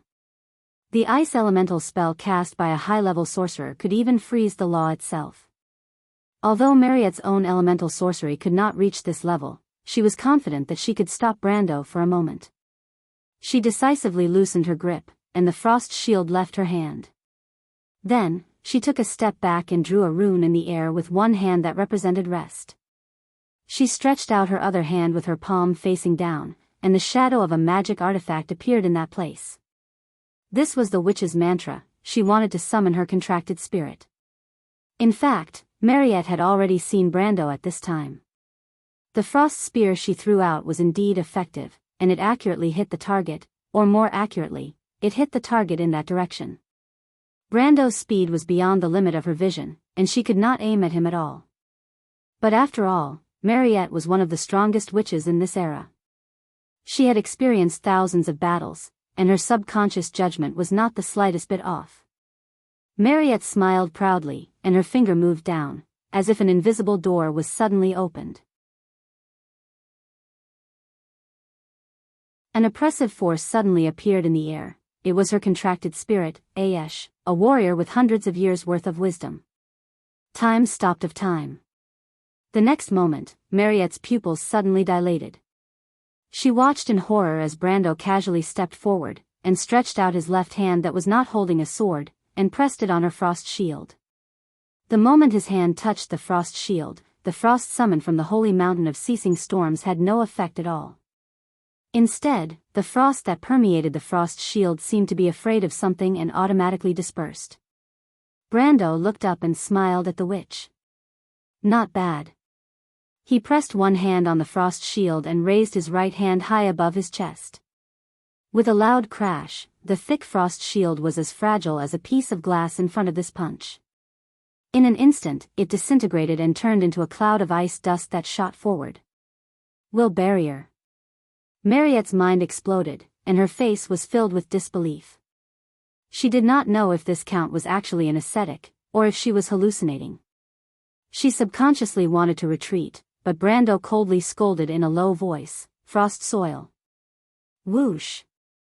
A layer of frost with sharp ice crystals exploded in all directions with him as the center, and in the blink of an eye, it covered Mariette's ankle. The witch tried to pull her foot back, but it did not move an inch. Before she could react, she felt a heavy blow coming from the front. What was the result of a mage being punched by a warrior?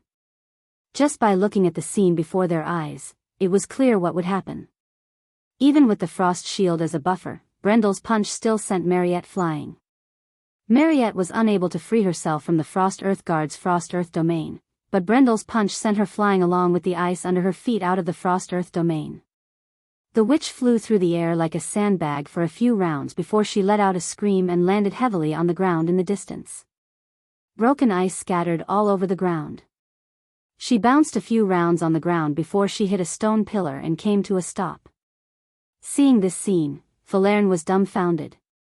Although it was rare to see the Lord hit a woman, when it really happened, he did not show any mercy to the fairer sex. Roman clicked his tongue at the side. Cough. Mariette spat out a mouthful of blood.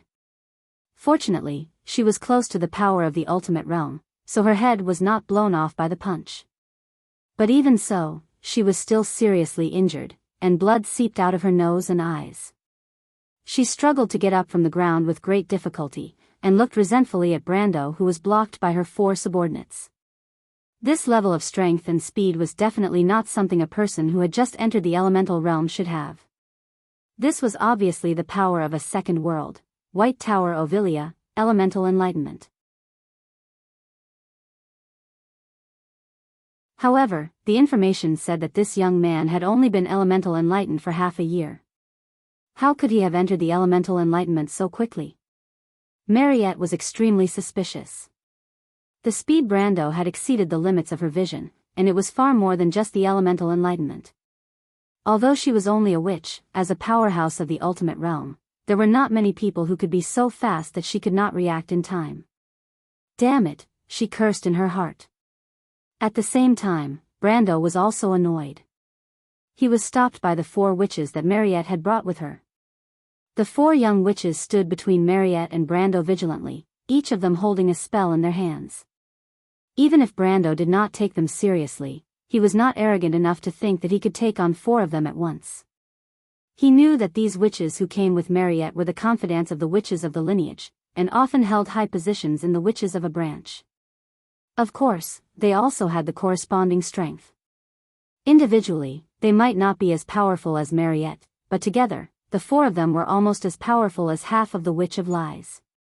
Brando silently stopped in his tracks, but his eyes were still on Mariette, who was not far away. In fact, he was not as relaxed as he appeared to be. As the successor of the strongest 3 branches of witches in this era, the Witch of Lies was definitely worthy of her reputation. Previously, he had gained such a huge advantage not only because Mariette had suffered a great loss due to the information asymmetry, but also because of his extraordinary willpower.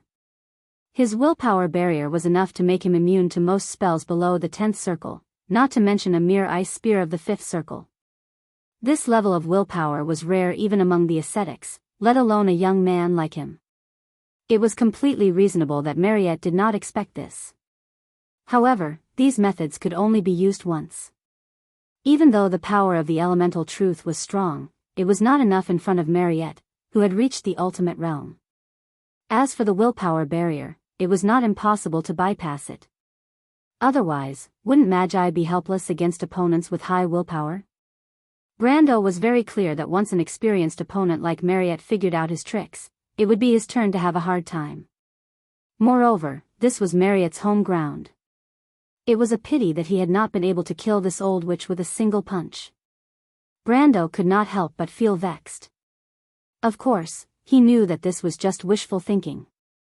Those existences above the ultimate realm all had hundreds of years of battle experience. How could he kill them so easily with a single punch?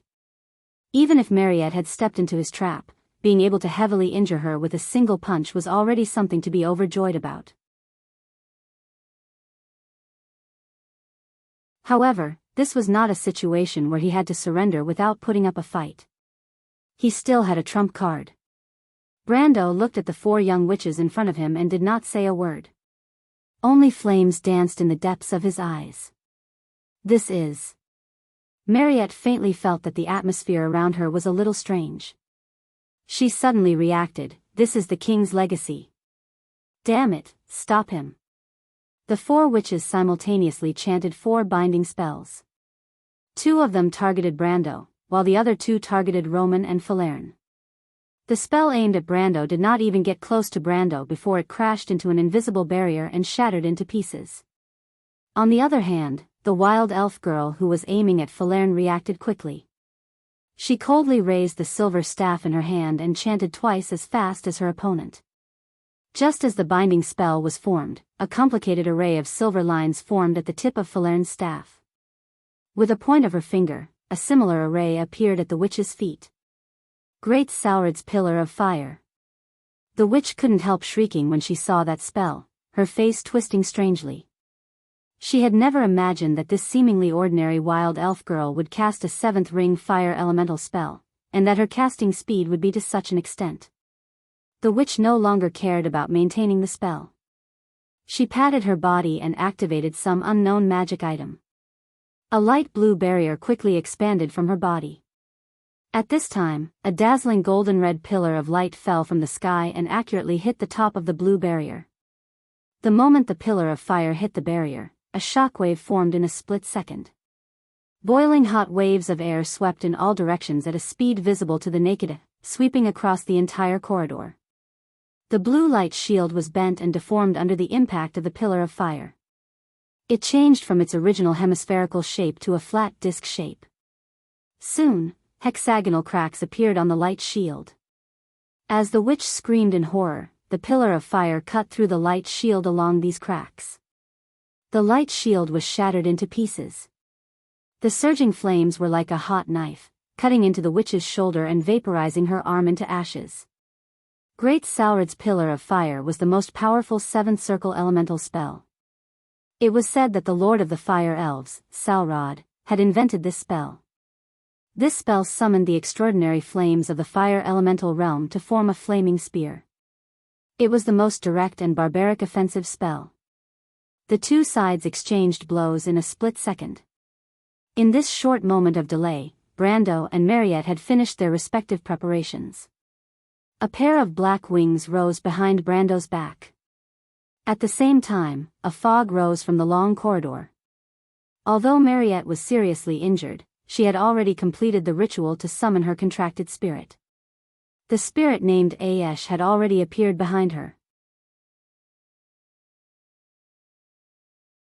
She stretched out a finger and borrowed the power of the contracted spirit to complete the last stage of the dream spell. In the dream world, the witches believed that the dream world was a mirror that could reflect one's subconscious. In the dream world, one's emotional feelings were far superior to one's rational feelings. Therefore, this world was often grotesque and motley.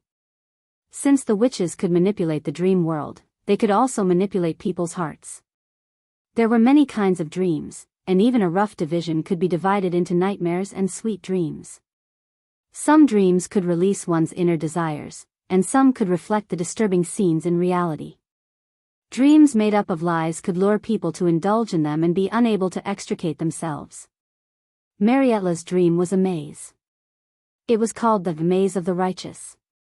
Among the witches of December, the witches of deceit of the month of lies controlled the domain of righteousness and wisdom. The dreams they weaved were not dangerous traps, nor were they delusional. It was the simplest of all the witches' dreams. However, in this dream, the witch in charge of the dream had an extremely terrifying ability. It was the ability to conditionally conjure illusions. Because the illusions were real things in the dream, they were not bound by the spell's conditions, nor could they be cancelled out by the will barrier. Mariette's face was expressionless. She stretched out her right hand, and a frost whirlwind rolled up in her palm. Then, she reached into the center of the whirlwind and pulled out a shining spear. This spear was no longer a simple level 5 spell. It was the divine weapon of the frost giant Cormor, the tip of the sky. In ancient mythology, the father of the giants, Cormor, pulled out the peak of Mount Rider and used it to fight Ekka's eldest daughter, Ko-Hua. This peak was the divine spear, the tip of the sky. The icy fog around the tip of the sky was the biting cold wind that lingered on the peak of the mountain. Between the icy fog, one could see the shadows of flying dragons and wind elementals that lived on the mountain. Brando carefully looked at the spear in Mariette's hand. Sure enough, he saw the icy fog and the shadows of flying dragons around the tip of the spear.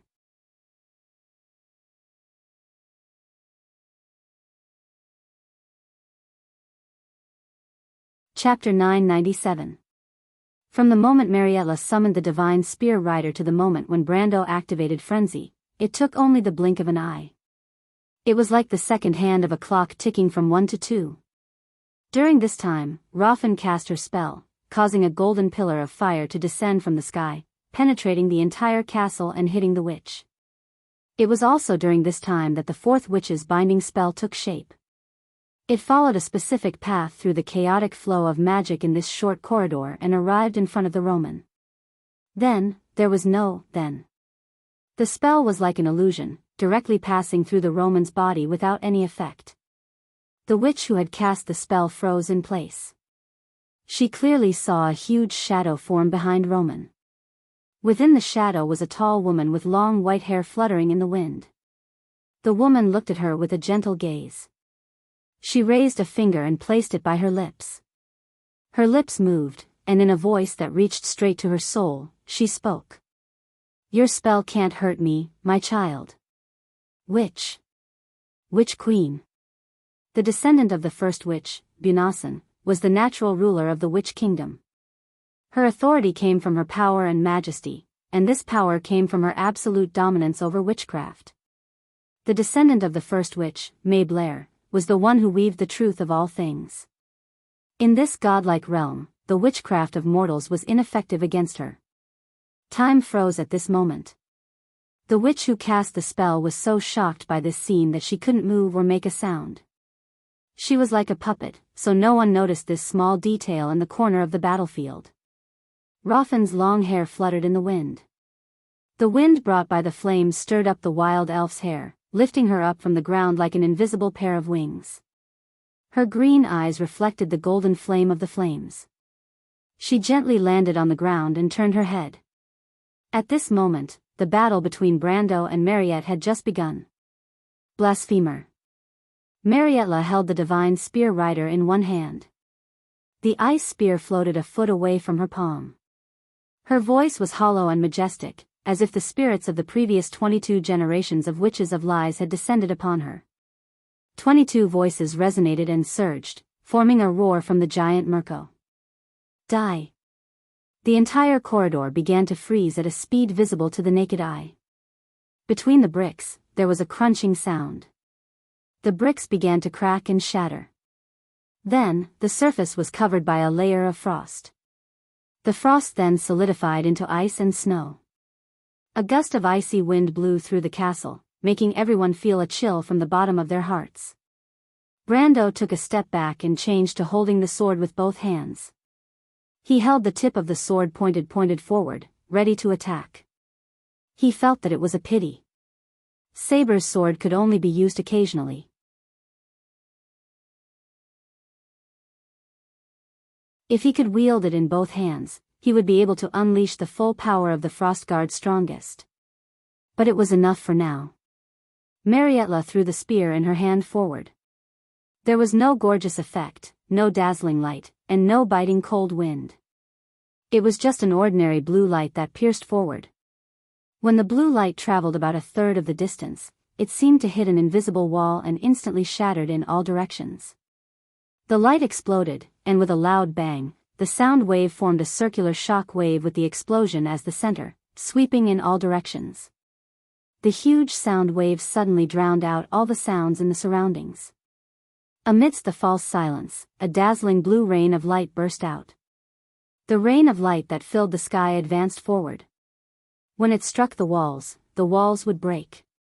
When it struck the pillars would shatter. When it struck the bricks would turn into fine powder. After the destruction, the fragments that danced in the air were taken over by the world where all things were frozen. A gigantic ice surface advanced along the ground, the walls, and the shattered ruins that the rain of light had destroyed. Following the direction of the explosion and the shockwave, countless sharp icicles were formed that were connected into one. Then came the sound. The sound was so sharp that it seemed to pierce the eardrums. It was noisy and tore everything apart. It was mixed with the shock wave that swept across like a stormy sea. After the explosion, the corridor that Brendel and the others were in was the first to bear the brunt of the explosion. After the explosion, there was nothing left of the corridor. The remaining wood and stones were wrapped in a thick layer of ice, hanging empty in midair. Half of the castle in that direction had long been destroyed. However, the power of the divine spear rider was far more powerful than that. The traces of destruction continued to spread along the radiation of the explosion.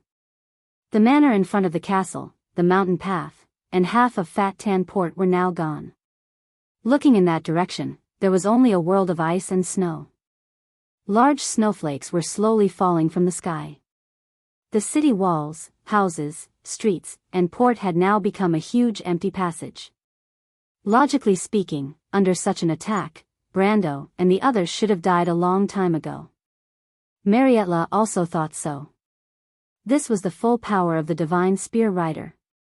Under such an attack, the eldest daughter of Ekis, Ko Hua, was also seriously injured. The divine spear also shattered. Even in the Twilight War, such an attack was considered one of the most powerful attacks. No matter how powerful Brando was, it was impossible for him to escape from such an attack. However, when the ice and dust dissipated, the figures of Brando, Falerne, and Roman reappeared at the other end of the corridor as if nothing had happened. Not to mention the wounds on their bodies, even the corners of their clothes were not messed up. Then, Marietta saw a shocking sword strike. Brando was still 40 feet away, still in the attacking posture, motionless. However, the sword light had already arrived in front of Marietta. The dark sword light was reflected in the depths of the witch's eyes. It was like a cliff that stretched across the sky. However, it was not a cliff, nor was it a crack. It was a blade that sent people to their deaths. Marietta felt a chill on her neck. Then, her vision flew up high. Her vision rotated in midair. She saw Brando's figure slowly fading until it disappeared. Finally, she noticed Brando's cold eyes. There was no pity or hesitation in the depths of his dark eyes. This was the flash strike sword art, also known as the 9 luminaries sword art. This is impossible. Brando's figure disappeared in a flash. When he reappeared, he was already behind Marietta's group of 5. The 4 witches did the same thing as their master. They subconsciously grabbed at their own necks as if they were trying to grab at the air. However, they only grabbed at the hot blood spurting out from their necks. The 4 headless corpses struggled and swayed before crashing to the ground. Their heads rolled on the frozen ground, their eyes filled with unwillingness. In the pitch-black night sky of Bunasan, where the sage's throne was located, 4 shining meteors streaked across the starry night sky. What's going on? The kingdom of Northwind, Northern Bunasan, Howling Throne. On the throne, a woman in her 40s wearing a blue dress looked at her shattered crystal ball in astonishment. She was motionless. Her eyes were like melted silver balls, and there was only a look of disbelief. With a crash, the crystal ball rolled down from the platform on which it was placed. It fell heavily on the ground made of thousands of years-old ice and shattered into countless stardust-like fragments. At this moment, in almost all the large and small wizard towers in Wonde, countless astrologers suddenly stood up in front of their crystal balls in astonishment. They cast their astonished eyes to a certain direction in the east. In the ring of the world, in the hall of all creation, which carried the pale epic, the world mirror, which was responsible for monitoring the sea of magic, was unable to bear the burden. It was creaking, and the entire hall was trembling and shouting like thunder. In the evergreen temple in the distance, a distant gaze was looking in this direction with a complicated expression. Then, there was a long sigh.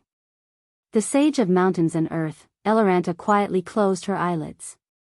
In the calm sea, almost all the fishermen raised their heads in fear, looking up at the sky that was turning dark purple. In the sky, the originally clear sky had completely disappeared. In this part of the sacred sea that was not affected by the storm, wind and clouds were gathering over the surface of the sea. Countless clouds were gathering from all directions, and a loud sound was faintly echoing in the sky, as if an existence that had been sleeping for 1,000 years was slowly awakening. The Silver Union, the 10,000 Books Tower. All the alarms rang at the same time. The temple's administrators in silver robes were as dense as ants, shuttling back and forth across the ivory bridge that connected the 431 floors of bookshelves. Just a moment ago, the Bugas found that their star-like monitoring towers that densely covered the border of the civilized world all lit up at the same time. The once-in-a-millennium great tide was shaking the cornerstone of the civilized world. Far away in Farnazane, a door of light was slowly opening in front of the former emperor cum pope of the empire. The old supreme man showed a respectful expression as he bowed, trembling as he bowed. "Your presence brings light to the empire's humble dwelling, great sage. No need to be so polite. Great sage, this is really the great tide of the millennium." In the Temple of Stars and Luna in St. Tassol, the 320-year-old High Priestess Landner was stunned as she watched 25 shadows fall in front of her. As if she was possessed, she could not help but say the words, "Welcome back, Wind Empress." The trajectory of fate was deviating. However, the two people involved were not known to the public. When the four witches fell to the ground, Brendel swung his sword and a ray of light shot out from his sword, accurately hitting the broken wall beside him. With a loud bang, the remaining half of the wall exploded with a loud bang, and the broken pieces of the wall flew in all directions. However, a black shadow suddenly rolled out from the empty place. It was the Witch of Lies, Marietta, who was covered in blood and her robe was in tatters.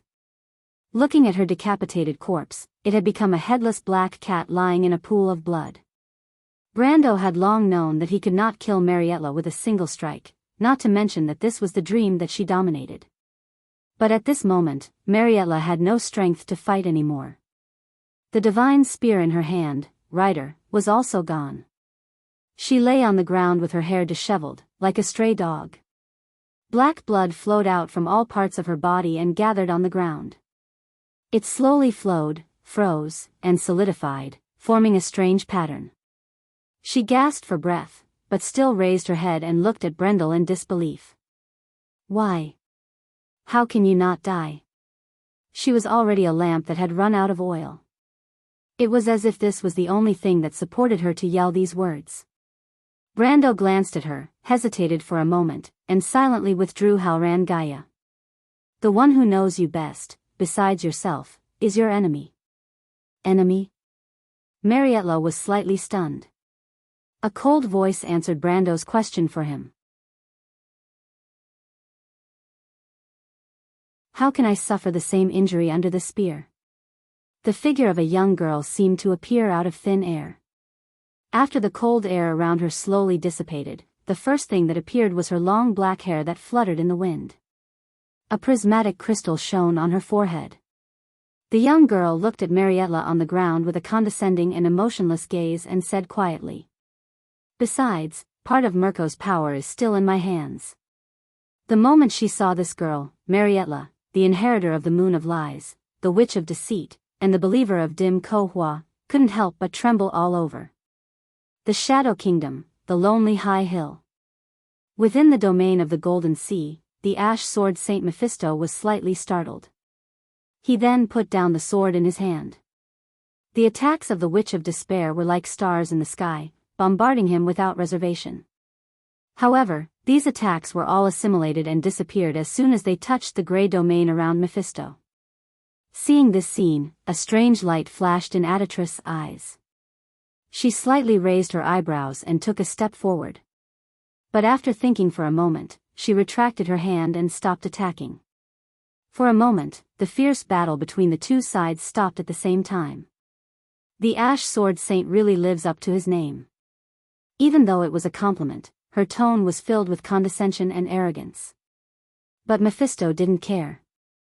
He just glanced at Her Majesty not far away and replied, "It seems that your plan is a little flawed." Constance's face was slightly gloomy. Through the connection with the Witch Queen, she knew everything that had happened a moment ago.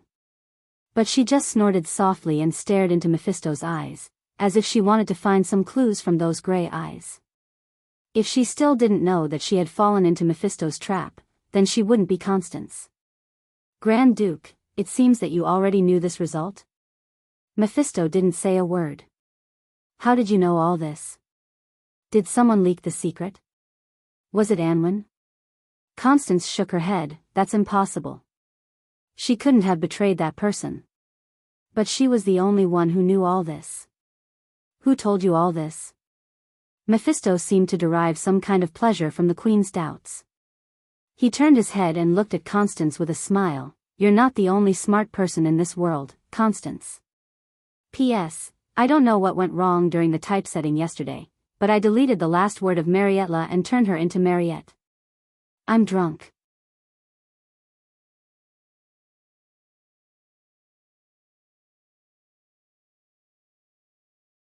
Chapter 998.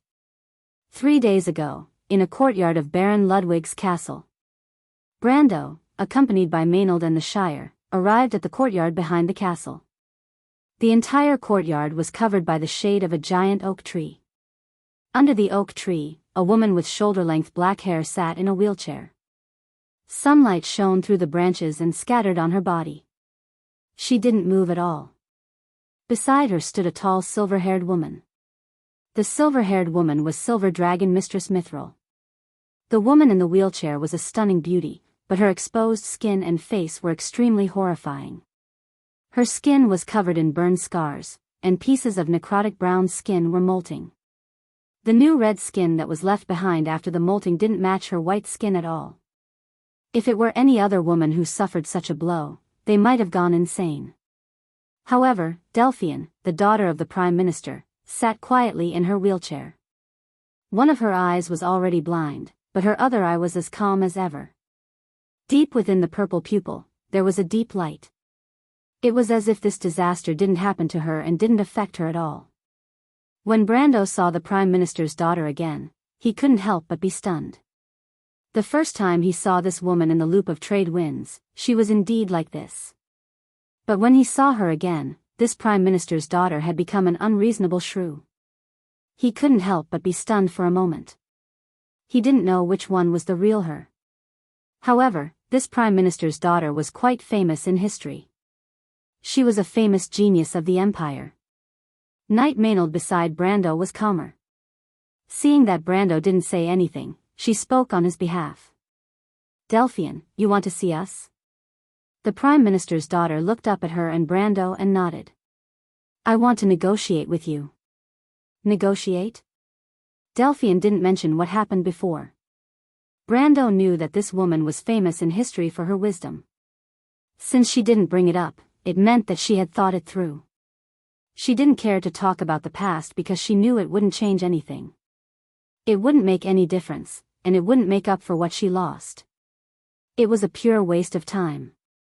Such a woman was frighteningly calm, so Brando also became serious. He wanted to hear what she was going to say. Unlike normal people, Delphian didn't want to talk about the ins and outs. Skipping the beginning, she said, I came here through a mercenary called Solons. He's quite famous around the imperial capital. He's also known as the Owl. He has a subordinate called Boley Firefelt. He's a dwarf, but I suspect that the two of them aren't on the same side. It's all thanks to these mercenaries that I was able to leave the imperial capital and find you near the surging Milky Way. They were able to escape from the people my father sent to chase me, bypass the encirclement of Jorgendy Ridge's army, and find a small diplomatic group like yours. I thought they were quite capable. Before Brando could react, Maynard answered coldly. There's no such powerful mercenary in this world. In other words, you were able to find them because someone wanted you to find us. Brando heard this and couldn't help but look at Maynard in surprise. He felt that Maynard's tone was very similar to the senior he was familiar with. It's not someone. It's Her Majesty the Queen who wanted me to find you. Later, I learned that they have a direct superior called Rodney. He's a count of the Empire. I'm sure you already know him. Her Majesty the Queen. Why? Delphian didn't even have the slightest expression on her face, as if she was narrating something that had nothing to do with her. I'm also curious as to why Her Majesty the Queen has repeatedly caused trouble for a mere Count Erwin. Repeatedly? Maynard asked. And the last time in Tonagel. This time, Brando reacted. The words of the Prime Minister's daughter immediately planted a seed of doubt in his heart. Yes, after the explosion in the heart of the deadly tundra, Constance came to find trouble with him. It could be said that she was testing him because of the azure lance. But before that, he and Her Majesty the Queen had no interaction at all. Although he made the Holy Cathedral of Fire suffer a lot in Ampere Seal, the world knew that the Holy Cathedral of Fire was the Holy Cathedral of Fire, and the Empire was the Empire. The Silver Queen should be thanking him, and even less likely to cause trouble for him. The enmity between Delphian and him was formed in the loop of trade winds. Such a thing should be insignificant in the eyes of someone as high as Constance, but not only did she notice it, she even took the trouble to make use of it. This was not something that a supreme person of the Empire would do, unless she was so bored that she would pay attention to the daily activities of the nobles in the small countries around her. It was possible to say that there were a few emperors in the history of the Empire who were controlled by the Holy Cathedral, but the Silver Queen was definitely not such a person. Now it seemed that not only did she have the Empire's government to deal with, she also had a lot of things to prepare in private. How could she find the time to pay attention to an insignificant existence like him? This was obviously premeditated. But the problem that puzzled Brando was how the Silver Queen knew of his existence. There was only one reason why she was targeting him, and that was that she already knew that he had the inheritance of the Dark Dragon. But how did she find out? Or was this a mysterious connection between the inheritors of the Dark Dragon? But this was obviously nonsense. Why was Her Majesty the Queen able to sense him, but he couldn't sense her at all? And it was unlikely that it was because he was Darius' grandson. Constance had obviously absorbed the grey gemstone from his grandfather, and if she was interested in an old friend like him, it should be because she wanted to repay his kindness. Of course, Brando didn't expect the Queen to remember his grandfather's kindness to her in the past. He would be thankful as long as she didn't cause trouble for him. He shook his head and suddenly remembered Delphian's words. This daughter of the Prime Minister said that she wanted to negotiate with them, so she must have some ideas about the ins and outs of the whole thing. These were her conditions. Delphian saw Brando's gaze return to her and knew that he had thought it through. She said bluntly, "These are my conditions." "What do you want?" Brando thought that this daughter of the Prime Minister wanted nothing more than freedom. After this incident, the enmity between them was extremely deep, but she obviously couldn't take revenge here. She had to find a way to return to the imperial capital, or at the very least, leave this place where she was being watched. But what Brando didn't expect was that Delphian replied, "I heard that you have an assistant in Erewhon. I met her once in your territory. She is an outstanding noble and I believe that she can manage your territory well. But with this ability, she can only be regarded as an outstanding female official. She is far from qualified to be an assistant." When Brando heard this, he didn't react for a moment. When he finally understood the true meaning of these words, he was stunned and stared at the daughter of the Prime Minister in shock. "What do you mean by this?" "My meaning is already very clear.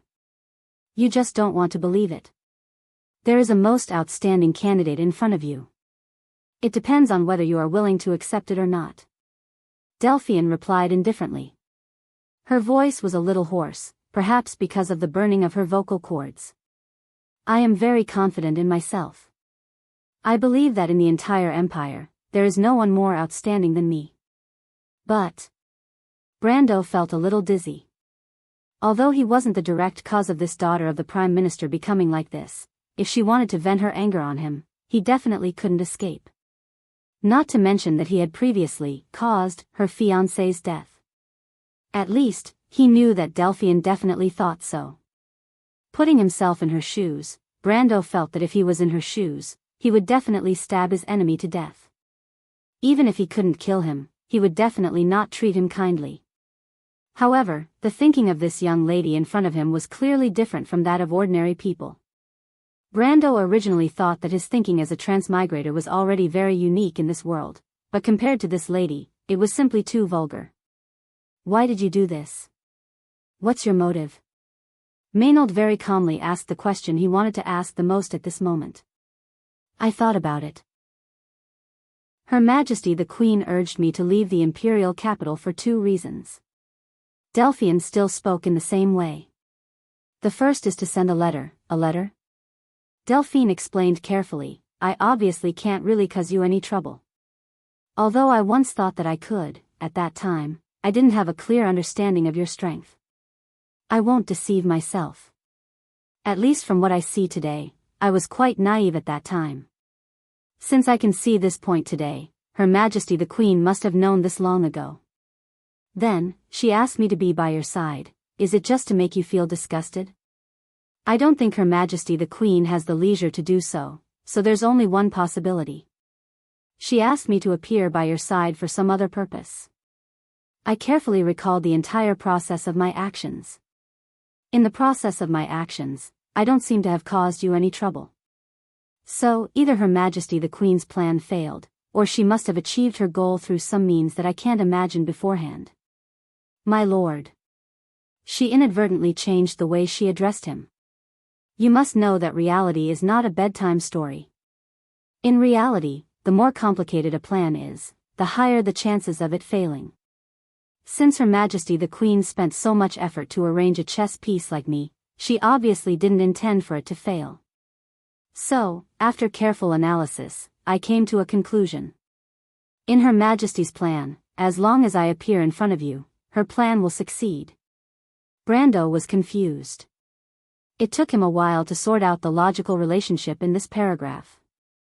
You're saying that, when you appear by my side, you've already sent a message. Before he finished speaking, he suddenly frowned. If Delphian's words were not aimless or deliberately misleading, then there was a big problem. What message did Constance send, and who did she send the message to? This meant that there was likely to be someone planted by the Silver Queen around him. He immediately remembered what Delphian said earlier. If Constance had spies around him from the beginning, then her subsequent actions would make sense. Why would she be so interested in him, a small person in a remote area, and repeatedly find trouble with him? It was obvious that she knew about his existence from the beginning. Brando suddenly realized that the Silver Queen had obtained the inheritance of the Dark Dragon for nearly 20 years. Compared to him, she obviously knew more about the Dark Dragon. Within such a short period of time, he had witches who came to seek refuge with him. So, there was no reason why Constance didn't have witches following her. Therefore, it was very likely that the Silver Queen had planted spies among the witches. When Baba Shah announced the appearance of him, the successor of the Dark Dragon, he had already entered the Queen's sight. The more Brando thought about it, the more he felt that this was very likely. Recently, he had a vague feeling that someone was encouraging the nobles to cause trouble in Fathom Harbor, but he had not been able to find the culprit until today. Brando was silent for a while and frowned. There was a spy around him, but he did not know who the spy was. There were too many possibilities. It could be mercenaries, adventurers, or even witches. The composition of the power in AB's territory was too complicated, but there was no other way. Other than the Planeswalker cards, he did not have his own people to use in the early stages of Tanajal's development. Seeing Brando's expression, Delphian knew that he had figured out the cause and effect. She remained silent until Brando continued to ask, Miss Delphian, what do you think Her Majesty the Queen wants you to convey? As I said earlier, Her Majesty the Queen wants me to leave the kingdom for 2 reasons. The second reason is that she wants me to leave my father and grandfather. In fact, this is a private secret. Currently, I have been at the helm of the Nidvan family. My grandfather is old, and my father is far from his ability. In addition, my position in my grandfather's heart is extremely important. If I leave the kingdom, I will fall into Her Majesty's control. If she continues to threaten me. Delphian paused for a moment. I haven't received any news from the outside for many days. But I'm sure you know the situation in the kingdom. Brando heard her words and could not help but feel shocked. The fate of the Nidvan family was actually in the hands of a young girl who was not even 20 years old. She clearly knew how important he was, and yet she still dared to leave the kingdom to seek revenge. If one were to say that this was reckless, it was indeed reckless. He had personally experienced this kind of recklessness. She had repeatedly sought revenge on him and caused him quite a bit of trouble. However, if one were to say that this woman was brainless, it was clear that even if Brando was brainless, Miss Delphian was definitely not brainless. This could only mean one thing. The person who died in the loop of trade winds, named Viscount Elman, was very important to this woman. He could not help but feel a little jealous. To be able to make such a genius fall in love with him, that fellow was really lucky. After a moment of silence, he nodded. Your grandfather and father are under house arrest, just like the other nobles who opposed Her Majesty the Queen. Right now, the entire kingdom is under the control of the Silver Queen. There is no second voice. Delphine wasn't surprised at all. She nodded. That's my motive. I'm a member of the House of Nidwin. I can't just watch it fall. Although it's my fault that it ended up like this, now that I've calmed down, I won't be stubborn anymore. Brando remained silent. Delphian had a good reason and sufficient motive, but this woman was just too smart. How could he be sure that everything she said was true and not just to gain his trust and wait for an opportunity to deal a fatal blow? In the end, compared to Delphian, he was just a mortal. He knew that he could not let go of his hatred so easily, especially when he saw the crisscrossing scars on this woman's face. If he kept her by his side, she would definitely be a ticking time bomb, and the most terrifying kind. He thought for a moment and replied, "You can work with me for the time being, but other than me, you actually have a better choice." You mean the Crown Prince? Delphian shook her head. Compared to him, I still think more highly of you. The Crown Prince has Ludwig's military aristocracy supporting him. The Nidwalden family can't help him much at this time. Even if I stand by his side, it will only benefit me at most. This is not what I want. On the other hand, your lordship, although you are a foreigner, you are now considered an influential force in the empire. I hope that as long as your lordship is strong enough in the future, you can ensure the Nidwalden family's influence in the empire. On the other hand, if the Nidwalden family can maintain their influence in the upper echelons of the empire, it can also strengthen your lordship's position in Erewhon. This is a win-win alliance. You also know about the Crown Prince? Brando was extremely shocked. He almost thought that there was a mole by his side. He didn't even tell the witches about this matter. Only the people closest to him knew about it. It's not hard to guess. I've followed your lordship all the way from Lone Harbor. I've seen your lordship reach this point today. It's already considered a desperate situation, and there's almost no way to break out of it. However, your lordship is still fearless. Clearly, you already have a trump card. I've summarized the recent events and can only conclude that the Crown Prince is still in your hands, Delphian replied quietly. When she said this, Brando and Maynard immediately frowned. However, Delphian seemed to know what they were worried about. She said, "Your lordship, please don't worry. I've only been able to guess this because I've followed you all the way. The Silver Queen believes that she has planted someone by your side and is taking advantage of you at every step. She might not expect you to have a backup plan. But, didn't you say that she has planted a mole by my side?" The Prime Minister's daughter smiled. "I'm sure your lordship is very strict with your lordship. The mole that Her Majesty the Queen has planted can't always deliver information to your lordship's ears. Otherwise, she wouldn't have arranged such a plan for me to deliver the information. From this, it can be seen that this mole is just a hidden chess piece that your lordship has arranged in advance. This chess piece hasn't really come into play yet." Brando thought about it and agreed. His territory was very different from the territories of other nobles. He had a lot of mages under his command. It wouldn't be easy to secretly send any information out of AB's territory through magic. Thinking about it this way, the Silver Queen had planted a mole by his side. It was very likely that she really knew about his existence, but as for how many secrets she knew about him, she probably didn't know too much. He nodded, and the question returned to the original one. "But," Brando asked, "how can you prove that what you're saying is true? I'm a layman, and I really don't feel at ease with having an enemy by my side." I might let you go, but as an aid. You know, there's nothing between us other than enmity. I have no way to prove it. Delphian answered quietly. Her remaining eye shone brightly. But I have something you want.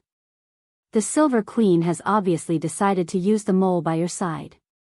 She's secretly targeting you, your lordship, but your lordship doesn't seem to have any idea how to deal with it. Brando took a deep breath. You're tuning into the Dreamy Love Stories YouTube channel. Don't forget to subscribe and join us on this journey to catch the most captivating stories.